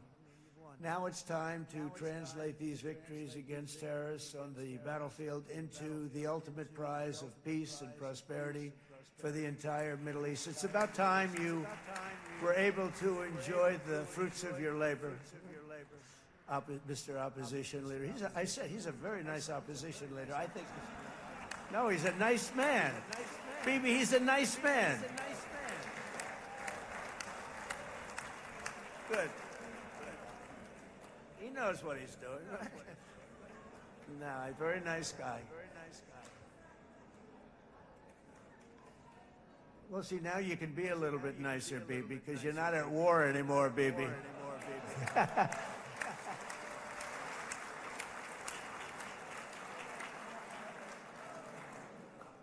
But only by embracing the opportunities of this moment can we achieve our goal of ensuring that the horrors of recent years will never happen again. You don't want to have to go through this again. 8 years ago, I came to this region on a very special first trip abroad as the President of the United States. I came here very early at your request. I addressed the leaders of the Arab and Muslim world gathered in Saudi Arabia and said that it was time to build a future free of the grip of extremism and terror. And interestingly, right now, as soon as I'm finished, I'm quite late. You've kept me quite late between opposition leaders and Bibi's brilliant but very long speech. I thought I was going to run up here, make a speech, and then head to Egypt. It didn't work out though. And you made a pretty long one too, Sarah.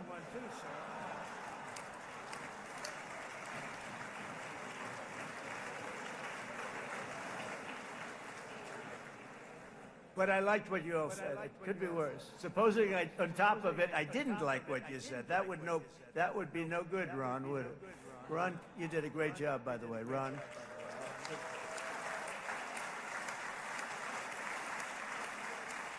Yeah.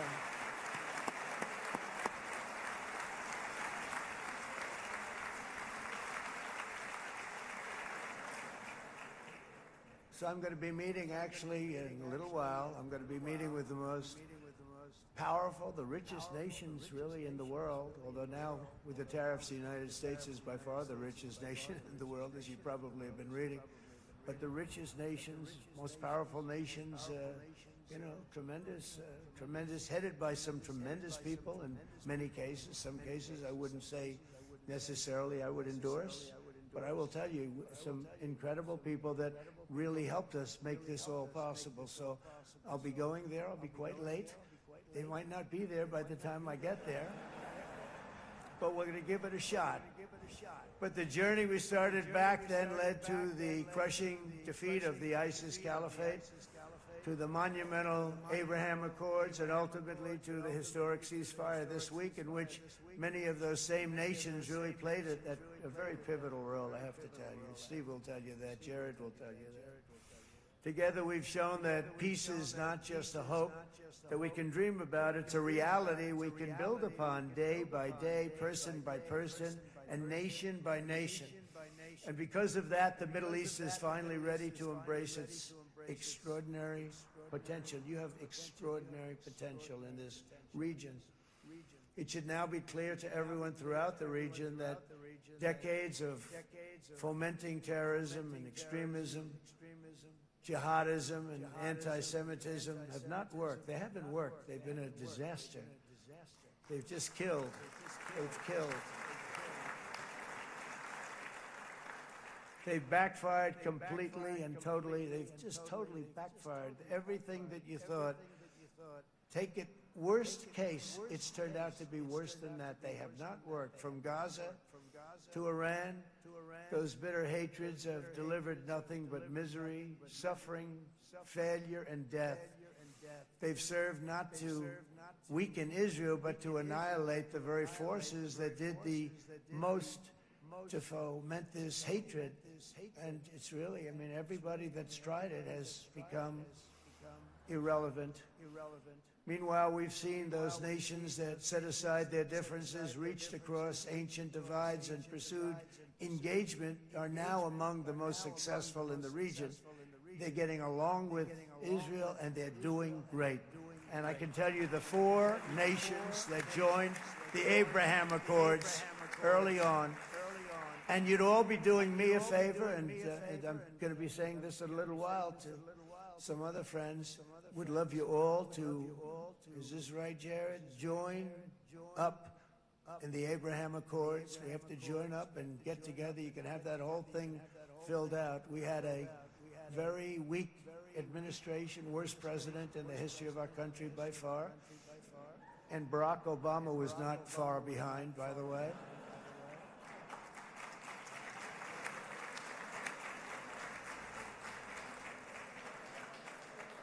And they did nothing with this incredible document, the Abraham Accords, but now you can fill them up. Now you have peace, you have people that really like Israel, I'll tell you what. And they like Israel a lot more today than they did even 5 weeks ago. You've made a lot of, you've come back.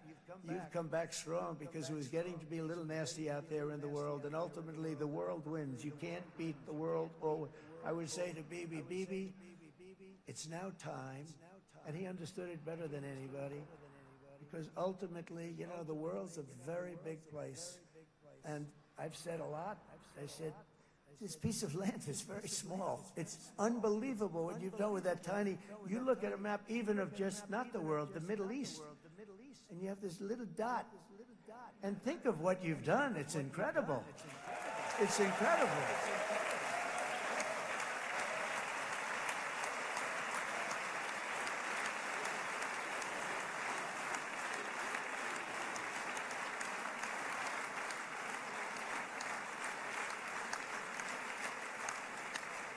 But the world is loving Israel again. And I said to Bibi, you know, the world is big and it's strong. And Ron, ultimately, the world wins. And we don't have to worry about that now. But there was getting to be a period of time over the last few months, you know, the world wanted peace and Israel wanted peace. Everybody did. Everybody did. And what a victory it's been, right? What a victory it's been. If you would have gone on for 3, 4 more years, keep fighting, it was getting bad. It was getting heated.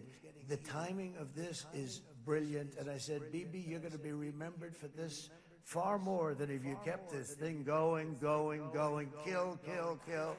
It would be it would not be the same. And I just want to congratulate you for having the courage to say, that's it, we've won, and now let's enjoy our lives and let's rebuild Israel and make it stronger and bigger and better than it's ever been before. You're going to do that. Took a lot of guts. And the choice for Palestinians could not be more clear. This is their chance to turn forever from the path of terror and violence. It's been extreme. To exile the wicked forces of hate that are in their midst, and I think that's going to happen. I've met some people over the last couple of months that want to see it happen very much, and after tremendous pain and death and hardship, now is the time to concentrate on building their people up instead of trying to tear Israel down. We don't want that to happen again. And the total focus of Gazans must be on restoring the fundamentals of stability, safety, dignity, and economic development so they can finally have the better life that their children really do deserve after all these decades of horror. I intend to be a partner in this effort in the sense that we're going to help and we're going to do something that became unbelievably popular. Everybody wants to be on it. It's called the Board of Peace. Okay, how about that? Is that a beautiful name? Like a Board of Peace.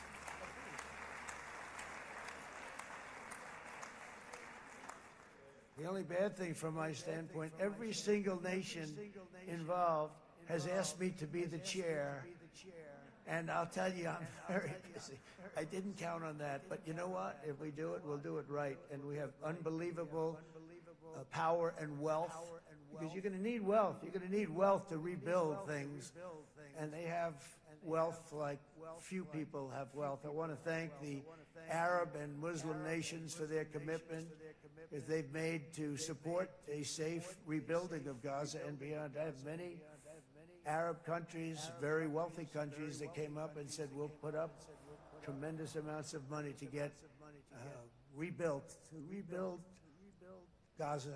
And I think that's going to happen. The power, they want dignity, they want to come forward and they want to say, and I want to say who they are because what they're doing is going to be, I think, something that you're going to be very impressed with, Bibi. And you need that. You need the kind of economic power that they have, and they want to see it work.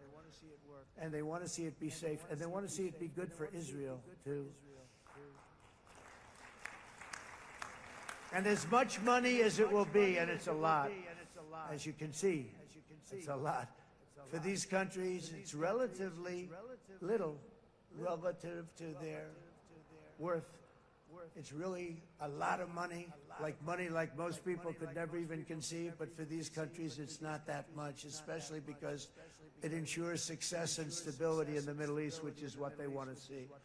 So many of them will be with us in Egypt in a little while, I think. I'm not sure. They may be gone. They may have taken their Boeing 747s and left. I said, what kind of a plane do you fly?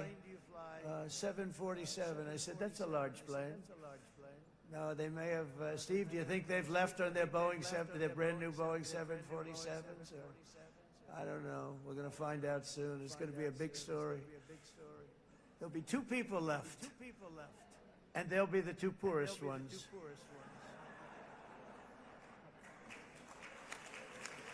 But it will be the wealthiest and most powerful group of nations. So the group that we have assembled, that's waiting for us, is the wealthiest and most powerful group ever assembled at one time. There has never been a group like this. And they're only looking for good. They want good. They're going to do good. And as those commitments are made, I'm going to let the world know who's doing it, because they really deserve to get the credit. And some of them probably won't want the credit, but they deserve it. It's more obvious than ever that the productive and responsible nations of this region should not be enemies or adversaries. You should be partners and eventually even friends, and that's what's going to happen. I know it. Together you can stand against the forces of chaos. Yeah, you go ahead. That's an important point.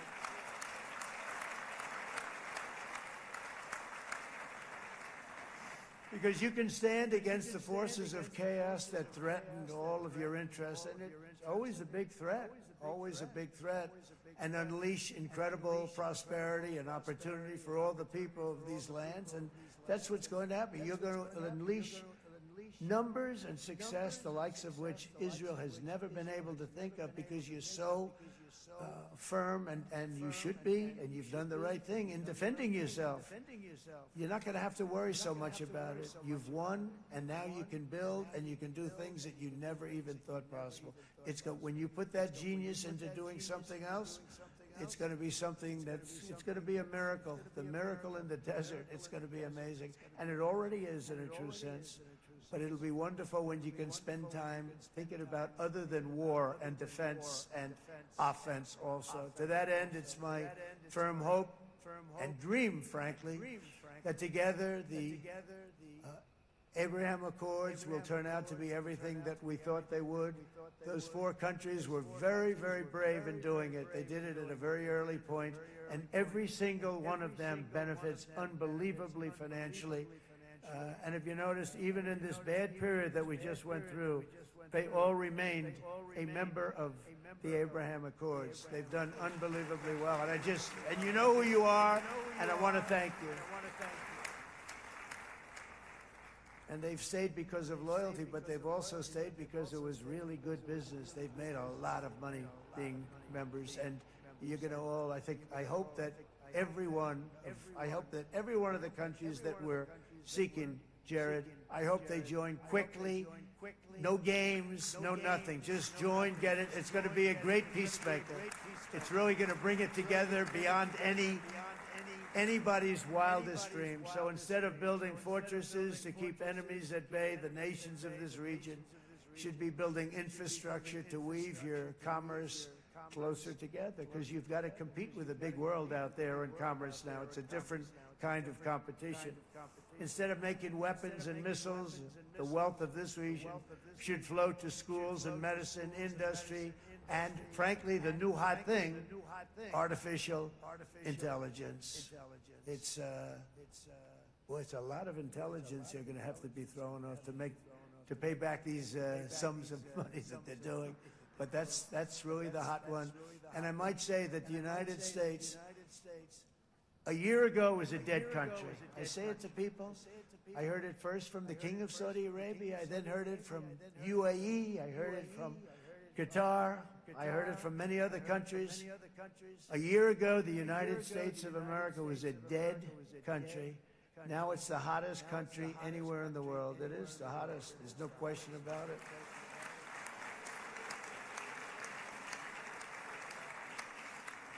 In fact, if you go back a year ago, before the election, although once we had November 5th, we became hot because people got it. I would say November 5th was the time that we became really hot. But once you go back a couple of years, if I were in charge and the country was doing what they were, nobody was going to ask me to speak. Nobody asked Joe Biden to come up and speak, I guarantee you that. And if they did, he would have turned them down, I promise you. He didn't speak. He didn't speak, and he didn't speak well. But all of the countries in the Middle East, it could have, what we're doing now, it could have happened a long time ago, but it was strangled and set back almost irretrievably by the administrations of Barack Obama and then Joe Biden. There was a hatred toward Israel. There was an absolute hatred. The setbacks really started when President Obama signed the Iran nuclear deal. This was a disaster for Israel, and it was a disaster for everyone. And I remember that Bibi Netanyahu came to the United States and worked so hard to try and get Obama not to do that deal.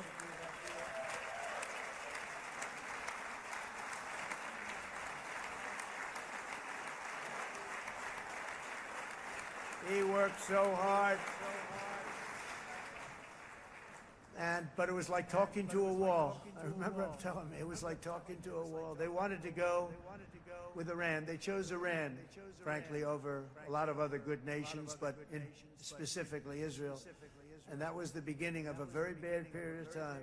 You had Obama go out, and the Iran nuclear deal turned out to be a disaster. And by the way, I terminated the Iran nuclear deal, and I was very proud to do it.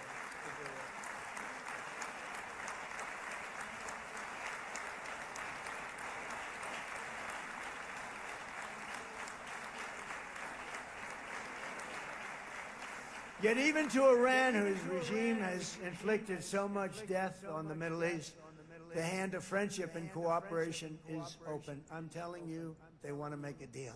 That's all I do in my life. I make deals. I'm good at it. I've always been good at it. And I know when they want. Even if they said, we don't want to make a deal, I can tell you they want to make a deal. All right, they do. They want to make a deal, and we're going to see if we can do something, because this is crazy what's happening, and we're not going to have this anymore. Neither the United States nor Israel bear the people of Iran any hostility. We merely want to live in peace. We don't want any looming threats over our heads, and we don't want to even think in terms of nuclear destruction. It's not going to happen, never will happen. There's nothing that would do more good for this part of the world than for Iran's leaders to renounce terror, stop threatening their neighbors, quit funding their militant proxies, and finally recognize Israel's right to existence. They have to do that. They have to do that. And to Iran, and as you know, this is not said out of weakness. There's no weakness. But I'm going to say this, that we are ready when you are, and it will be the best decision that Iran has ever made. And it's going to happen. It's going to happen. And they're good people. I know a lot of Iranians in the United States. They're good people, smart, hardworking people. They don't want to see what's happened to their country. The story of fierce Israeli resolve and triumph since October 7th should be proof to the entire world that those who seek to destroy this nation are doomed to bitter failure. The state of Israel is strong, and it will live and thrive forever.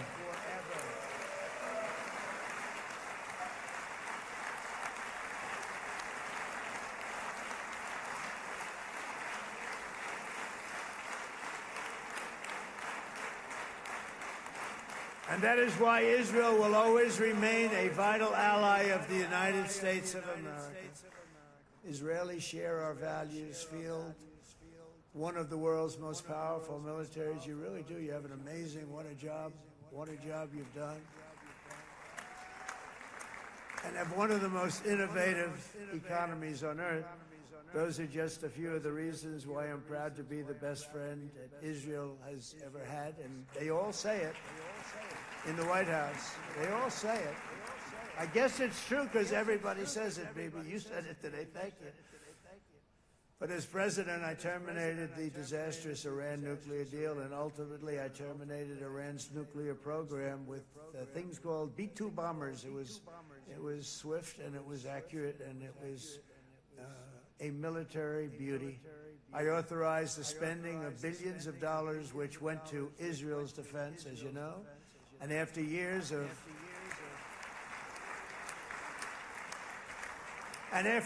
of broken promises from many other American presidents, you know that, they kept promising. I never understood it until I got there. There was a lot of pressure put on these presidents. It was put on me too, but I didn't yield to the pressure.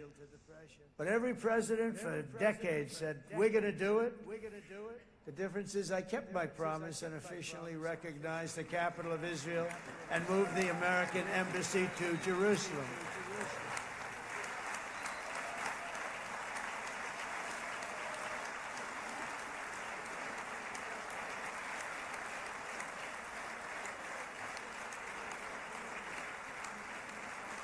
Isn't that right, Miriam? Look at Miriam. She's back there. Stand up, Miriam. Stand up.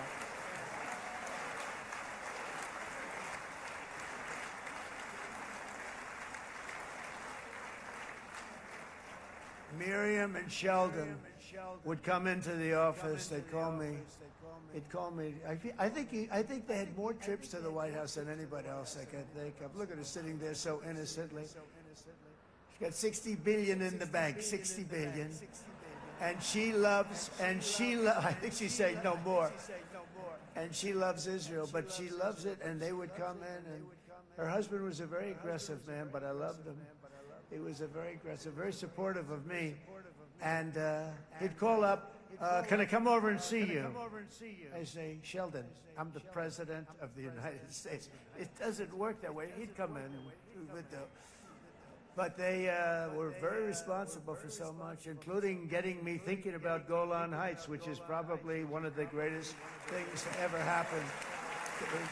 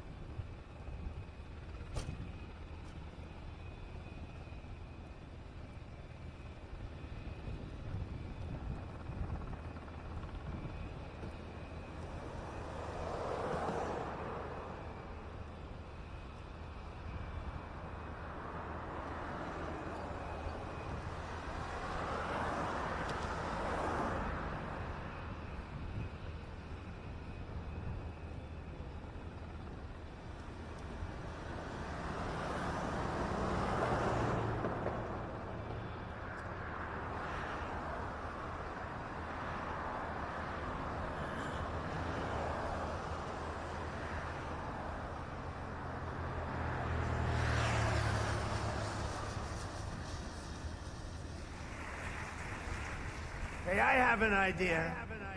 Mr. President, why don't you give him a pardon? Give him a pardon. Come on.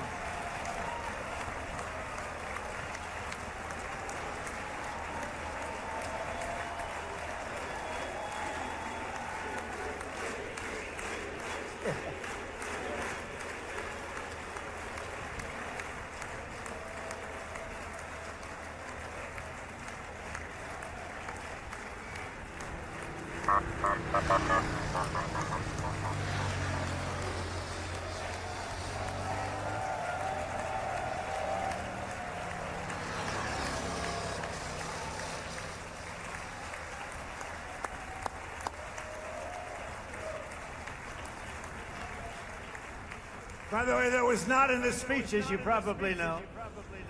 But I happen to like this gentleman right over here, and it just seems to make so much sense. You know, whether we like it or not, this has been one of the greatest wartime presidents. This has been one of the greatest wartime presidents. And cigars and such.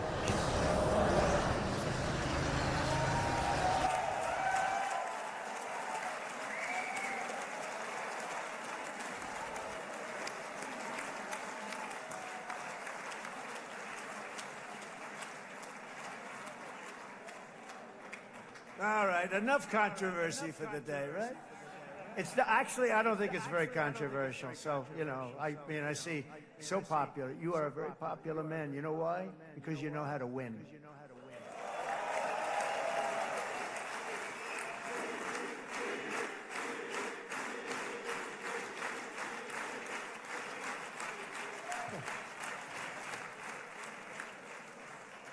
Over the past 2 years, I've met many of the families of the Israelis taken hostage and those that were taken hostage. Unbelievable. I've looked into their eyes. I've seen the worst nightmares of their suffering. But I've also seen something else, the beautiful love of the people, the love of people, frankly, that hold things together, the love that gives you the courage to carry on through thousands of years of persecution and repression, and to emerge with the heart of David. It's the heart of David. It's that love that's defeated the enemies of civilization, built this incredible country and this unbelievable economy, and forged one of the great democracies of the world. That is why it's a true honor to stand here today and address this assembly in your ancient and eternal now capital, Jerusalem. I'm proud to have helped in that regard. This city and this nation stand as living proof that a much brighter future for this entire region is truly within our grasp.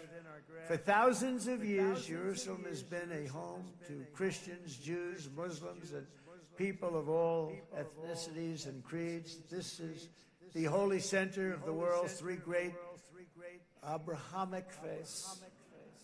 I like that too. Adorned, it's the first time I've seen that word in a while. Adorned with their sacred sites and alive with their pilgrims and visitors from every corner of the globe.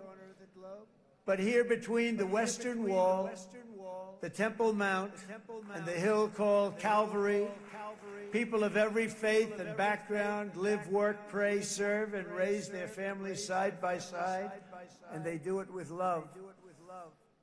This example is just one of the modern miracles that Israel has given to the world. And just in closing, the leaders in this chamber know better than anyone else the challenges of this harmony, and it's been easily won. No, it hasn't. It has not been. It's been so tough. But it has been, some say, a miracle. What you've done is a miracle. Look at your size. Look at your chances when it all started. And you know, if you think about it, you are safer today, stronger today, and more respected today than at any time in the history of Israel. Think of it. People used to say it wouldn't exist. They don't say that anymore, do they? Yet if safety, security, and coexistence can thrive here in the winding alleys and ancient paths of Jerusalem, then surely peace and respect can flourish among the nations of the broader Middle East.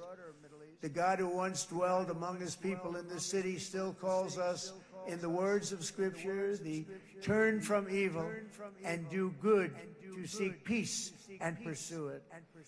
So he still whispers truth into the hills and knolls and valleys of his magnificent creation, and he still writes hope into the hearts of his children all over the world.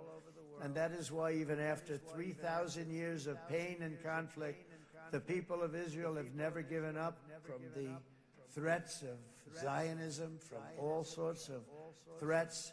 You want the promise of Zion. You want the promise of success and hope and love and God. And the people of America have never lost faith in the promise of a great and blessed future for all of us. From the very first day that modern Israel was founded, we have stood together through thick and thin of setbacks, and through victory and defeat, through glory and heartache. We have built industries together. We have made discoveries together. We have confronted evil together, and we have waged war together. And perhaps, most beautifully of all, we have made peace together. And this week, against all odds, we have done the impossible and brought our hostages home.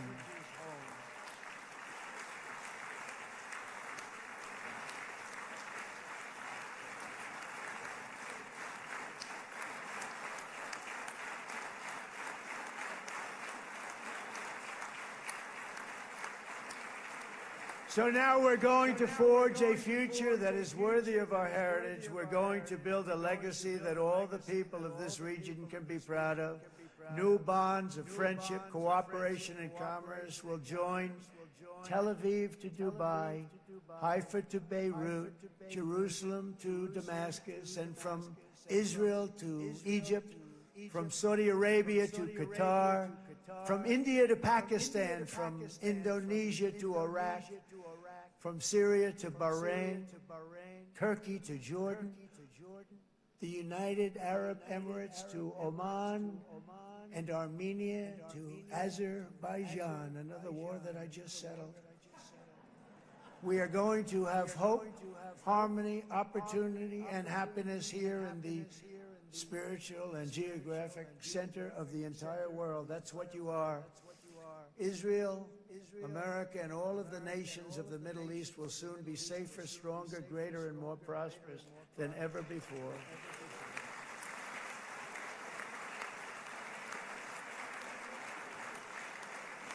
And I want to thank you all once again for this exceptional honor. This has been truly an honor. It's seldom that a president is invited to do this. And I love Israel. I'm with you all the way. You will be bigger, better, stronger, and more loving than ever before. Thank you very much. God bless you. God bless the United States of America. And God bless the Middle East. Thank you, everybody. Good luck. Thank you very much. Thank you.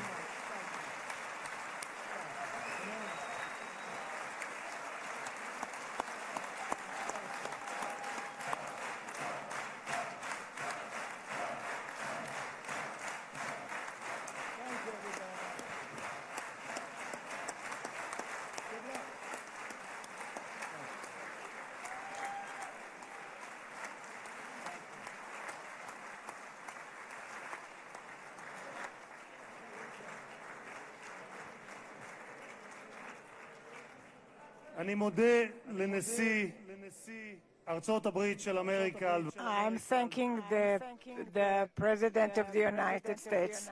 The session is over.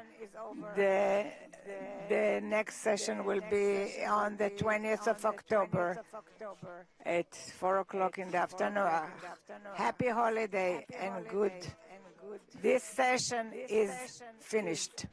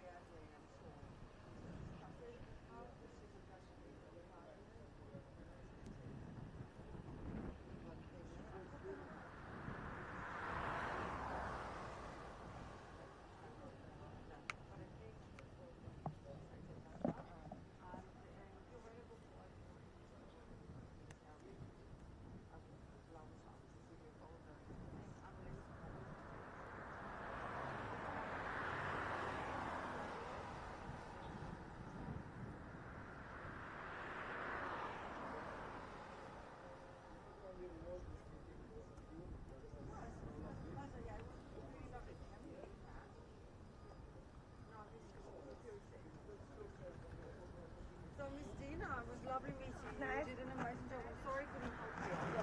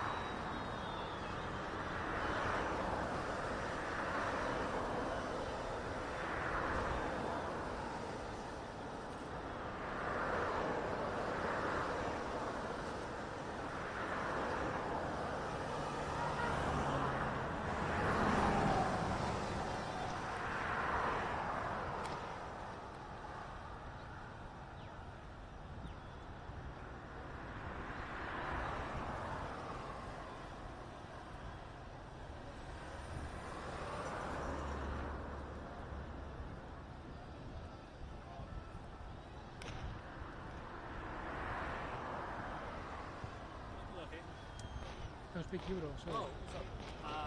What platform are you with? Reuters. Are you the only one? I think we have another one of Reuters. No, I'm Reuters. You're the only one? Yeah, the only one. Sure that you don't have anyone else? I'm the staff of Reuters. Oh, okay. I'll just check again over there. Thank you. No, it's fine. He must show you his card. I might be confused. Thank you. Welcome.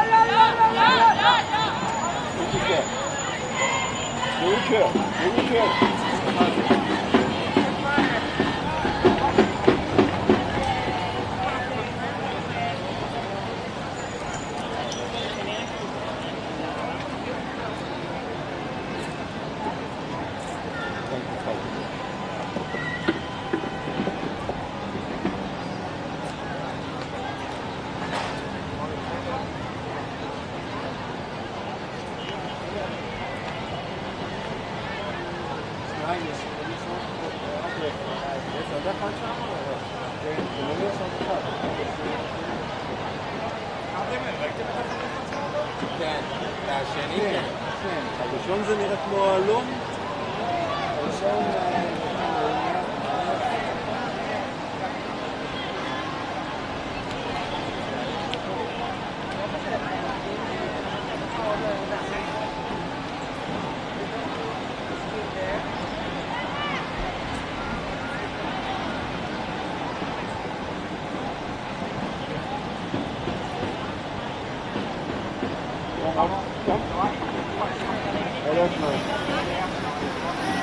No, I think this car is for the father. Okay, could be.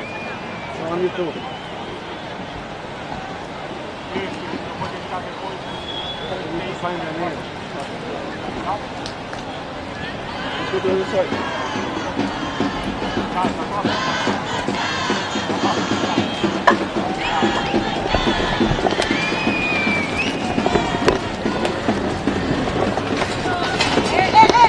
No!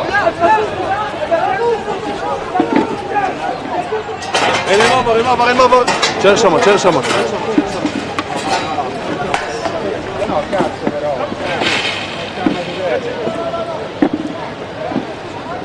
זה חדשה. תראים יריע.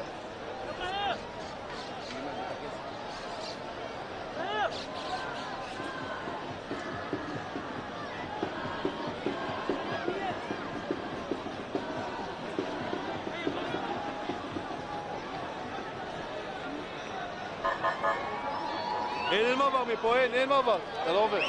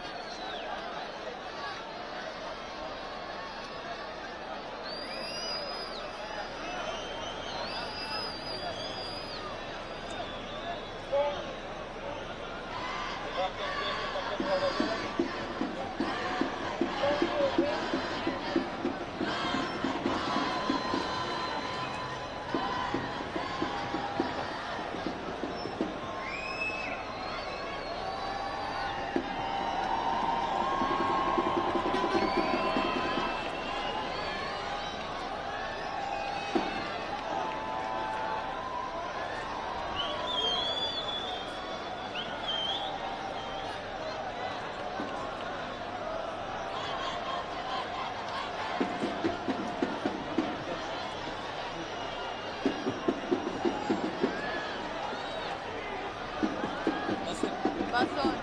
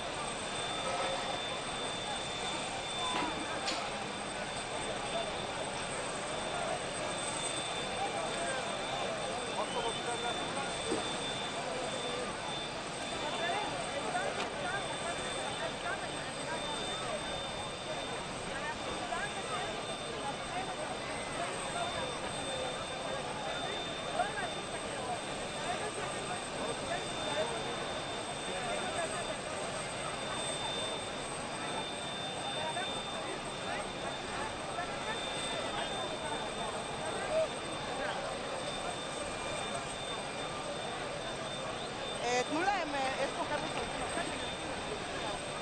רגע, תנו להם לצאת שם. הם יוצאים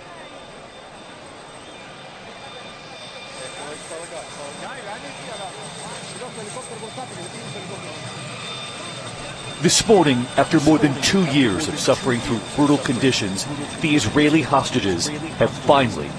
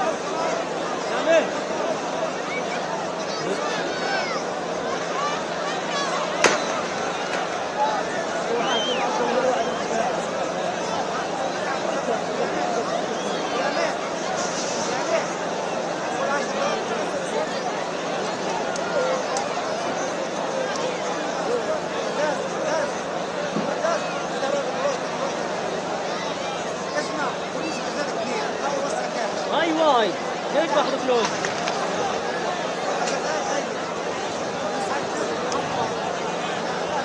هاي في اسرع طلع ده اهل الدخول.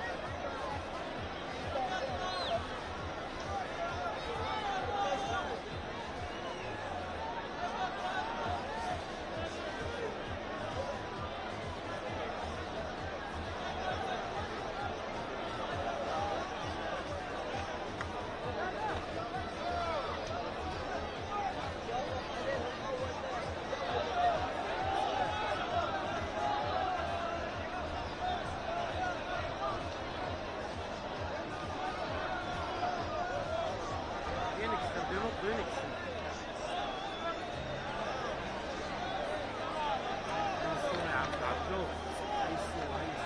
عندنا فوز.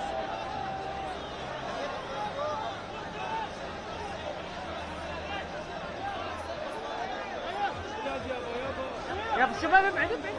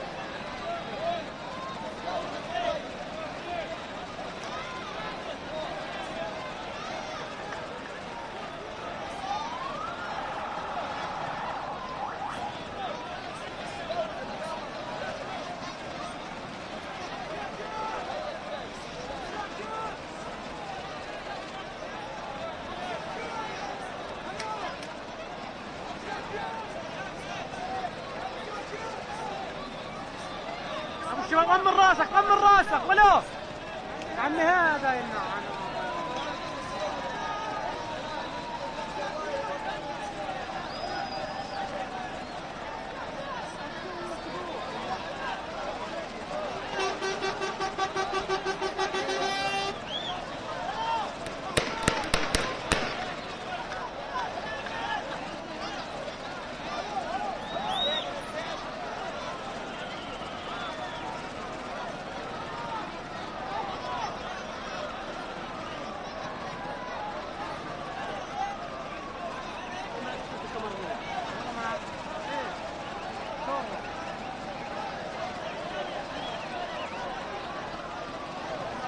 ولا ابو الابيض ابو الابيض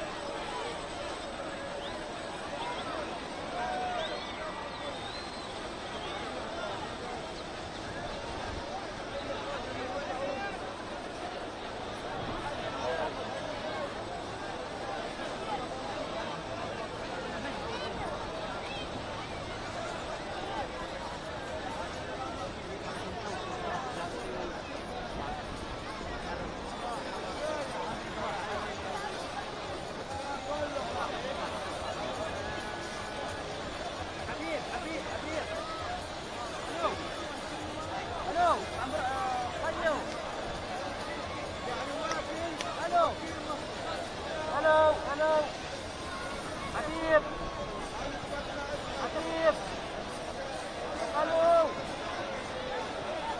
الو الو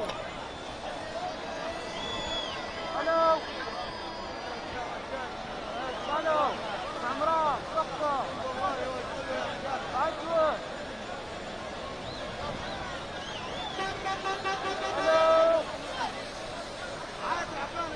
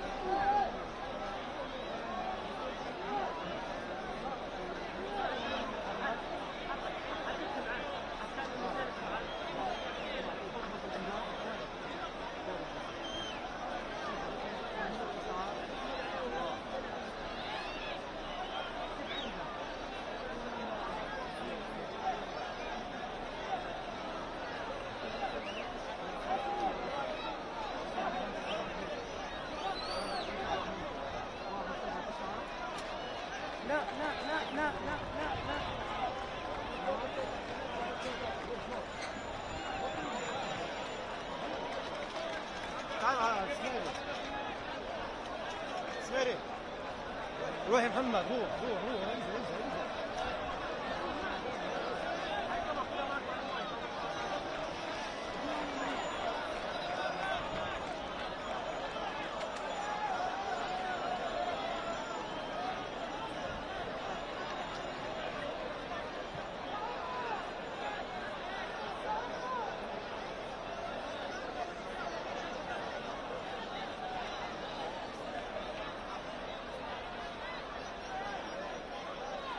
عزيز هي الكاميرا هي تحتيك هي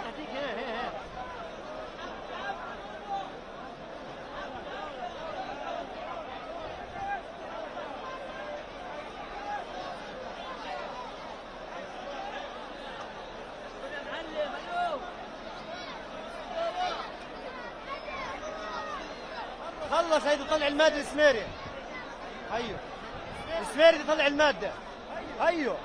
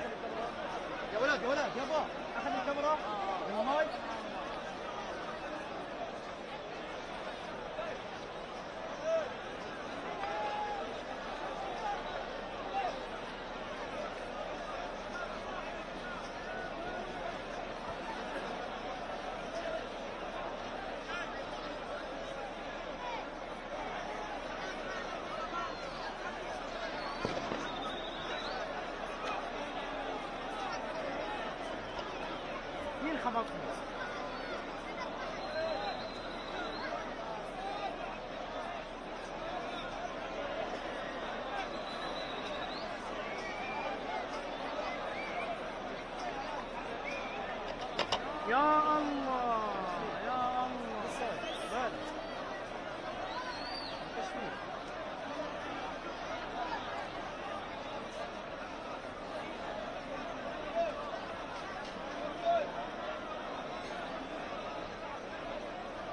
يعني مين بيسحب الجول؟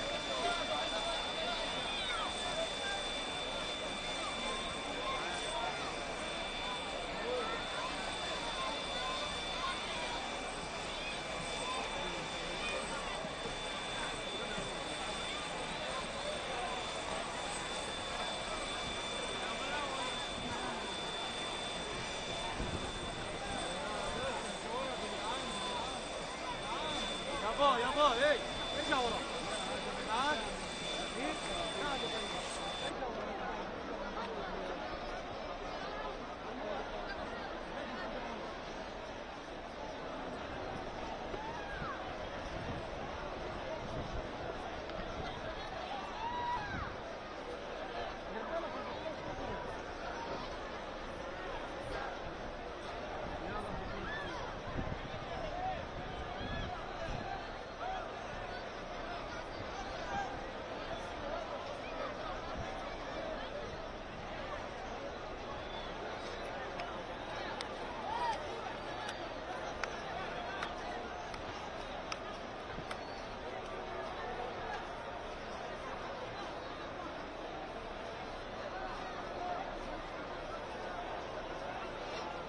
ستوري تحت عملت ستوري خوف واحد ماشي تايه بالاسرع لو تهاجم على اهله تحت رجال امه دبليو عزيز طبعا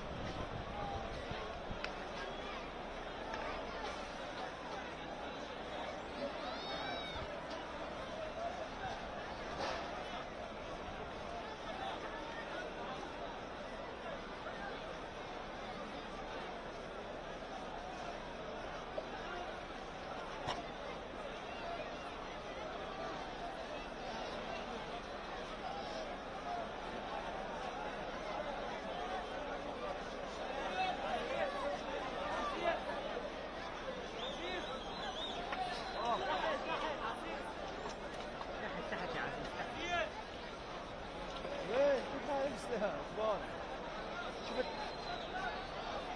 شو اسمه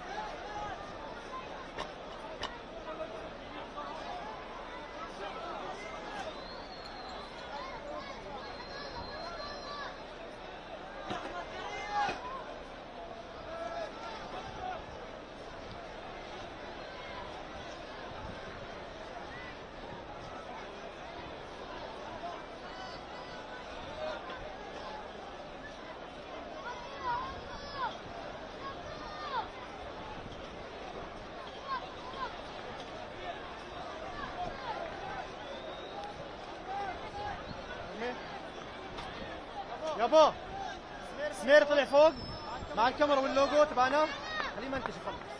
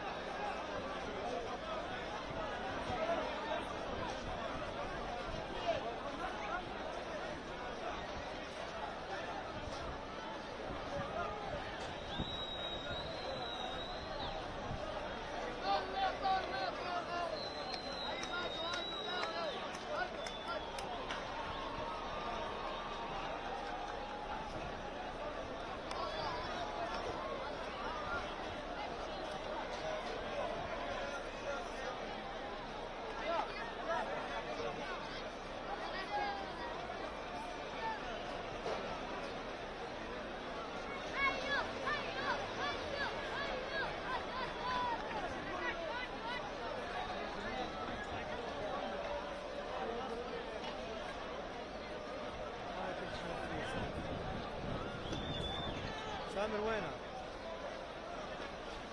عيني على السطح الكابينة هاي شايفها اللي عليها الكاميرات على الشباب. وينها؟ يا عمي ماشي بس انا قاعد بمنتج مادة السنين وانا قاعد بدالي. تعال بمنتج سنين المادة. تعال طالع مباشر. تعال هات مي بصوف امك سامر. هات مي اطلع. تعال اطلع الشباك اطلب. تعال ولا تطلع. هات منك قبل ما تطلع. تعال شعر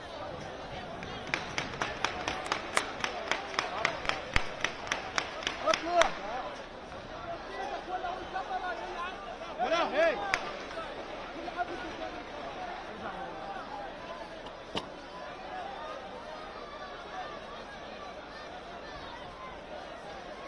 كيف تشرب الرايد؟ تعمل هيك خلاص مع الحرب بس عاطل.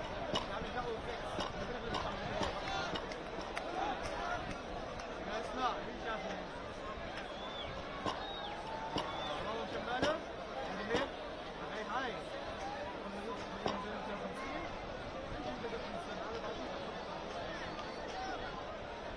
سبعة لبنان.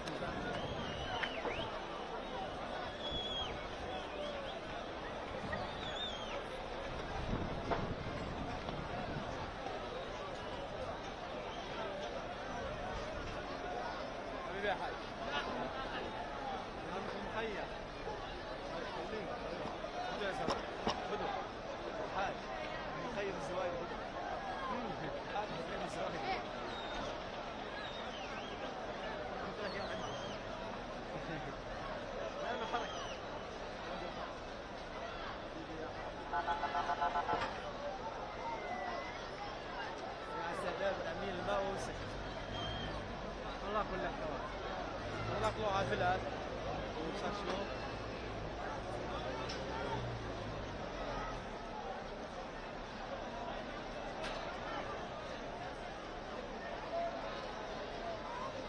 والله غير اصورهم يا عزيزي.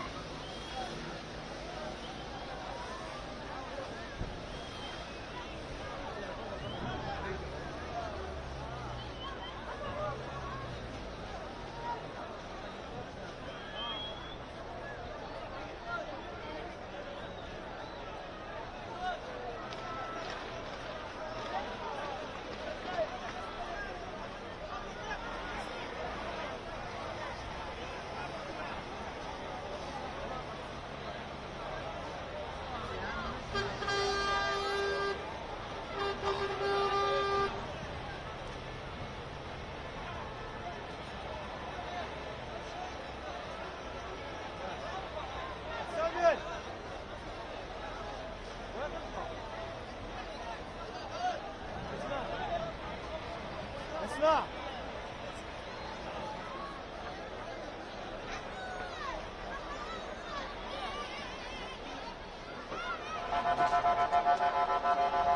اقوى نوح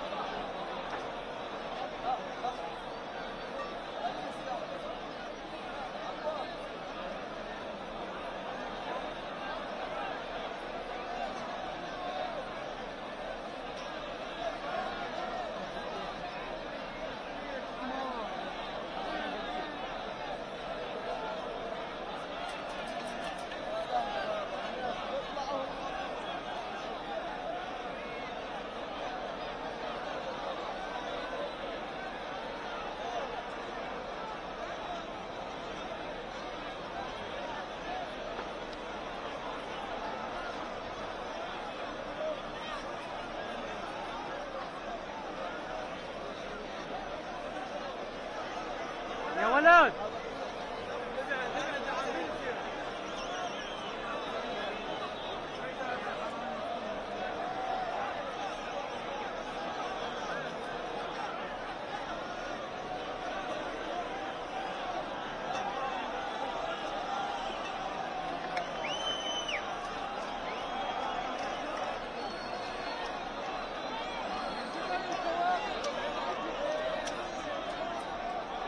والله ارجع شوي انت منزل تطيزي يا سيدي لا ما عاد مش نايمين ارجع ورا ارجع لورا بعد ارجع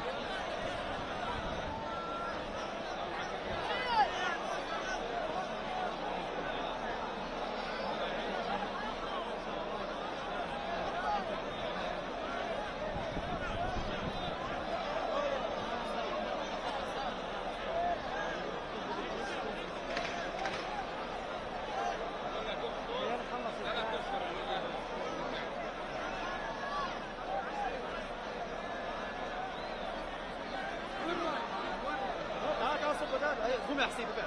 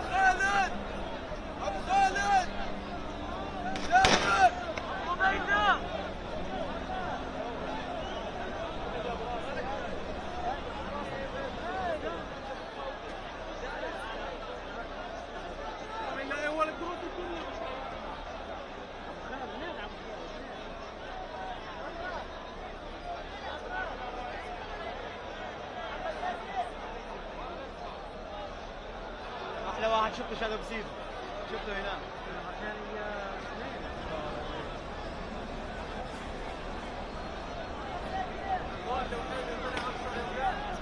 عشان سألت عليه زينة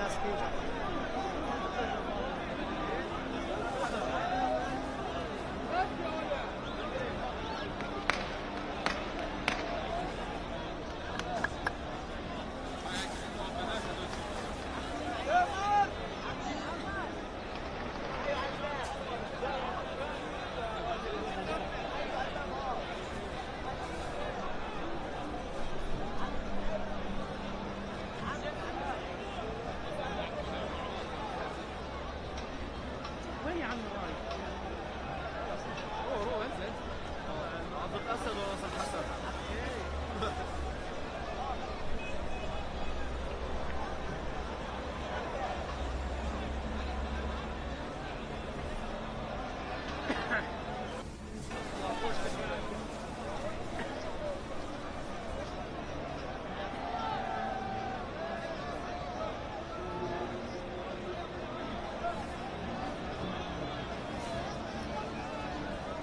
كريم خذ الانترنت ما تفكر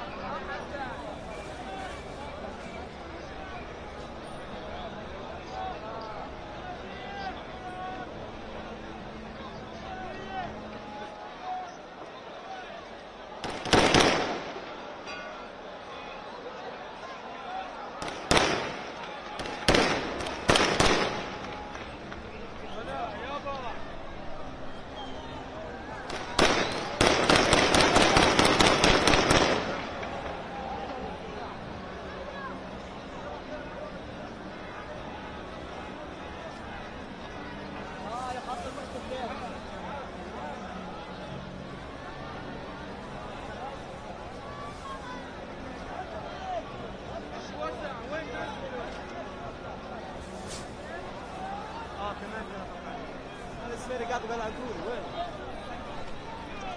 خالد! خالد!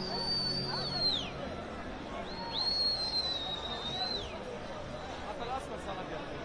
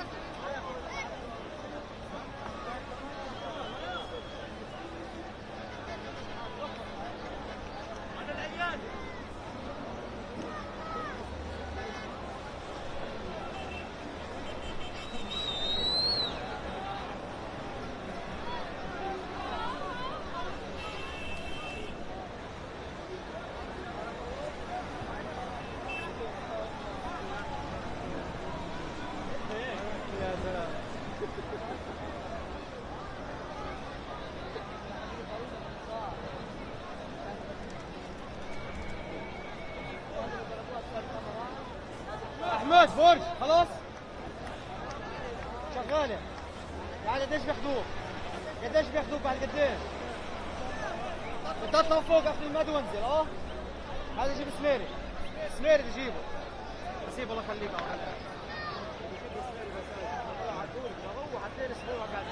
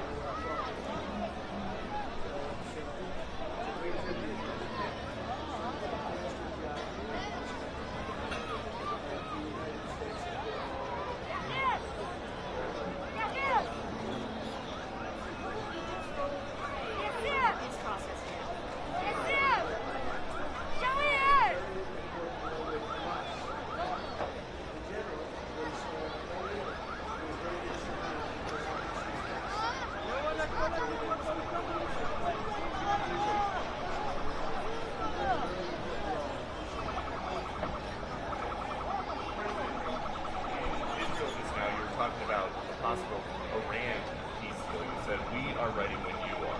Is that the ultimate goal with today's signing to get enough?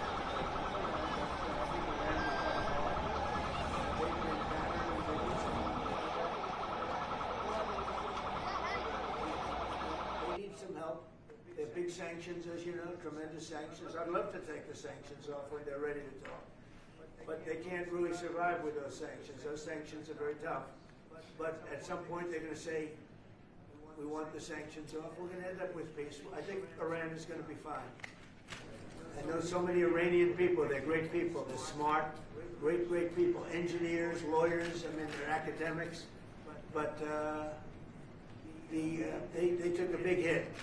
And frankly, if we didn't hit them on the nuclear, I don't think you would have been able to have this incredible this deal that's once in a lifetime deal. Nobody's ever seen anything like what's happening today. And countries have all come together, all different countries. Some like each other, some didn't, most didn't. And they've all come together. Every country has come together.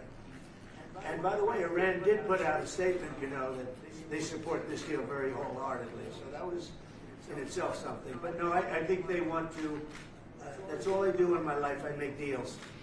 And they want to make a deal. President walked away from hostages have been returned. Can you please tell us what the next steps are? Well, they're going and looking for bodies. It's a pretty gruesome task, and they know where numerous are, as you know. I guess 5 or 6 are in yet now, but they're looking for bodies. They know the areas, and the search parties out, and they're doing it in conjunction with Israel, and they're going to be finding quite a few of them. President Trump, can you tell us when phase 2 of the negotiations will begin? Well, it started. I mean, it started as far as we're concerned. Phase 2 has started. And, you know, the phases are all a little bit mixed in with each other. They're going to start cleaning up. You look at Gaza, and it needs a lot of cleanup. That's why when I talked in my speech, I talked about the debris. I used the word debris. That's debris times 10. So, but they're going to really do a job. They have a lot of power. In another room, you have the wealthiest, some of the wealthiest nations in the world. All leaders, the big leaders are here, the emirs and the kings and everybody, and it's a very interesting group. I guess we have like 35 countries, and that's only because they were the 35 that we invited. Everybody that we invited came. So there's a lot of respect. And I think you'll see some tremendous progress, both in the Middle East. This country is doing very well. It has good leadership. It's about leadership. And it's really nice when you say, how is your crime situation? And they don't even know what you're talking about. What do you mean crime? We don't have crime. Because if he has crime, he puts it out very quickly. Some people think that's not nice, but I think it's great. Because people don't want to be mugged and smashed, and they don't want to be stupid people. They have a place that is doing very well. We're very proud of it because we knew each other from the beginning. The first time I met, it was in a hotel, and I was going to meet him, and then Hillary Clinton was following me. Remember Hillary Clinton? And he liked me so much, he never even got to see Hillary. He saw her for about 2 seconds. But he didn't really want to waste a lot of time. He knew what was going to happen. But that was the first time we met, and we had a very good chemistry together. And it continues till today. So I want to thank you all very much. I appreciate the way you covered this really momentous, I've never seen anything like it. The level of love, the level of respect for what it is, and it's, you know, it's peace in the Middle East, and everybody said it's not possible to do, and it's going to happen, and it is happening. It's before your very eyes, and that's why it's become so fascinating. Marco, do you have anything to say? Egypt's been a phenomenal participant. I think both Steve and Jared will tell you the critical role they played, and they can tell you themselves. They hosted the talks here, and they're going to play a very important role now in the follow-up, the implementation of this, which is really, it's not simply about restoring Gaza, it is about transforming the region. So we have an incredible partner, a long alliance, a very capable partner here, and a tremendous collection of leaders. This is clearly, in my mind, I think in the mind of everyone in this room, probably one of the most important days for world peace in 50 years, and that's not an exaggeration. Only 50? Maybe 100. Certainly since the end of World War II. Mr. Witkoff and Mr. Kushner, I'm curious, you played such an important role in the tactical negotiations here. What will your role be going forward as a lot more has to be brought to the table here? Oh, the minute we had inked the deal, Jared and I were already working on the implementation side of the deal. So we're dug in, we'll be here quite a bit. That's at the direction of the President. That's probably going to be one of the most important phases here. Jared is remarkable to work with. I talk about it all the time. And of course, we both love working for the President, so it feels like a very honorable job. Mr. President, would you like to say something with the interpreter? Yes. هنا في البداية أنا أرحب بفخامة الرئيس. أنا سعيد وكل شرف موجودة في شرم الشيخ مدينة السلام. واسمح لي خطة رئيس أن أنا باسم كل المصريين ويمكن حتى كل محب السلام نرجو لك التحية والتقدير والاحترام على تحقيق هذا الإنجاز الرائع والعظيم. Well, first of all, we would like to say I welcome you to Egypt. It's a great pleasure and an honor to have you with us here in the city of peace, Sharm el-Sheikh. We are also to extend on behalf of all Egyptians and peace lovers around the world, salute the appreciation and the respect for this unprecedented and momentous accomplishment by your hands. أنا كنت متأكد فخامة الرئيس أنا كان الوحيد القادر على تحقيق هذا الإنجاز. I've been very confident that Your Excellency is the only one who is capable of bringing this about and bringing an end to this war. وأنا في خلال اتصالي بفخامة الرئيس ذكرت له ذلك بدأ قلت له فخامة الرئيس أنت وحدك القادر على تحقيق السلام في منطقتنا. I even said that very precisely during my communication with Your Excellency, that you are the only one who is able to bring about peace and to achieve peace in this part. بشكرك فخامة الرئيس. Thank you. ولكن عايزين نستكمل نثبت وقت إطلاق النار ونبدأ بصراحة.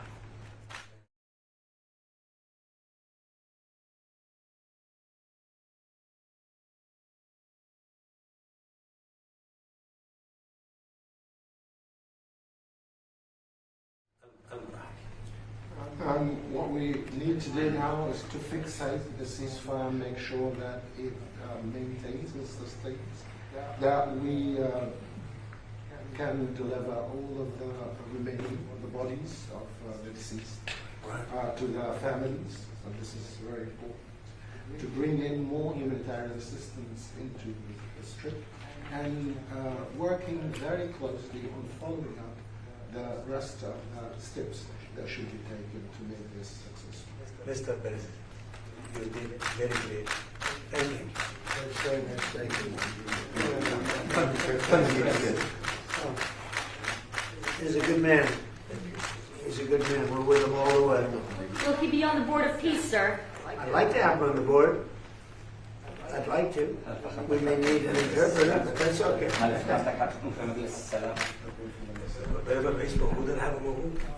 long as the President, His Excellency, You can't do better. The Board of Peace, I'll be there. We've had many leaders want to be on the board, actually. The Board of Peace, it's taken on, Steve, I'd say a life of its own. Do you want to discuss that? What's happened? I think we have a long list of applicants to be on that board. Everybody wants to do it. It's very nice. It's better than the other way. Usually it's the other way. Nobody wants to be on the board. But it's really taken on, this whole thing has taken on a life that's very different. So it's been really a great honor. And you people have done a fantastic job, I want to tell you. We appreciate it very much. Thank you very much, everybody.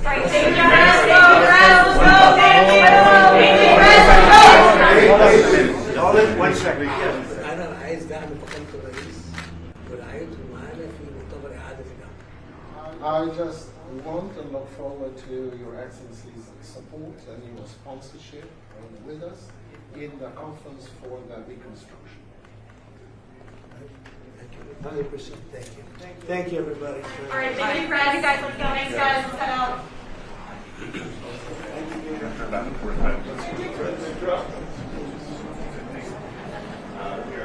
Violet one. Oh my God.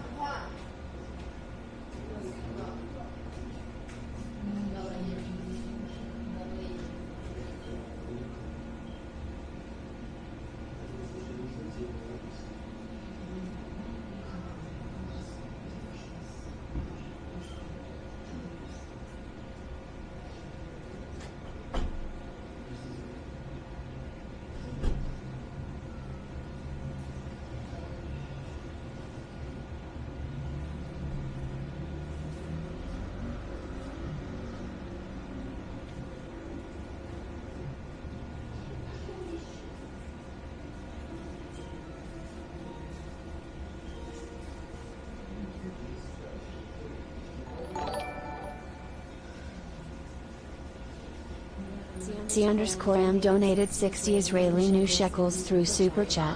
Thank you so much at DD Cyprus 1 click at Shaz73 for bringing us amazing cameras and footage, all through this war. Thanks at everyone for being a wonderful community, praying gesture emoji.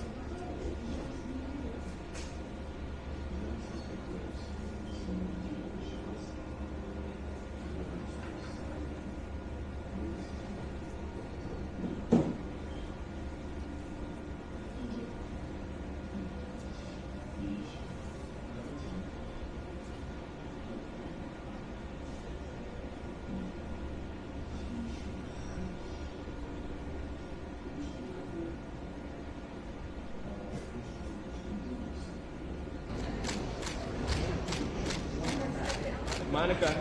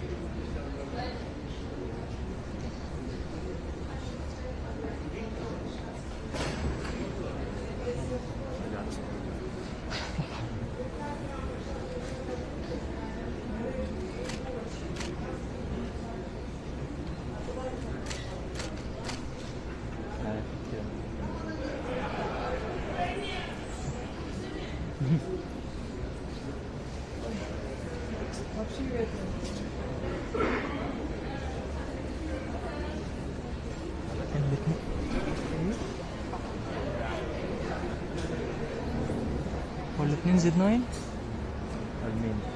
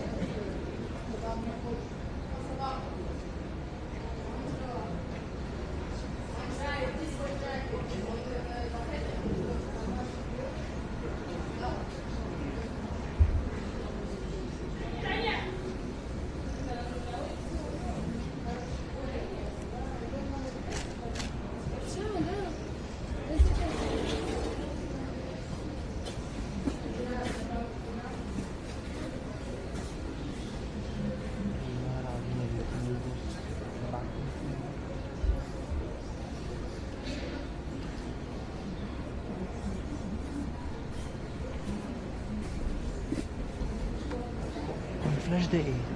الفلاش رابيدو؟ رابيدو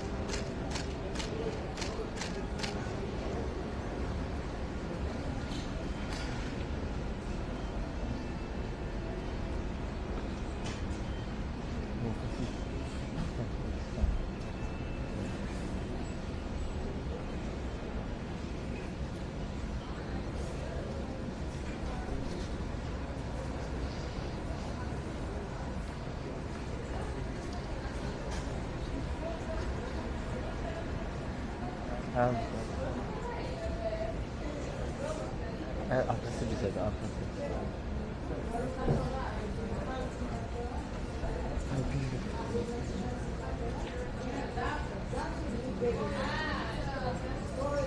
Hazırlanıyor mu? Evet. Baku.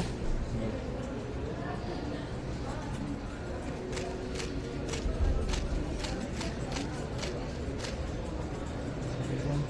güzel. Çok güzel. Evet.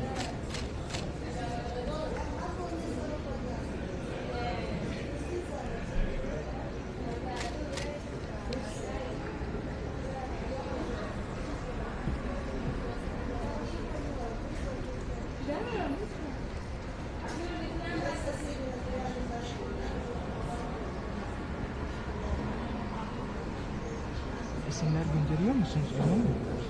Aynen. Ha. İnternet?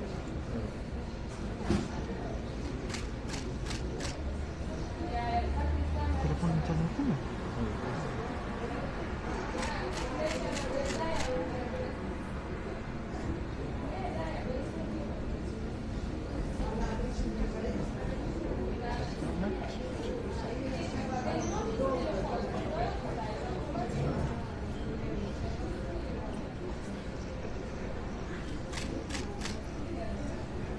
سماحة هو رابط الكاميرا على الماتور وبيبعت الصورة على طول دايركت.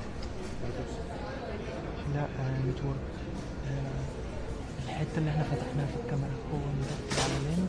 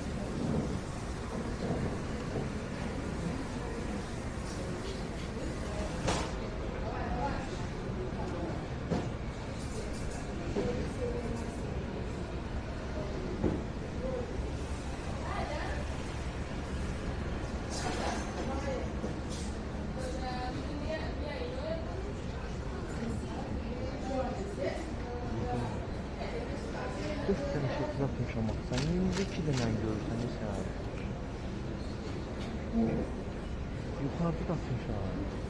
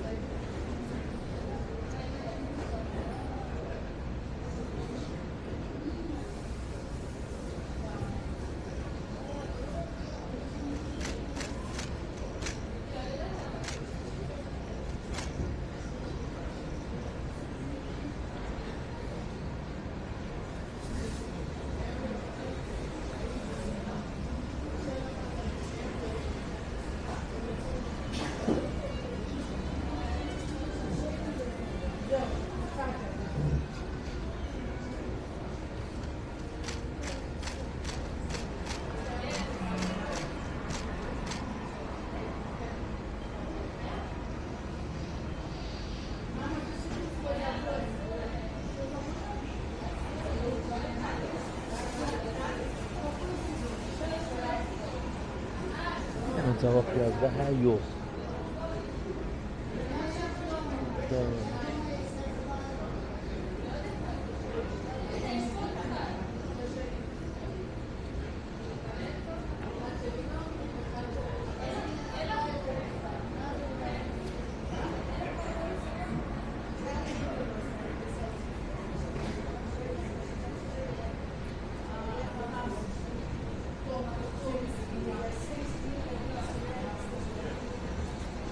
Daniel, is this the last one?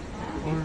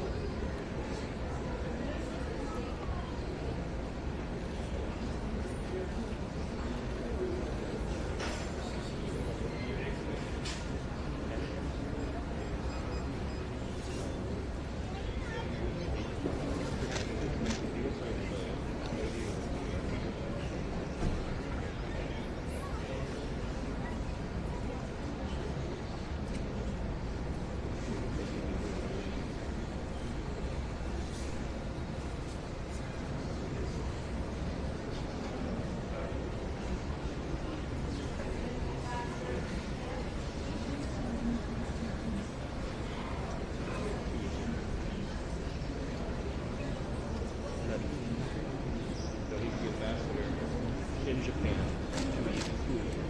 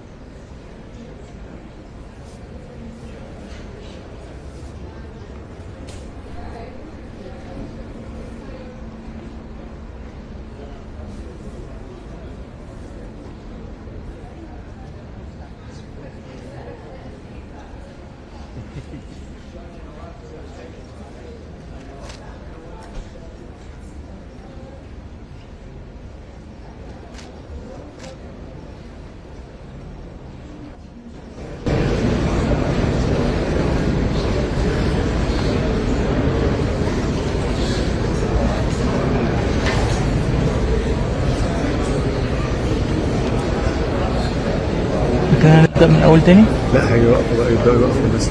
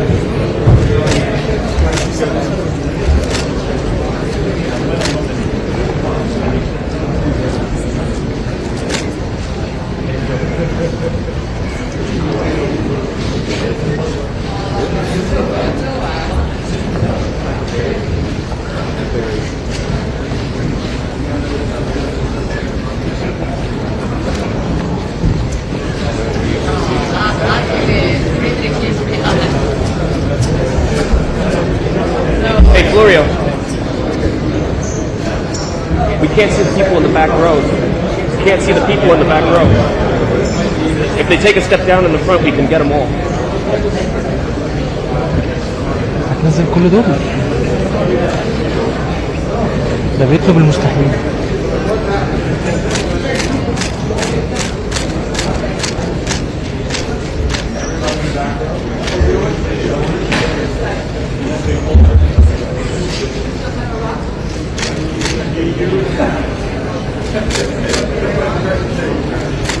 كلهم شبك في البتاع والله.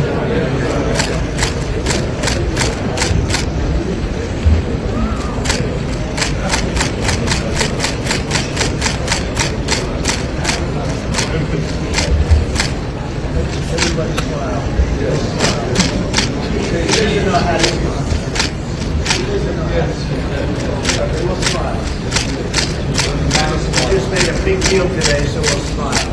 The biggest effort, right? Back.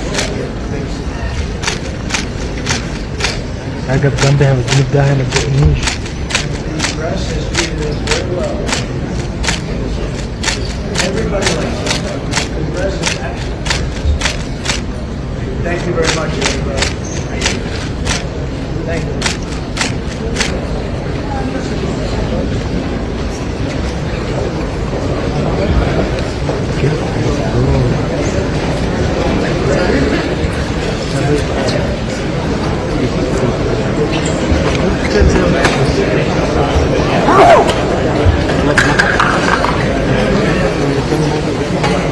Daniel, happy Thanksgiving.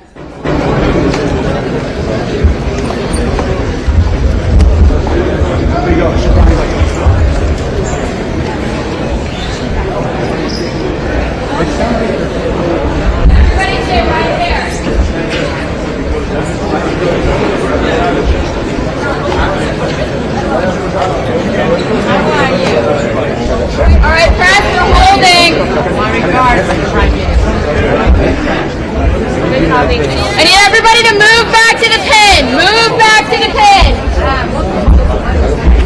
All right, if we want to go to the next room, we need to go back in that pin. Keep moving. Keep moving.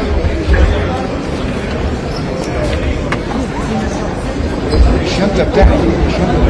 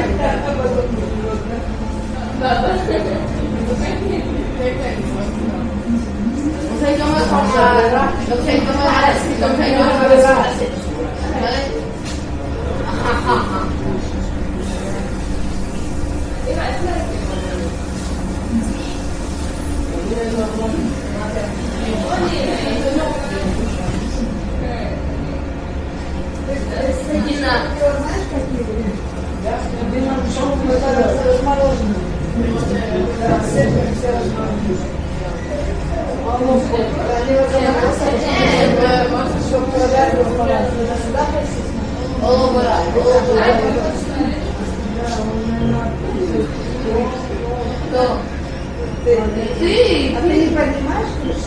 Es difícil. ¿Mano?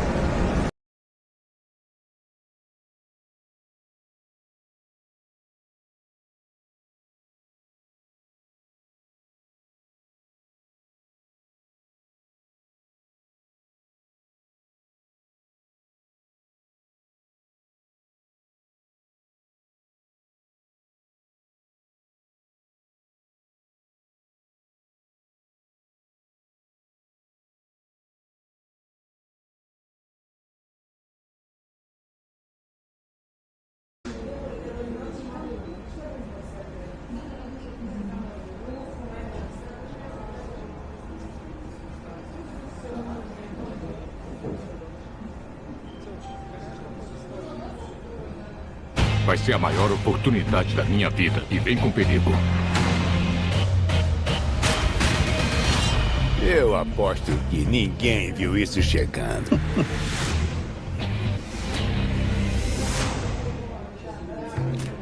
Com a Livelo, as compras do dia a dia viram pontos que você pode trocar por produtos e muito mais. Fala mais, mas daquele jeitinho que eu acho fofo.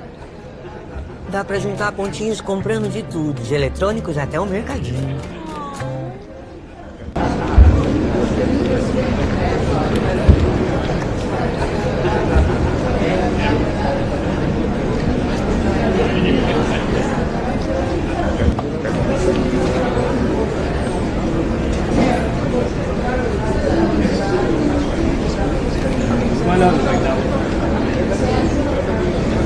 Berat'ın abi geldi mi?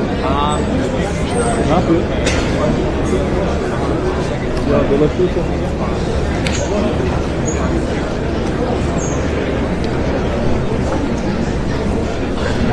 İyi ya.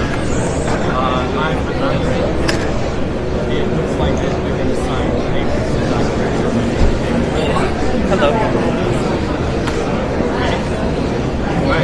You guys are good right over my head, right?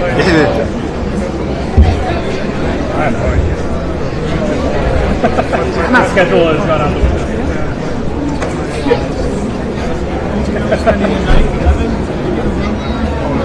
Yeah, 2. Yep.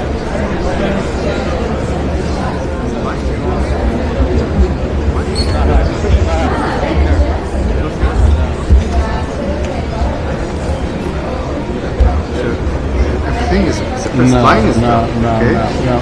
Why you know? Not I'm happening. official. Not happening. I don't care. You don't care? I don't. Okay, no problem. No problem.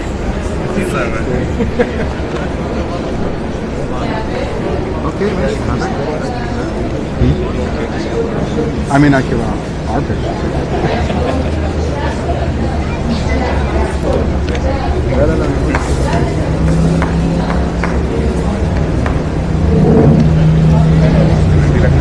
Ana.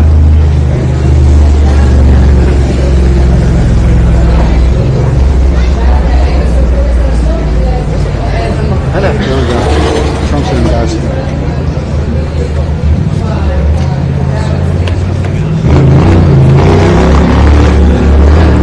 اتفضل اتفضل هلا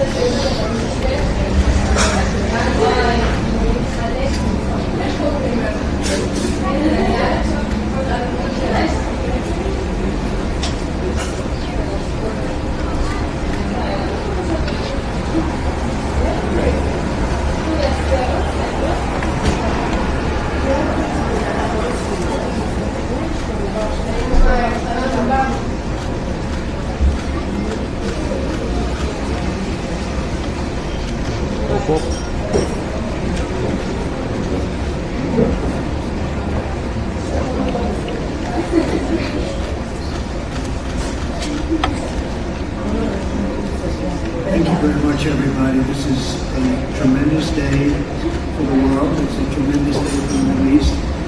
And you can see that this is probably the greatest assemblage of countries in terms of wealth and power maybe ever assembled. And it's just an honor to be a part of it. We're going to be signing a document that's going to spell out a lot of rules and regulations and lots of other things. And it's very comprehensive, but we've already signed documents in the Middle East and having to do with Israel and Hamas and just about everything else, and it's really working out incredibly well. The hostages, as you know, were let go on time, on schedule.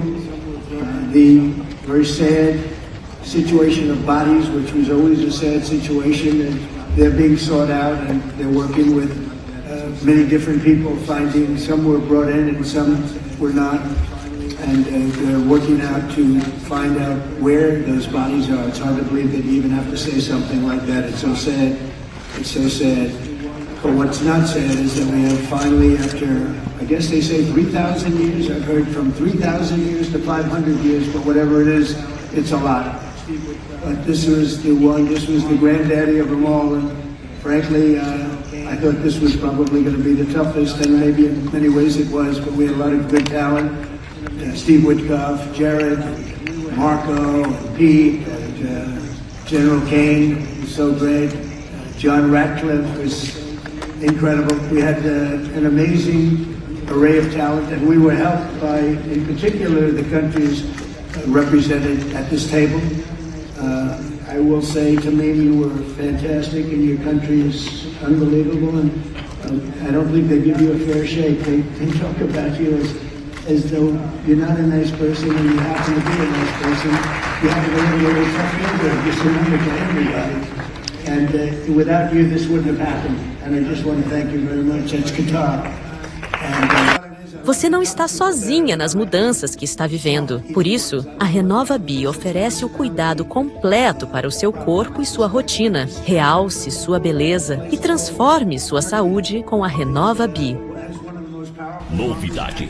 Você ainda não conhece o Clube Veste Casa? Acesse www.clubevestecasa.com.br www.clubevestecasa.com.br. Confira as vantagens. www.clubevestecasa.com.br. Let's known.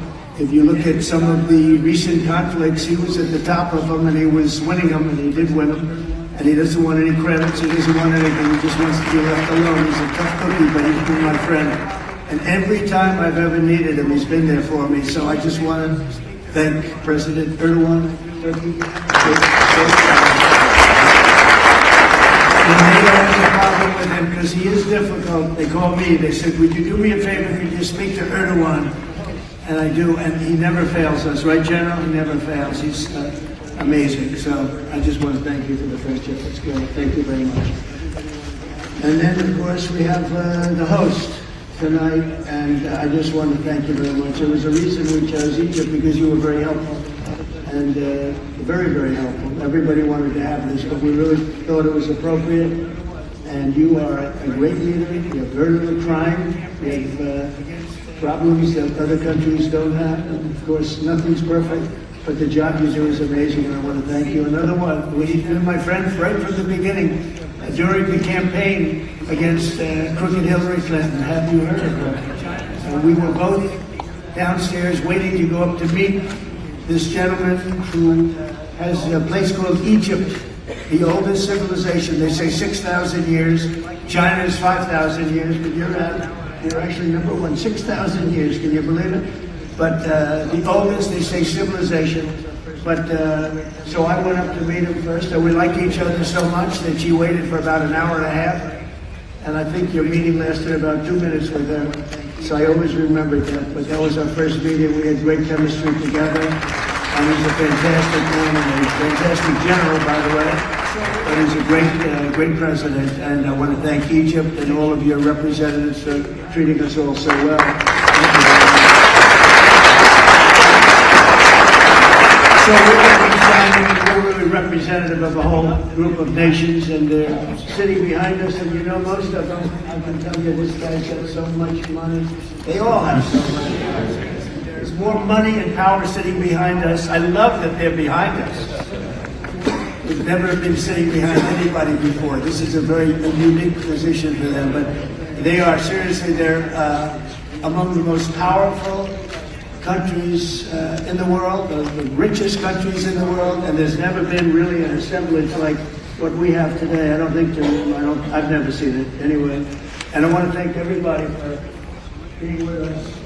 Man, I just solved the war for him. Azerbaijan. Oh, is that doing a good job? Where did you come in here? Where is Harry?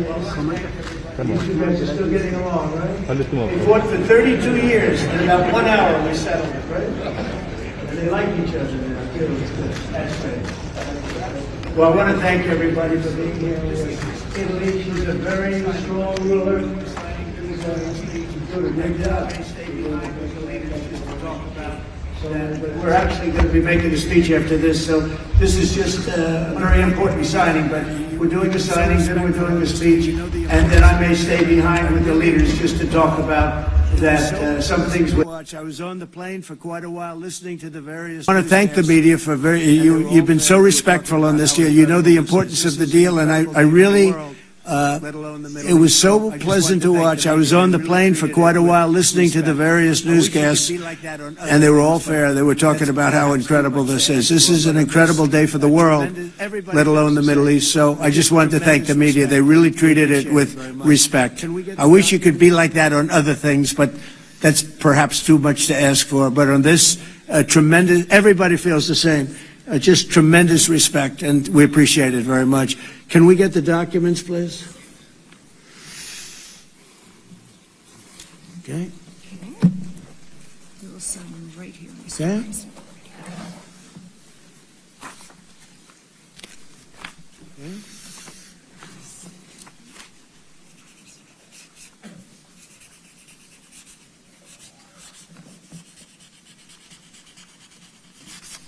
Okay. This took 3,000 years to get to this point. Can you believe it?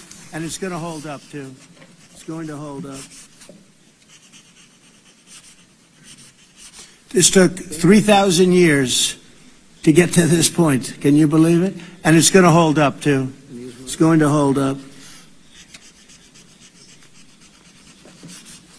Okay, thank you. You can use my pen if you want. Have a pen? Can you use mine? Okay. Okay.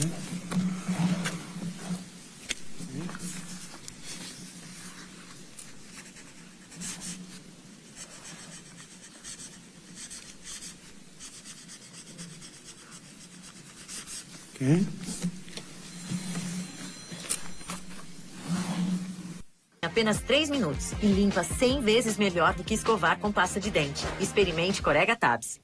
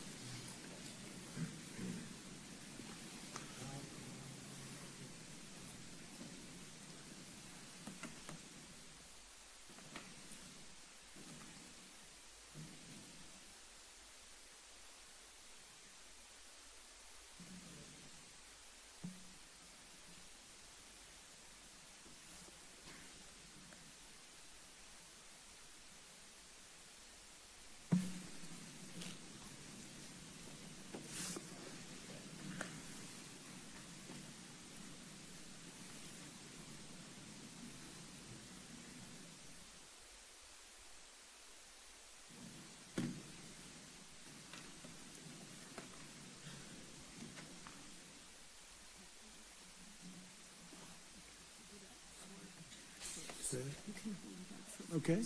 Fine. I think we're going to hold it up. I don't hold up the signature page. Okay. Okay. Fine. I think we're going to hold it up. I don't hold up the signature page. Yeah.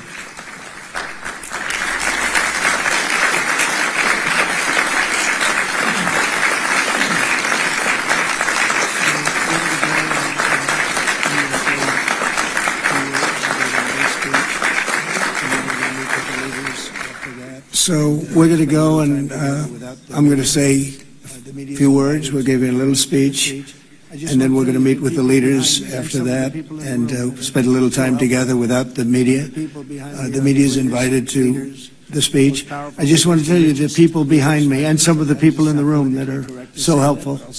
But the people behind me are the greatest leaders, most powerful leaders, the richest leaders, frankly. Sometimes it's not politically correct to say that, but I'll say it. The richest in the world that the world has ever seen.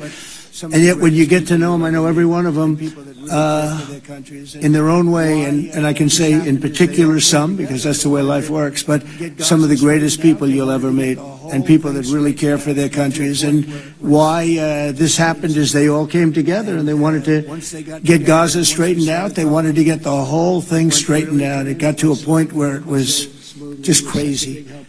And once they got together and once we started talking, it went really, to me, it went smoothly. It went so smoothly. It was such a big help, but it went so smoothly that nobody can even believe it, that we're sitting here and getting this all certified out and all done, and everybody's happy about it. Everybody's happy about it, like I've never seen before, actually.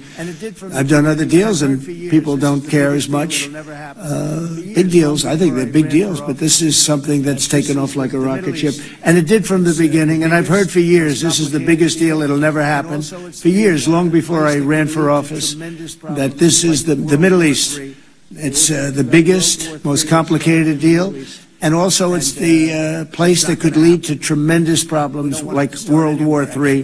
They always talked about World War III would start in the Middle East. And that's not going to happen. We don't want it to start anywhere, actually, but it's not going to happen. So I just want to thank everybody, and I'll see you in a little while. And in particular, thank you all.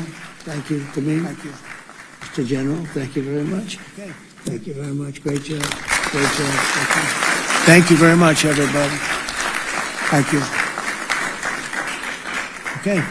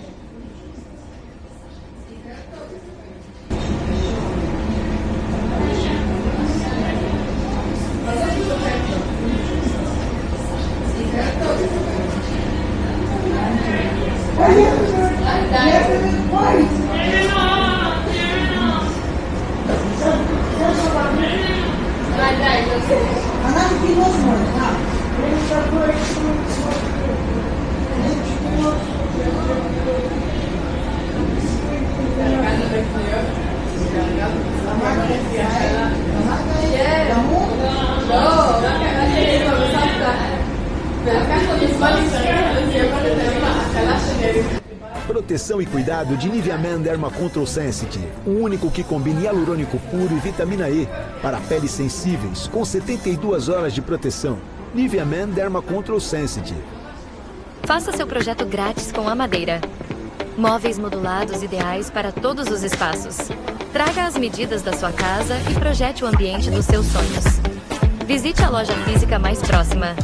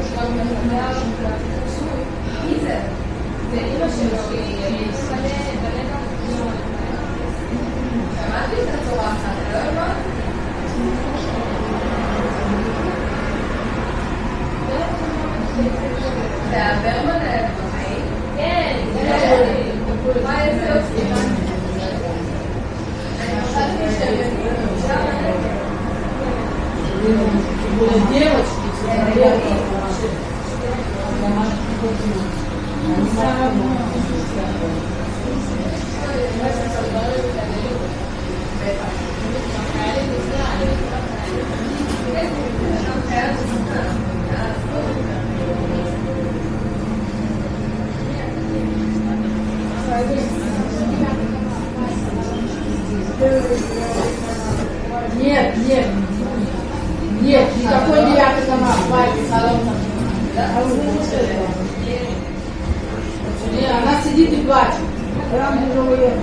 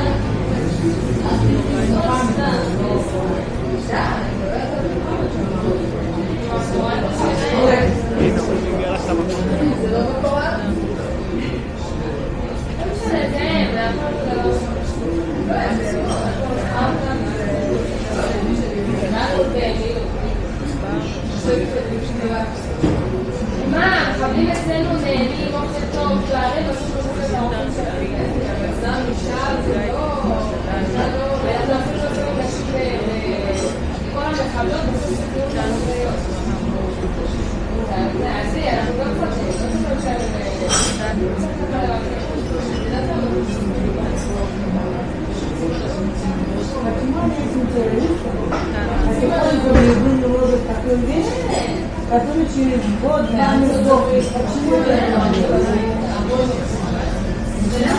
Почему она так отпускать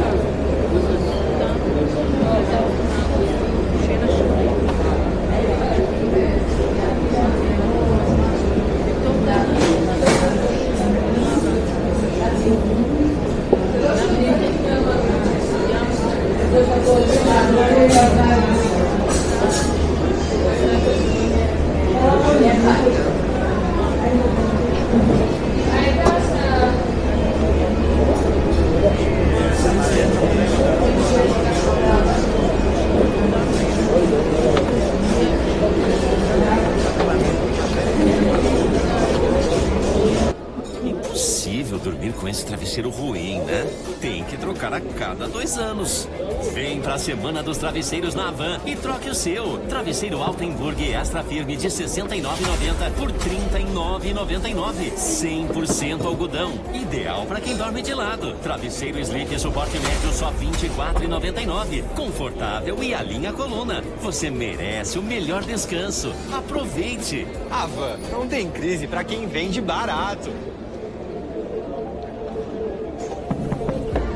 Yes, State of Leaders, kindly join us at the stage. Please, State of Leaders, kindly join us at the stage. Please, State of Leaders, kindly join us at the stage.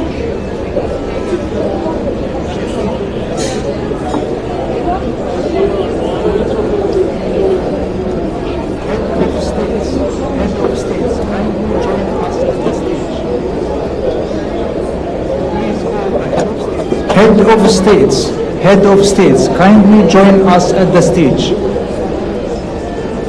Please, all the Head of States, kindly join us at the stage.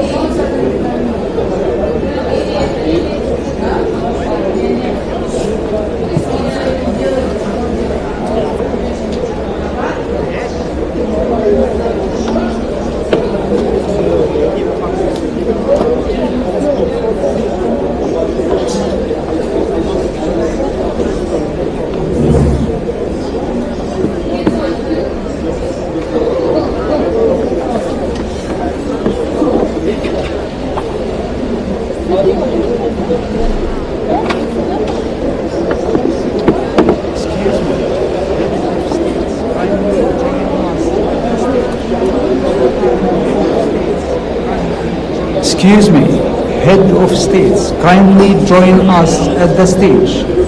All Head of States, kindly join us at the stage.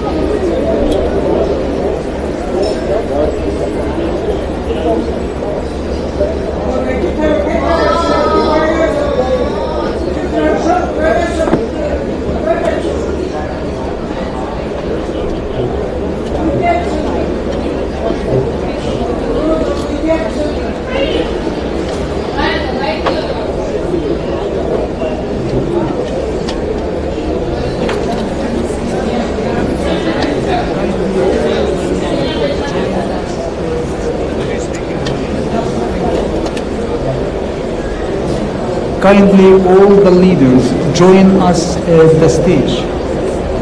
Thank you.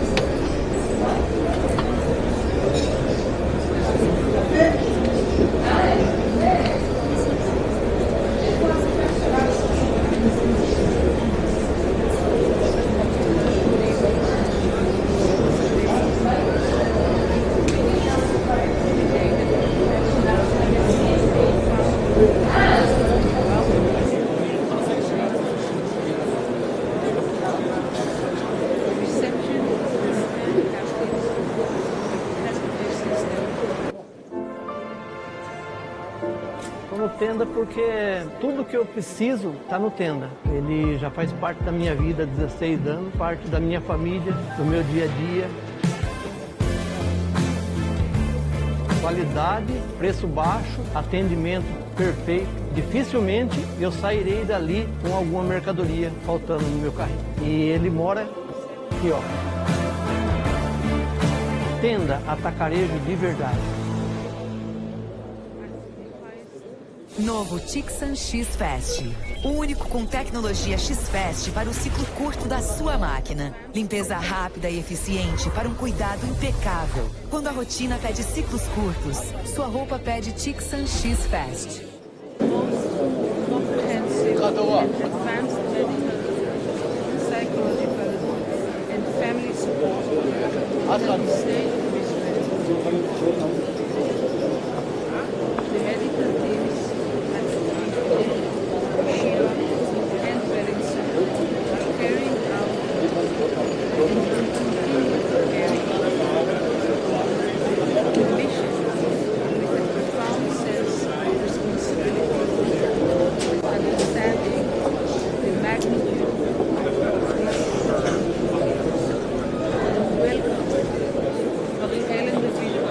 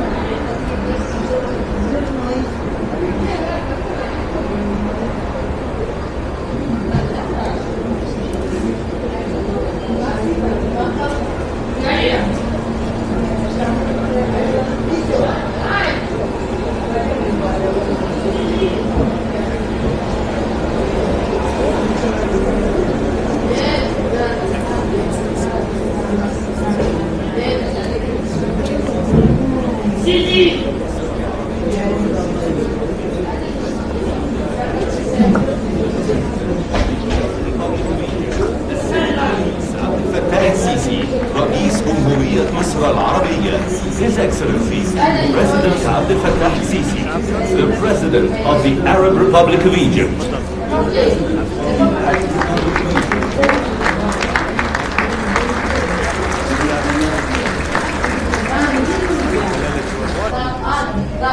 تفضل.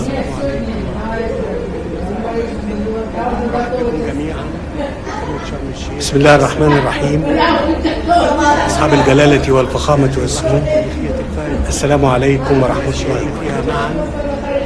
أرحب بكم جميعا في قمة شرم الشيخ للسلام في هذه اللحظة التاريخية الفارقة التي شهدنا فيها معا التوصل لاتفاق شرم الشيخ لإنهاء الحرب في غزة وميلاد بارقة الأمل في أن يغلق هذا الاتفاق صفحة أليمة في تاريخ البشرية ويفتح الباب لعهد جديد من السلام والاستقرار في الشرق الأوسط، والذي ساهمت جهوده في إنهاء الصراع وتحقيق الأمن والتنمية في منطقتنا بل وفي العالم أجمع. اسمحوا لي A superioridade da 3G agora no Mercado Livre. Iriri, o novo tamarim germina recupera a flora e a rotina. دونالد ترامب إلى الانضمام إلى قادة العالم الداعين إلى السلام.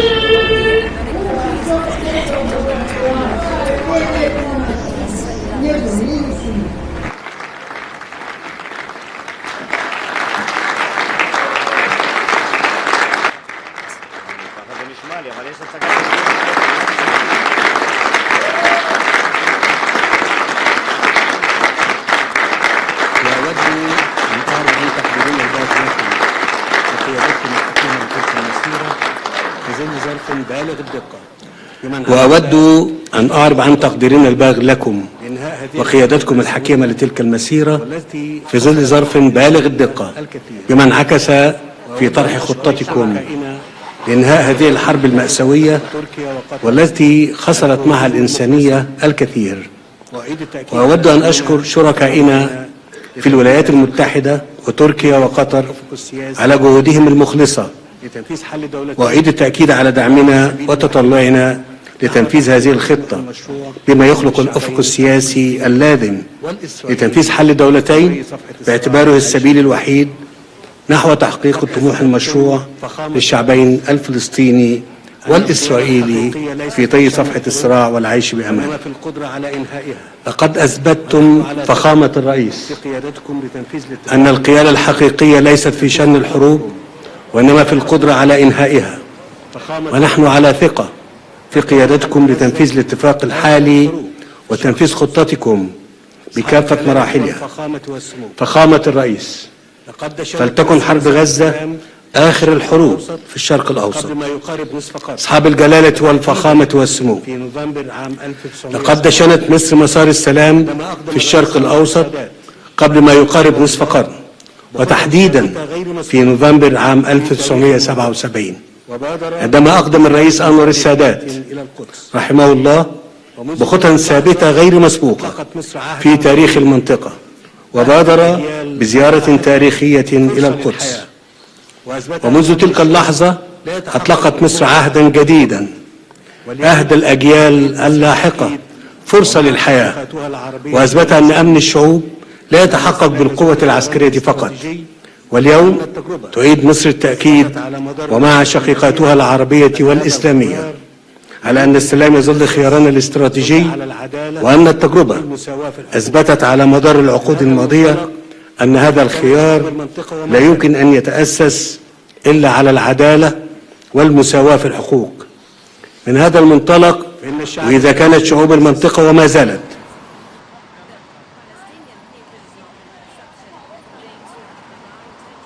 فإن الشعب الفلسطيني ليس where war doesn't loom over, own the right to enjoy freedom and to live in their independent state. Where war doesn't loom over, own the right to enjoy freedom and to live in their independent state. A state that lives side by side with Israel in peace, security and mutual recognition. Peace, is not only crafted by governments, but also built by peoples when they realize that yesterday's rivals could be tomorrow's partners. I avail this opportunity to appeal to the Israeli people. I say, let us turn this historic moment into a new beginning of just and peaceful coexistence prevalent life. Allow us to look forward together to a better future for the sons of our nations. Together, stretch out our hands for our cooperation towards a just and durable peace for the entire regional population. Excellency President Trump, let us pause at the scenes of overwhelming relief and happiness, whether down the streets in Gaza or in Israel alike, or in the entire world after reaching the war-ending agreement. Thanks to your wise initiative, it is another evidence to the people's option is peace. We value as well your interest in resuming life in Gaza. Egypt will work with the United States and in coordination with all partners during the forthcoming days to lay down the common grounds for proceeding towards the strip reconstruction without delay. In this context, we are willing to host early recovery, reconstruction and development conference, which will be based on your plan for ending the war in Gaza, in order to provide livelihoods and to give hope to the Palestinians on their lands. Peace cannot be completed until hands are extended for rebuilding in the aftermath of devastation. Majesties, Excellencies and Highnesses, we look ahead to a bright future to our region, as its cities are built on hope rather to come to a Middle East free from whatever menacing stability and progress, where its populations relish peace and decent existence within its secured borders and safeguarded East, free from whatever menacing its stability and progress. A Middle East where its populations relish peace and decent existence within its secured borders and safeguarded rights. A Middle East that is invincible to terrorism and radicalization. A Middle East free from mass destructive weapons. This is the very new Middle East that Egypt envisions to be embedded in collaboration with regional and international partners. Today's agreement paves the way for that, and it should be cemented and implemented in all its stages, and to reach the implementation of the two-state solution, ensuring our joint vision, exemplifying coexistence among the regional populations, even exemplifying integration among all its states. Honorable attendees, before I conclude my speech, and in appreciation to President Donald Trump's efforts, I would like to declare before the August attendees Egypt's decree to decorate His Excellency with the Order of the Nile, the highest state honor among Egyptian decorations. It is awarded to heads of states and to those who render great services to humankind. Thank you all. Excellency President Trump, kindly proceed. The floor is yours. Now I invite the honorable guest to deliver his speech. Excellency President Trump, kindly proceed. The floor is yours.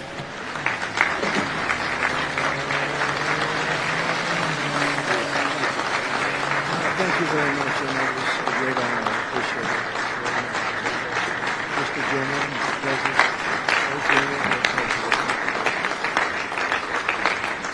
General, Mr. President, well, thank you very much, and that was a great honor. I appreciate it very much, Mr. President. Mr. General, Mr. President, great General, great President. Thank you. I think we're really unthinkable. This is the day that people across the region and around the world have been working. Those prayers of millions have finally been answered. That I think were really unthinkable. Nobody thought this could happen. With the historic agreement we've just signed, those prayers of millions have finally been answered. As you know, the hostages have been returned, and further work goes on having to do with the sadly to say, bodies.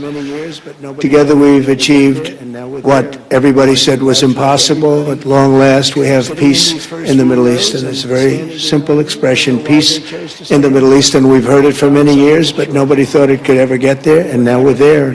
I want to congratulate everybody sitting in these first few rows and standing behind me. I don't know why they chose to stand, but I promise I'll make it short, okay? We are not going to keep you standing for long. These are great leaders. After years of suffering and bloodshed, the war in Gaza is over. Humanitarian aid is now pouring in, including hundreds of truckloads of food, medical equipment, and other supplies, much of it paid for by people in this room. Civilians are returning to their homes. The hostages are reuniting. I mean, it's beautiful. I'm just watching it backstage. The level of love and sorrow, I've never seen anything like it. It's amazing when you see they haven't seen their mother, their father. They haven't seen them in such a long time, and they lived in a tunnel, very little tunnel, very deep. And the level of love is just incredible. It's a beautiful thing to see.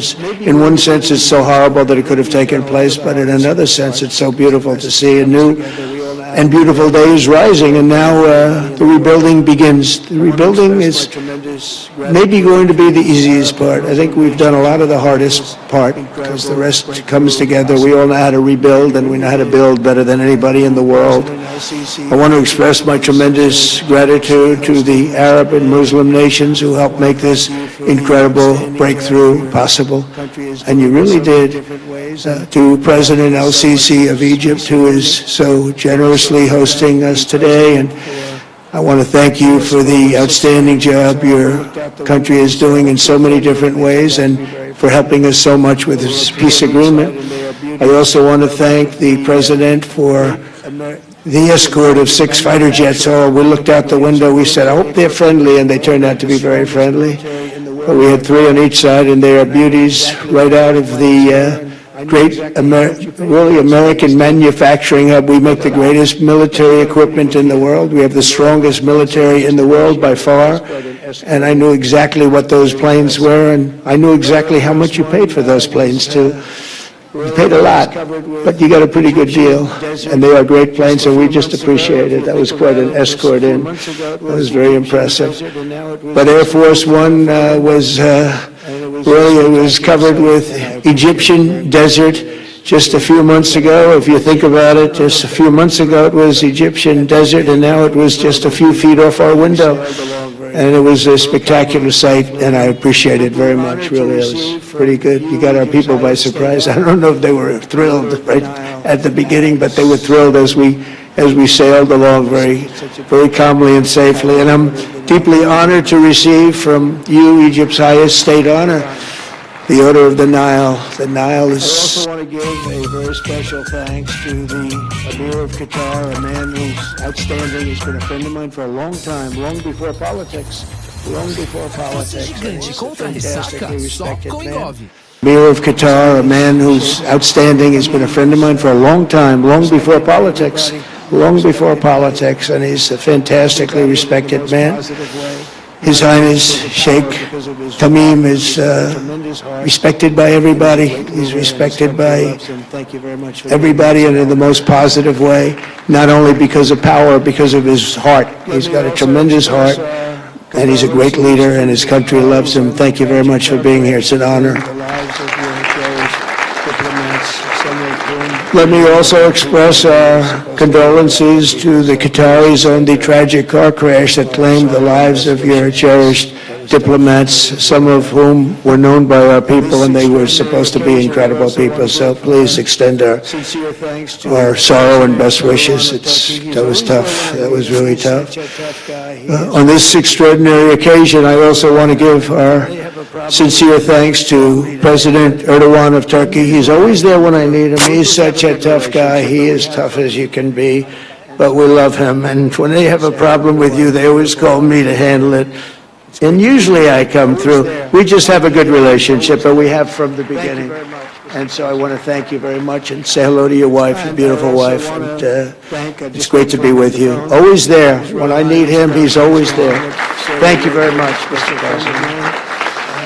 And I also want to thank, I just spoke to him on the phone, His Royal Highness Crown Prince Mohammed, Saudi Arabia, special friend of mine. Boy, he's come so long and so far, and he's doing a fantastic job for his country.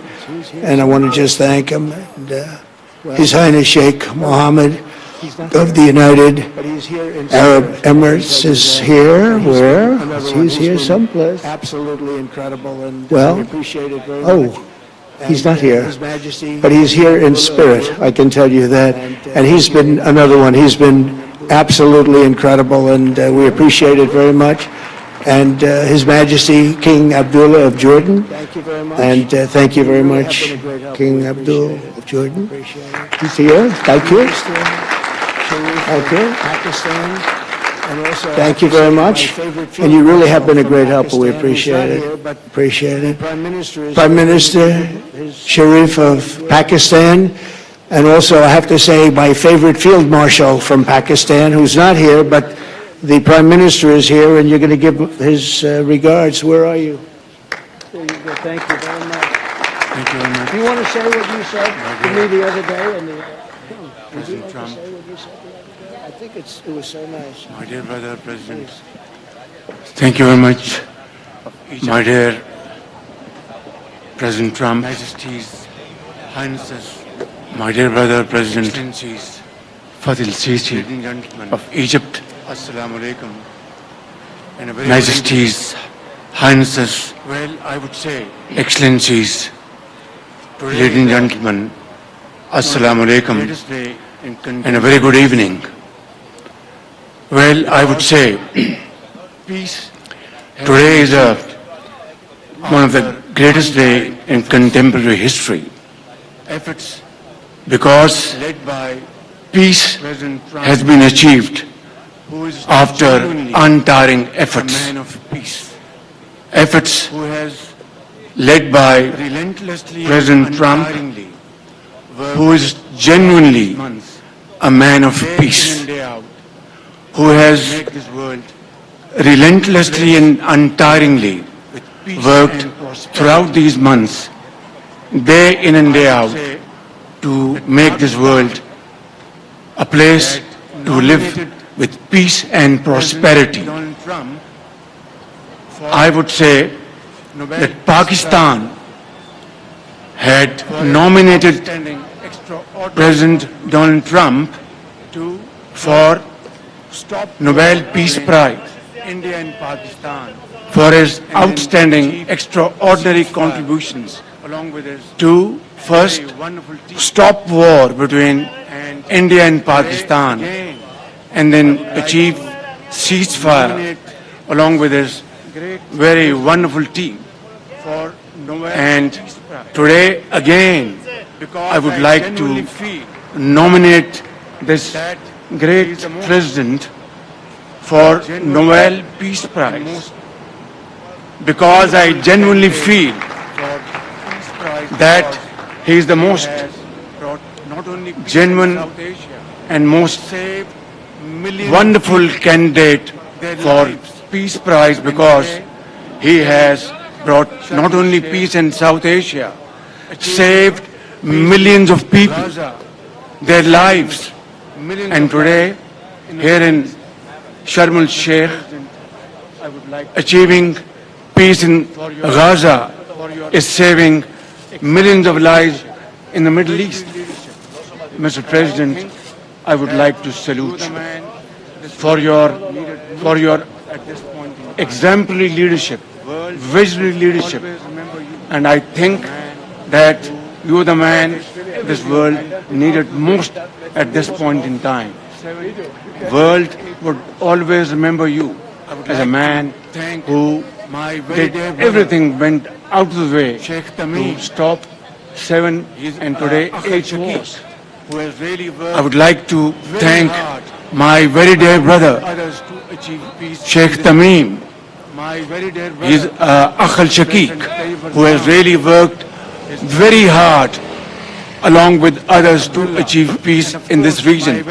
My very dear brother, President Tayyip Erdogan, His Majesty, Crown Prince King Abdullah, and of course my very dear brother Mohammed bin Zayed of UAE, and of course my very dear brother Crown Prince of Saudi Arabia, and he has also been very, very helpful and contributed very valuably in this wonderful peace process.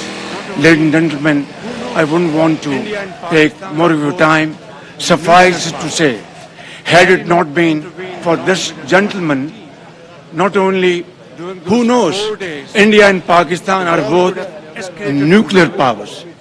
Had he not intervened along with his wonderful team, and similarly, during those 4 days, the war could have escalated to a level who would have lived to tell what happened. And similarly, here in this part of the world, in the Middle East, Mr. President, your more valuable contribution along with President Sisi, I think history will remember in golden words. I wouldn't say more except God bless you, God give you long life to serve like this for all time to come. Thank you very much. Let's go home. There's nothing more I have to say. Goodbye, everybody. Very kind. Wow, thank you very much. Wow, I didn't expect that. Also with us is let's go home. There's nothing more I have to say. Goodbye, everybody. Incredible man. That was really beautiful. Indonesia delivered. Wow, thank you very much. Also with us is President Prabowo, a very incredible man of Indonesia. President Abbas of the Palestinian authorities, and we have them all. We have them all. Great, Jeff. Great. It's good to have you. President Abbas of the Palestinian authorities, we have them all. We have them all. Great. It's good to have you. And so many others. I have a list here. This first 3 rows and what's standing behind me, I don't know why they chose to stand, but it's there. They're going to be very famous tomorrow, all of them. We have the Arab League is represented by His Excellency, and thank you very much for being here. Thank you very much. We have Armenia, and Azerbaijan. That's a little war that we stopped. That's a little war. There they are. Look at them. They're sitting. When I met with them, it was in the Oval Office. They fought for like 31 years or some crazy number. And they had one sitting on that side of the Oval Office, one sitting. By the time we finished in 1 hour, they were both hugging each other. And now they're friends and they're getting along good. Look at it. So I want to thank you both. That's incredible. Really incredible. So you have Armenia and you have Bahrain, you have Canada. It's so great to have, in fact, the president called and he wanted to know if it's worthwhile. He knew exactly what it was. He knew the importance. Where's Canada, by the way? Where are you? Where are you? He knew the importance of this. He said, I want to be there. So many people have done that. They called. I mean, they heard about it. And these are not people that can do that very easily. They have pretty big schedules, to put it mildly. The most powerful people. And I appreciate you being here very much, Mr. President. Fantastic. Fantastic. And Cyprus, Egypt, the European Union, it's a lot of countries. France, thank you very much, Emmanuel. He's my friend. I would imagine Emmanuel standing someplace behind. Good job. Thank you very much, Emmanuel. I can't believe it. You're taking a low-key approach today. He's my friend. He's easy to spot. That's great. Good job. Thank you very much, Emmanuel. Germany, the new Chancellor of Germany he's easy to spot because he's very tall, and he's very smart, and he's doing a fantastic job for his country. Appreciate it very much, and congratulations, a big election. That was a big one. That was going to change things. Greece, we have Greece. We have Hungary. Oh, Victor, where is Victor? Victor. We love Victor. Victor, I call him. When I put the little accent on it, you are fantastic. All right? I know a lot of people don't agree with me, but I'm the only one that matters. You are fantastic. He's a great leader. I endorsed him the last election he had, and he won by 28 points. So you're going to do even better this time. You have another election, and you're going to do great, and we appreciate it. And we're behind you 100%. That's Hungary. India is a great country with a very good friend of mine at the top, and he's just done a fantastic job. And they are. Fuja da rotina. And they're two great, refresh leaders, com Mentos. great leaders, as far as I'm concerned. Indonesia, we covered, and I just want to say that leaders, great leaders, as far as I'm concerned.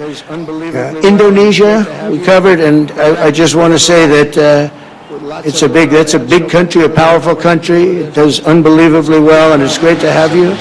Iraq, we have Iraq with lots of oil. They have so much oil, they don't know what to do with it.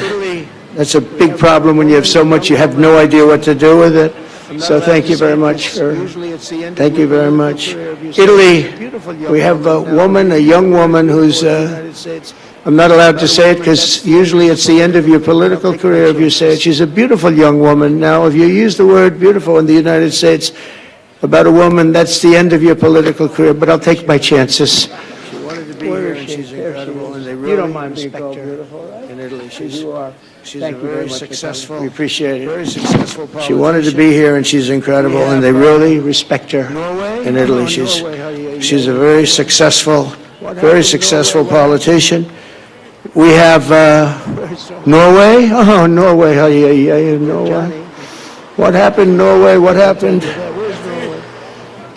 Where's Norway? Where is he? We have Johnny. We're going to the World Cup. I can tell you that. Where's Norway? I don't think he wants to stand. Oh, he's back there. There we have Norway. Oman. Again, we have Paraguay.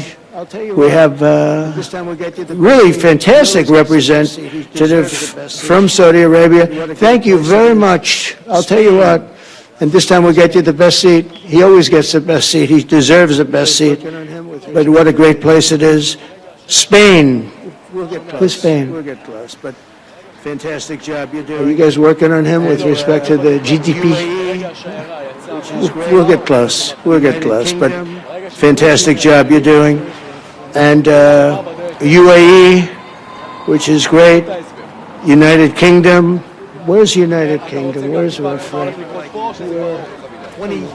20-minute notice, and I think it's fantastic. And we have so many others, and just so many came in like 20-minute notice, and I think it's fantastic. And we have so many others, and just so many others, and it's such a compliment to what we're doing, because what we've done is something very unique and very special. So it's perhaps the wealthiest and most powerful group of nations ever assembled at one time, which is a big thing. We have achieved together in recent days a change that really is historic, and it's going to be remembered forever. And I want to thank the American team for their amazing work, and I want to thank, I think he'll go down as the greatest Secretary of State in the history of our country. I really believe that, Marco, or I wouldn't say it. Marco Rubio, I wouldn't say it. Yeah, maybe I would.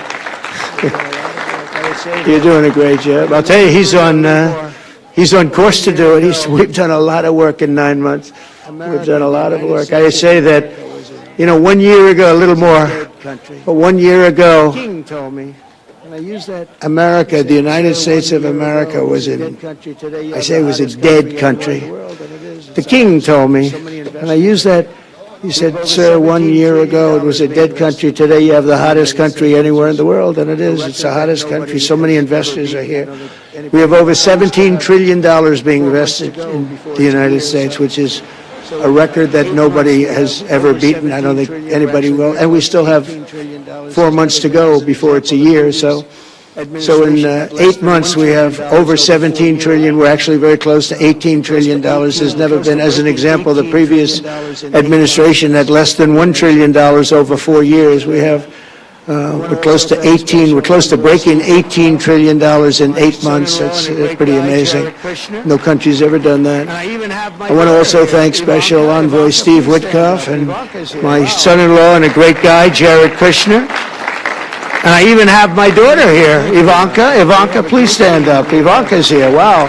General Raising Cane. We have John Radcliffe. We have Thank you, Ivanka. We have a great team, and we have, as you know, General Raisin Kane, we have John Radcliffe, we have Tom Barrack, we have really a lot of good talent. We have Pete Hegseth, who's now Department of War, as opposed to Department of Defense. We made a little change.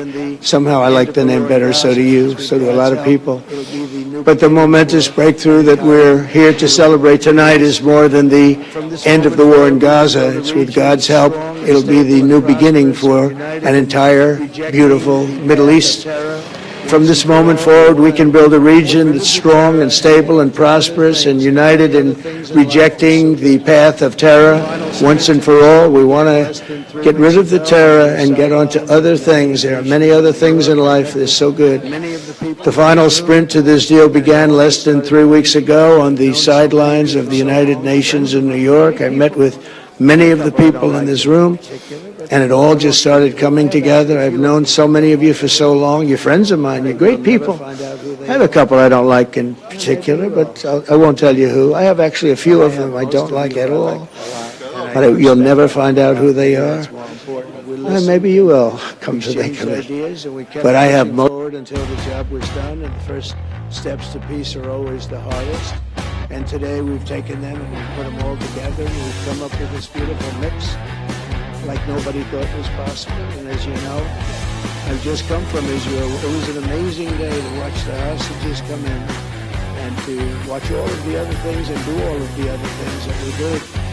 And like all of us here this evening, the Israeli people are overjoyed that the war has ended. Many of you have had dancing in the streets. They had dancing in the streets. And they've been dancing for weeks now. Once they heard about this, and they heard that there was even a possibility. They're elated at the arrival of the hostages and excited to begin this new chapter for the entire region, and it's going to be that. And they are going to be great partners, and I hope everybody's going to join the Abraham Accord. I like to say the Avraham. I love Avraham. But somehow it doesn't sound as good when I say it as it does when some of my other friends say it who are from the region. I love Avraham, but somehow it doesn't sound as good when I say it as it does when some of my other friends say it who are from the region. But we're going to get a lot of people joining the Abraham Accords. We have the 4 great nations that did it early on, and they stayed with it. And then you had the Biden administration, which is the worst administration in the history of our country, and obviously they did nothing on that and anything else. And so it stayed at 4, and now a lot of people, even today, they're talking about all joining up. So many people have talked to me about that, and it's going to be a great tribute to really the United States. I mean, the United States has worked very hard in the Middle East, so it would be a tribute to us and to Jared and to Steve and to all of the people, Marco, all of the people that have worked so hard on that. And it really is going to it's going to guarantee that it all stays together. You're going to do well, because the 4 nations do very well. I mean, they do extremely, they're wealthy, but they're a lot wealthier because of it. So I hope everybody's now joining up. Now we have no excuses. We don't have a Gaza, and we don't have an Iran as an excuse. That was a good excuse, but we don't have that anymore. All the momentum now is toward a great, glorious, and lasting peace.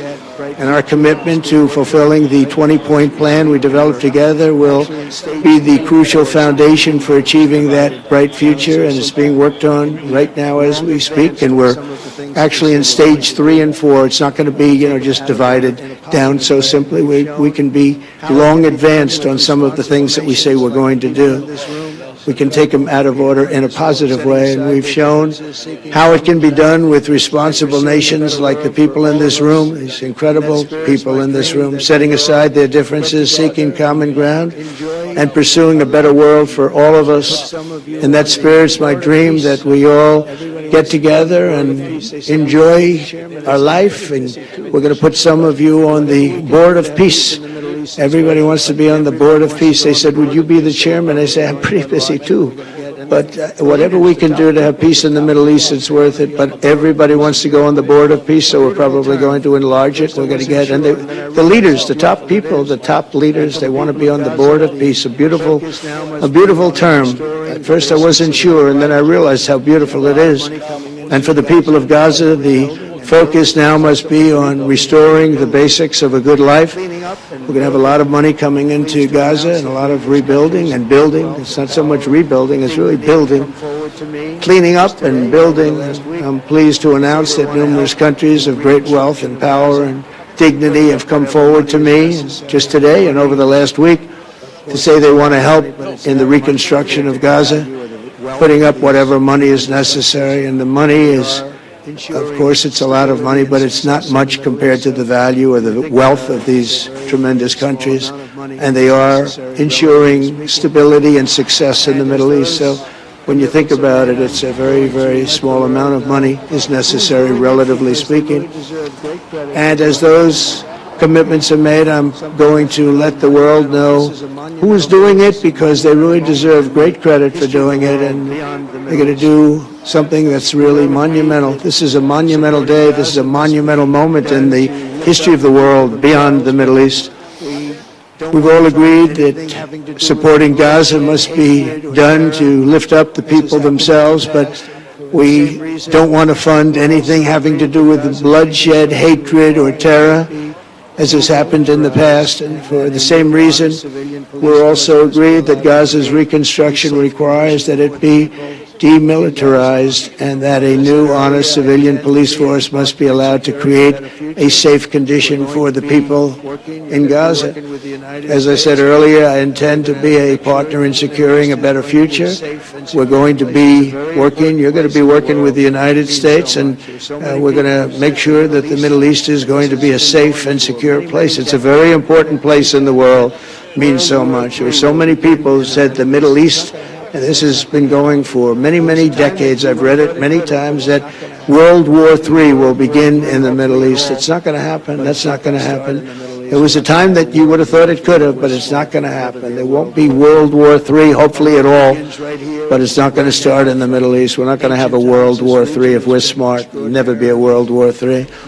Our work begins right here and right now. From ancient times, this region has been extraordinarily mixed with respect to people, culture, religions, all of the different elements of national characters, unlike maybe anywhere else on earth. And for 3,000 years, there's been conflict. For whatever reason, there's been tremendous conflict, always conflict. But today, for the first time anyone can remember, we have a once-in-a-lifetime chance to put the old feuds and bitter hatreds behind us. And that's why so many people in this room, they didn't get along. Some did, some didn't, but they're getting along now. This has brought the people together. This is the first time the Middle East crisis has brought people together as opposed to driving them apart. And to declare that our future will not be ruled by the fights of the generations past, which is foolish. So together, let us continue in the spirit of cooperation and goodwill that has finally brought us to this incredible, historic breakthrough. If we do, together, we will reach the Middle East's incredible destiny, a safe and prosperous and beautiful crossroads of culture and commerce, faith in humanity and geographic center. This will be the geographic center of the world. So I just want to thank everybody for being here. I want to thank you all for what you've done and for this quick notice. It all came together just at one little period. It just came together. The greatest deals happen that way. If you do anything about deals, that's all I've done all my life is deals. The greatest deals just sort of happen. And that's what happened right here. And maybe this is going to be the greatest deal of them all, not just nation building, not just having to do with this or the political whims. This will be maybe the greatest deal of them all, period. And I want to thank all of you and all of these great nations and this region for what it's gone through and all of the fights it's had, life over death and hope over strife and harmony over hatred. That's what we want. We want it to be that way because together we're going to forge a magnificent, great, and enduring peace. I want to just end by saying God bless you all. God bless the Middle East. God bless your countries, and God bless you. Thank you very much, everybody. Thank you. Thank you very much. So we could ask the media to leave, and we're going to have a little conversation with all of these great leaders. Thank you very much. So if we could ask the media to leave, and we're going to have a little conversation with all of these great leaders, which will take 5 minutes. and we'll just talk for a couple of minutes. But if we could ask the media to leave, would be great. Thank you. Thank you very much. Thank you.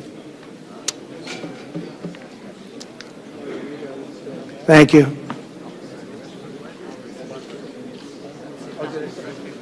Thanks. So you going back? I'll go back. I'm glad you upgraded me to president. Oh, did I say? Great stuff. That's good. I started. Please sit in. Great stuff. That was Goodbye. great. Take care. Very good. Goodbye. you? Prime Minister. Take care. Take care. Are you okay? So thank you, everybody. I will be in Washington in 8th of November. Come over. So to the leaders, I just want to thank you very much for being here. So thank you, everybody. We're going to be drawing some names if you want to get involved in the... So to the leaders, I just want to thank you very much for being here. We'll be meeting again. We're going to be drawing some names if you want to get involved in the Board of Peace. You'll let us know. And I just want to thank everybody. This is really a special occasion. Thank you all very much. We'll see you soon. Thank you. Thank you very much. Thank you very much. I'm Prime Minister of Romania. You remember?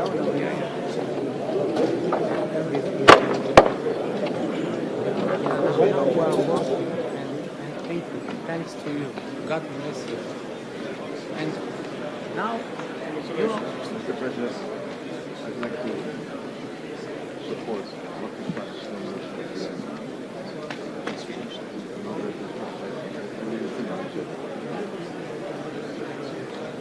Yeah, I want to. Who, I would like to know is in a region not safe, secure. Can I meet Eric?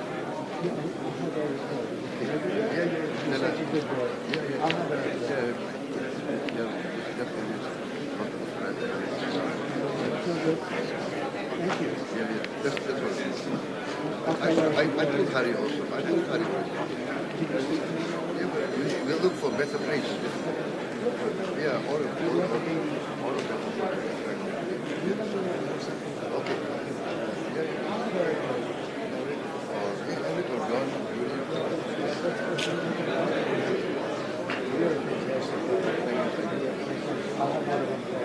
Thank you. I like that you told me that. We don't need that.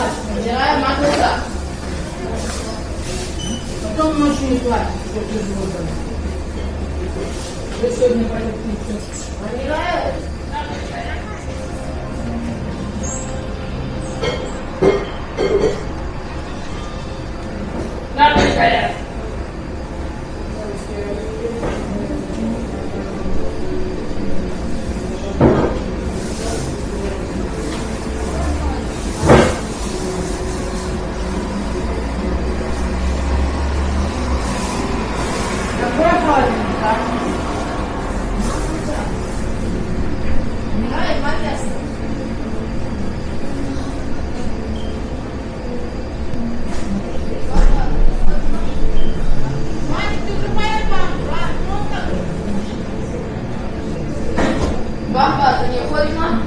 Да. Ваня, ты уже поел бамбу, Ран, что с тобой? А ты пишешь,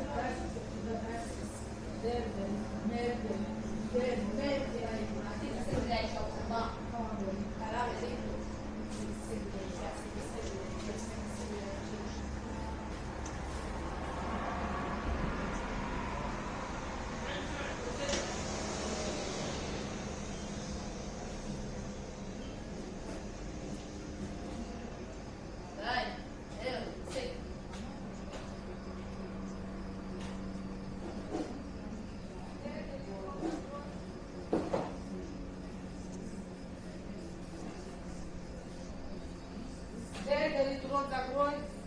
А ты пишешь.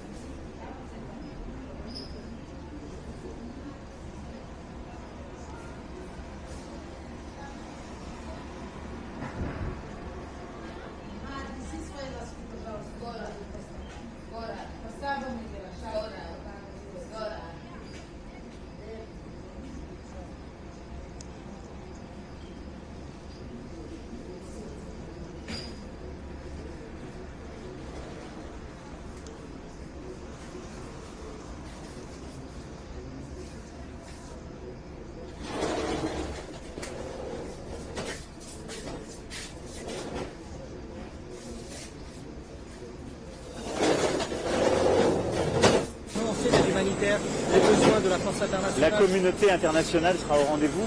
C'est l'objectif de la conférence qui se tiendra ici. Annoncer l'aide humanitaire, les besoins de la force internationale. La communauté internationale sera au rendez-vous. C'est l'objectif de la conférence qui se tiendra ici. Et donc les pays de la région qui ont déjà fait beaucoup vont continuer de faire, de financer le Golfe exactement. L'Égypte aura un rôle clé avec d'autres pays de la région pour accueillir dans leurs hôpitaux. Et les Européens aussi y participeront. Nous avons eu des efforts, sous le contrôle du ministre, d'environ 100 millions d'euros par an depuis le début du conflit. On fera un peu plus même cette année. Et je ne compte pas là-dedans ce qu'on a fait avec nos déploiements sanitaires et nos ONG en plus, et nos militaires avec le Dixmude qui s'est déployé dès le début du conflit. Donc c'est une mobilisation internationale.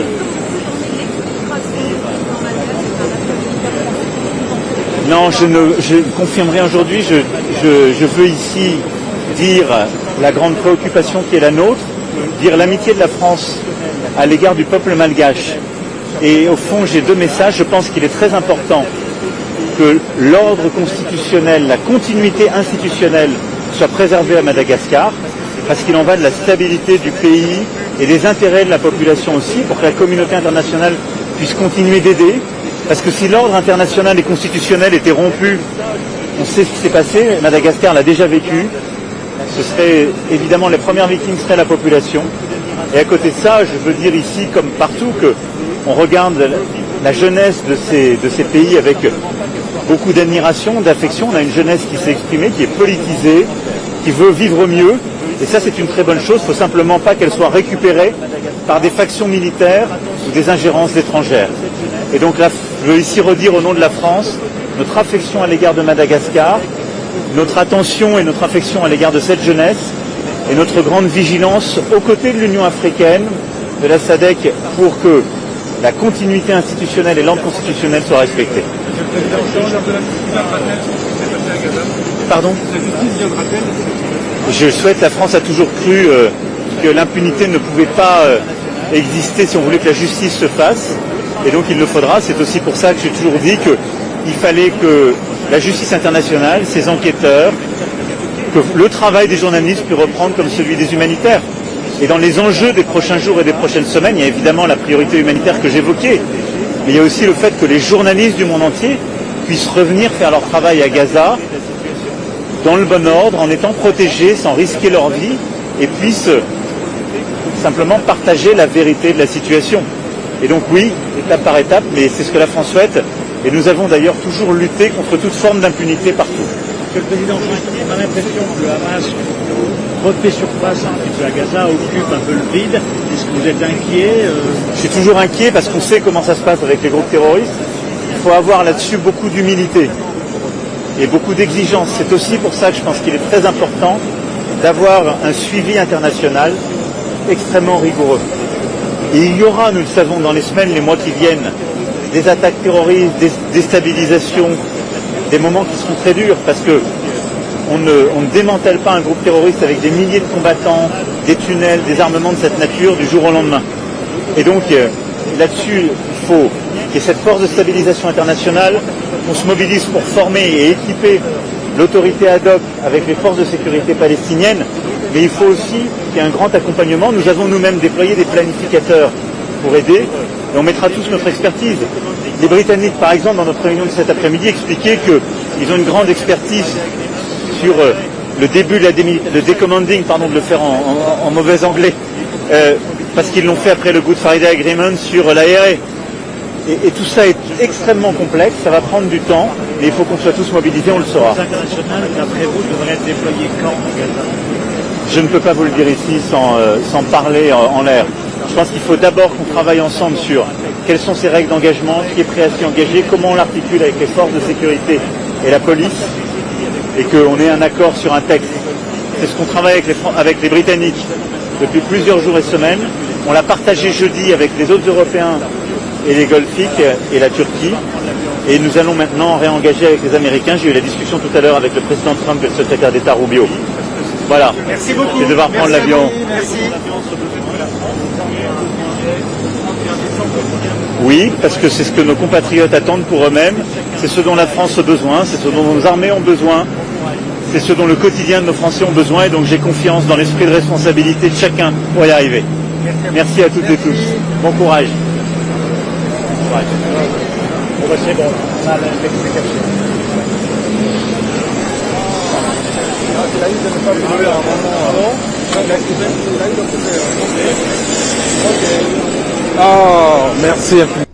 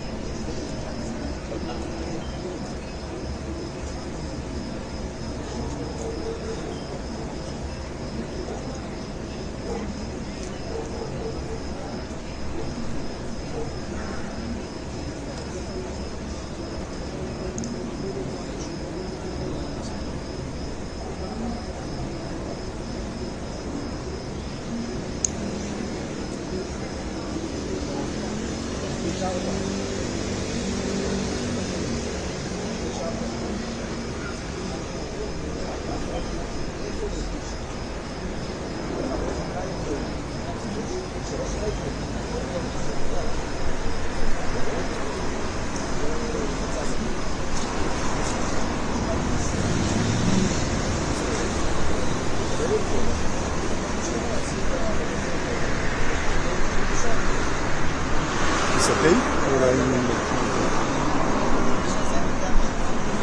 yeah, I'm going to because we are in the train of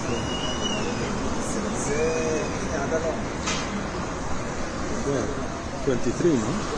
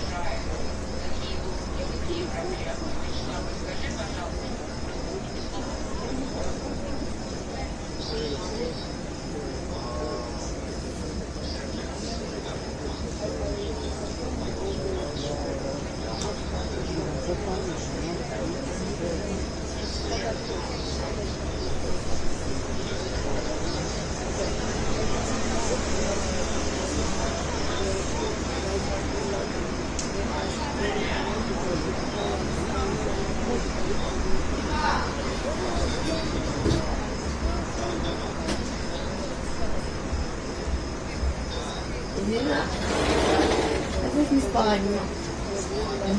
зачем сюда босиком вышел? Да.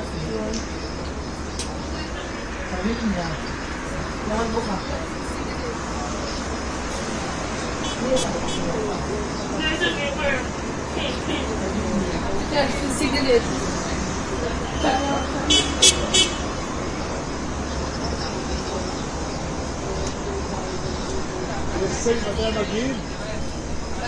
Tá?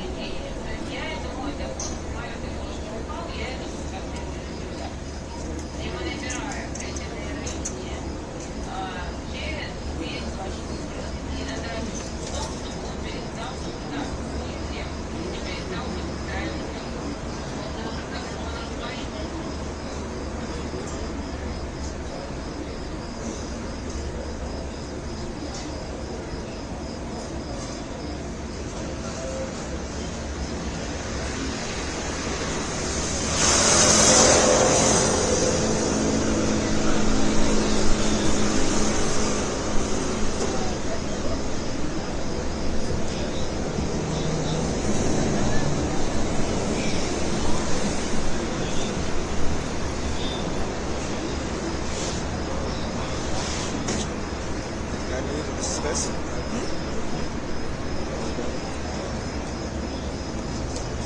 Muito estresse.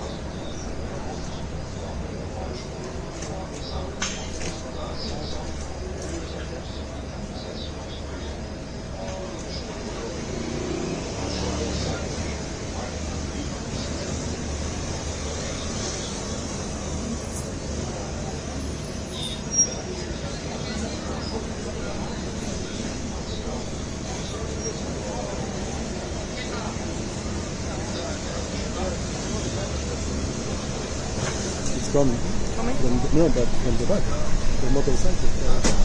No, they were parking here. Okay.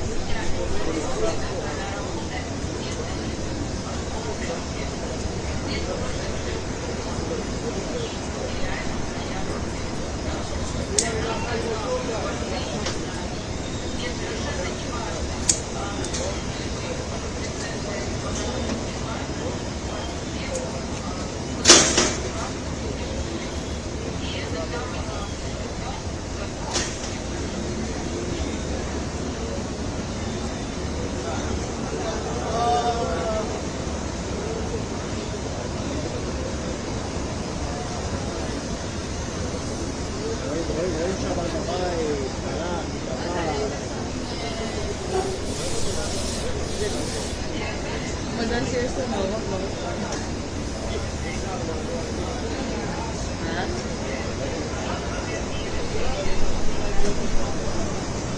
Quer? Eu falei.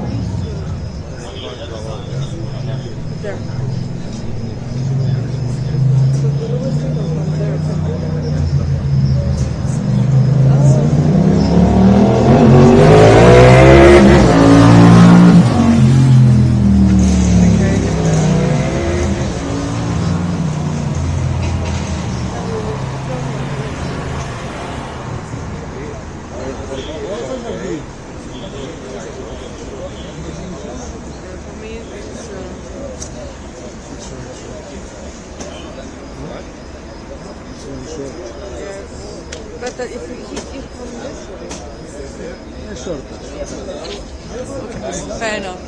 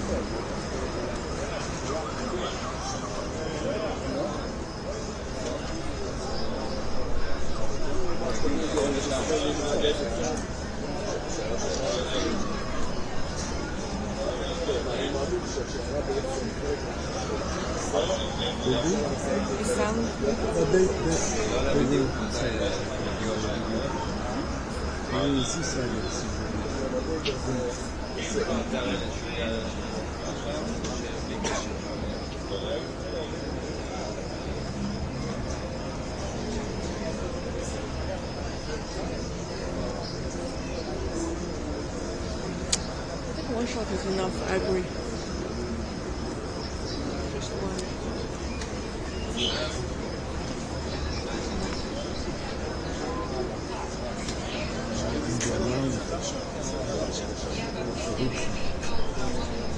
It's so big. Even this is important, it will be short. 20 seconds. There's no point to get this shot.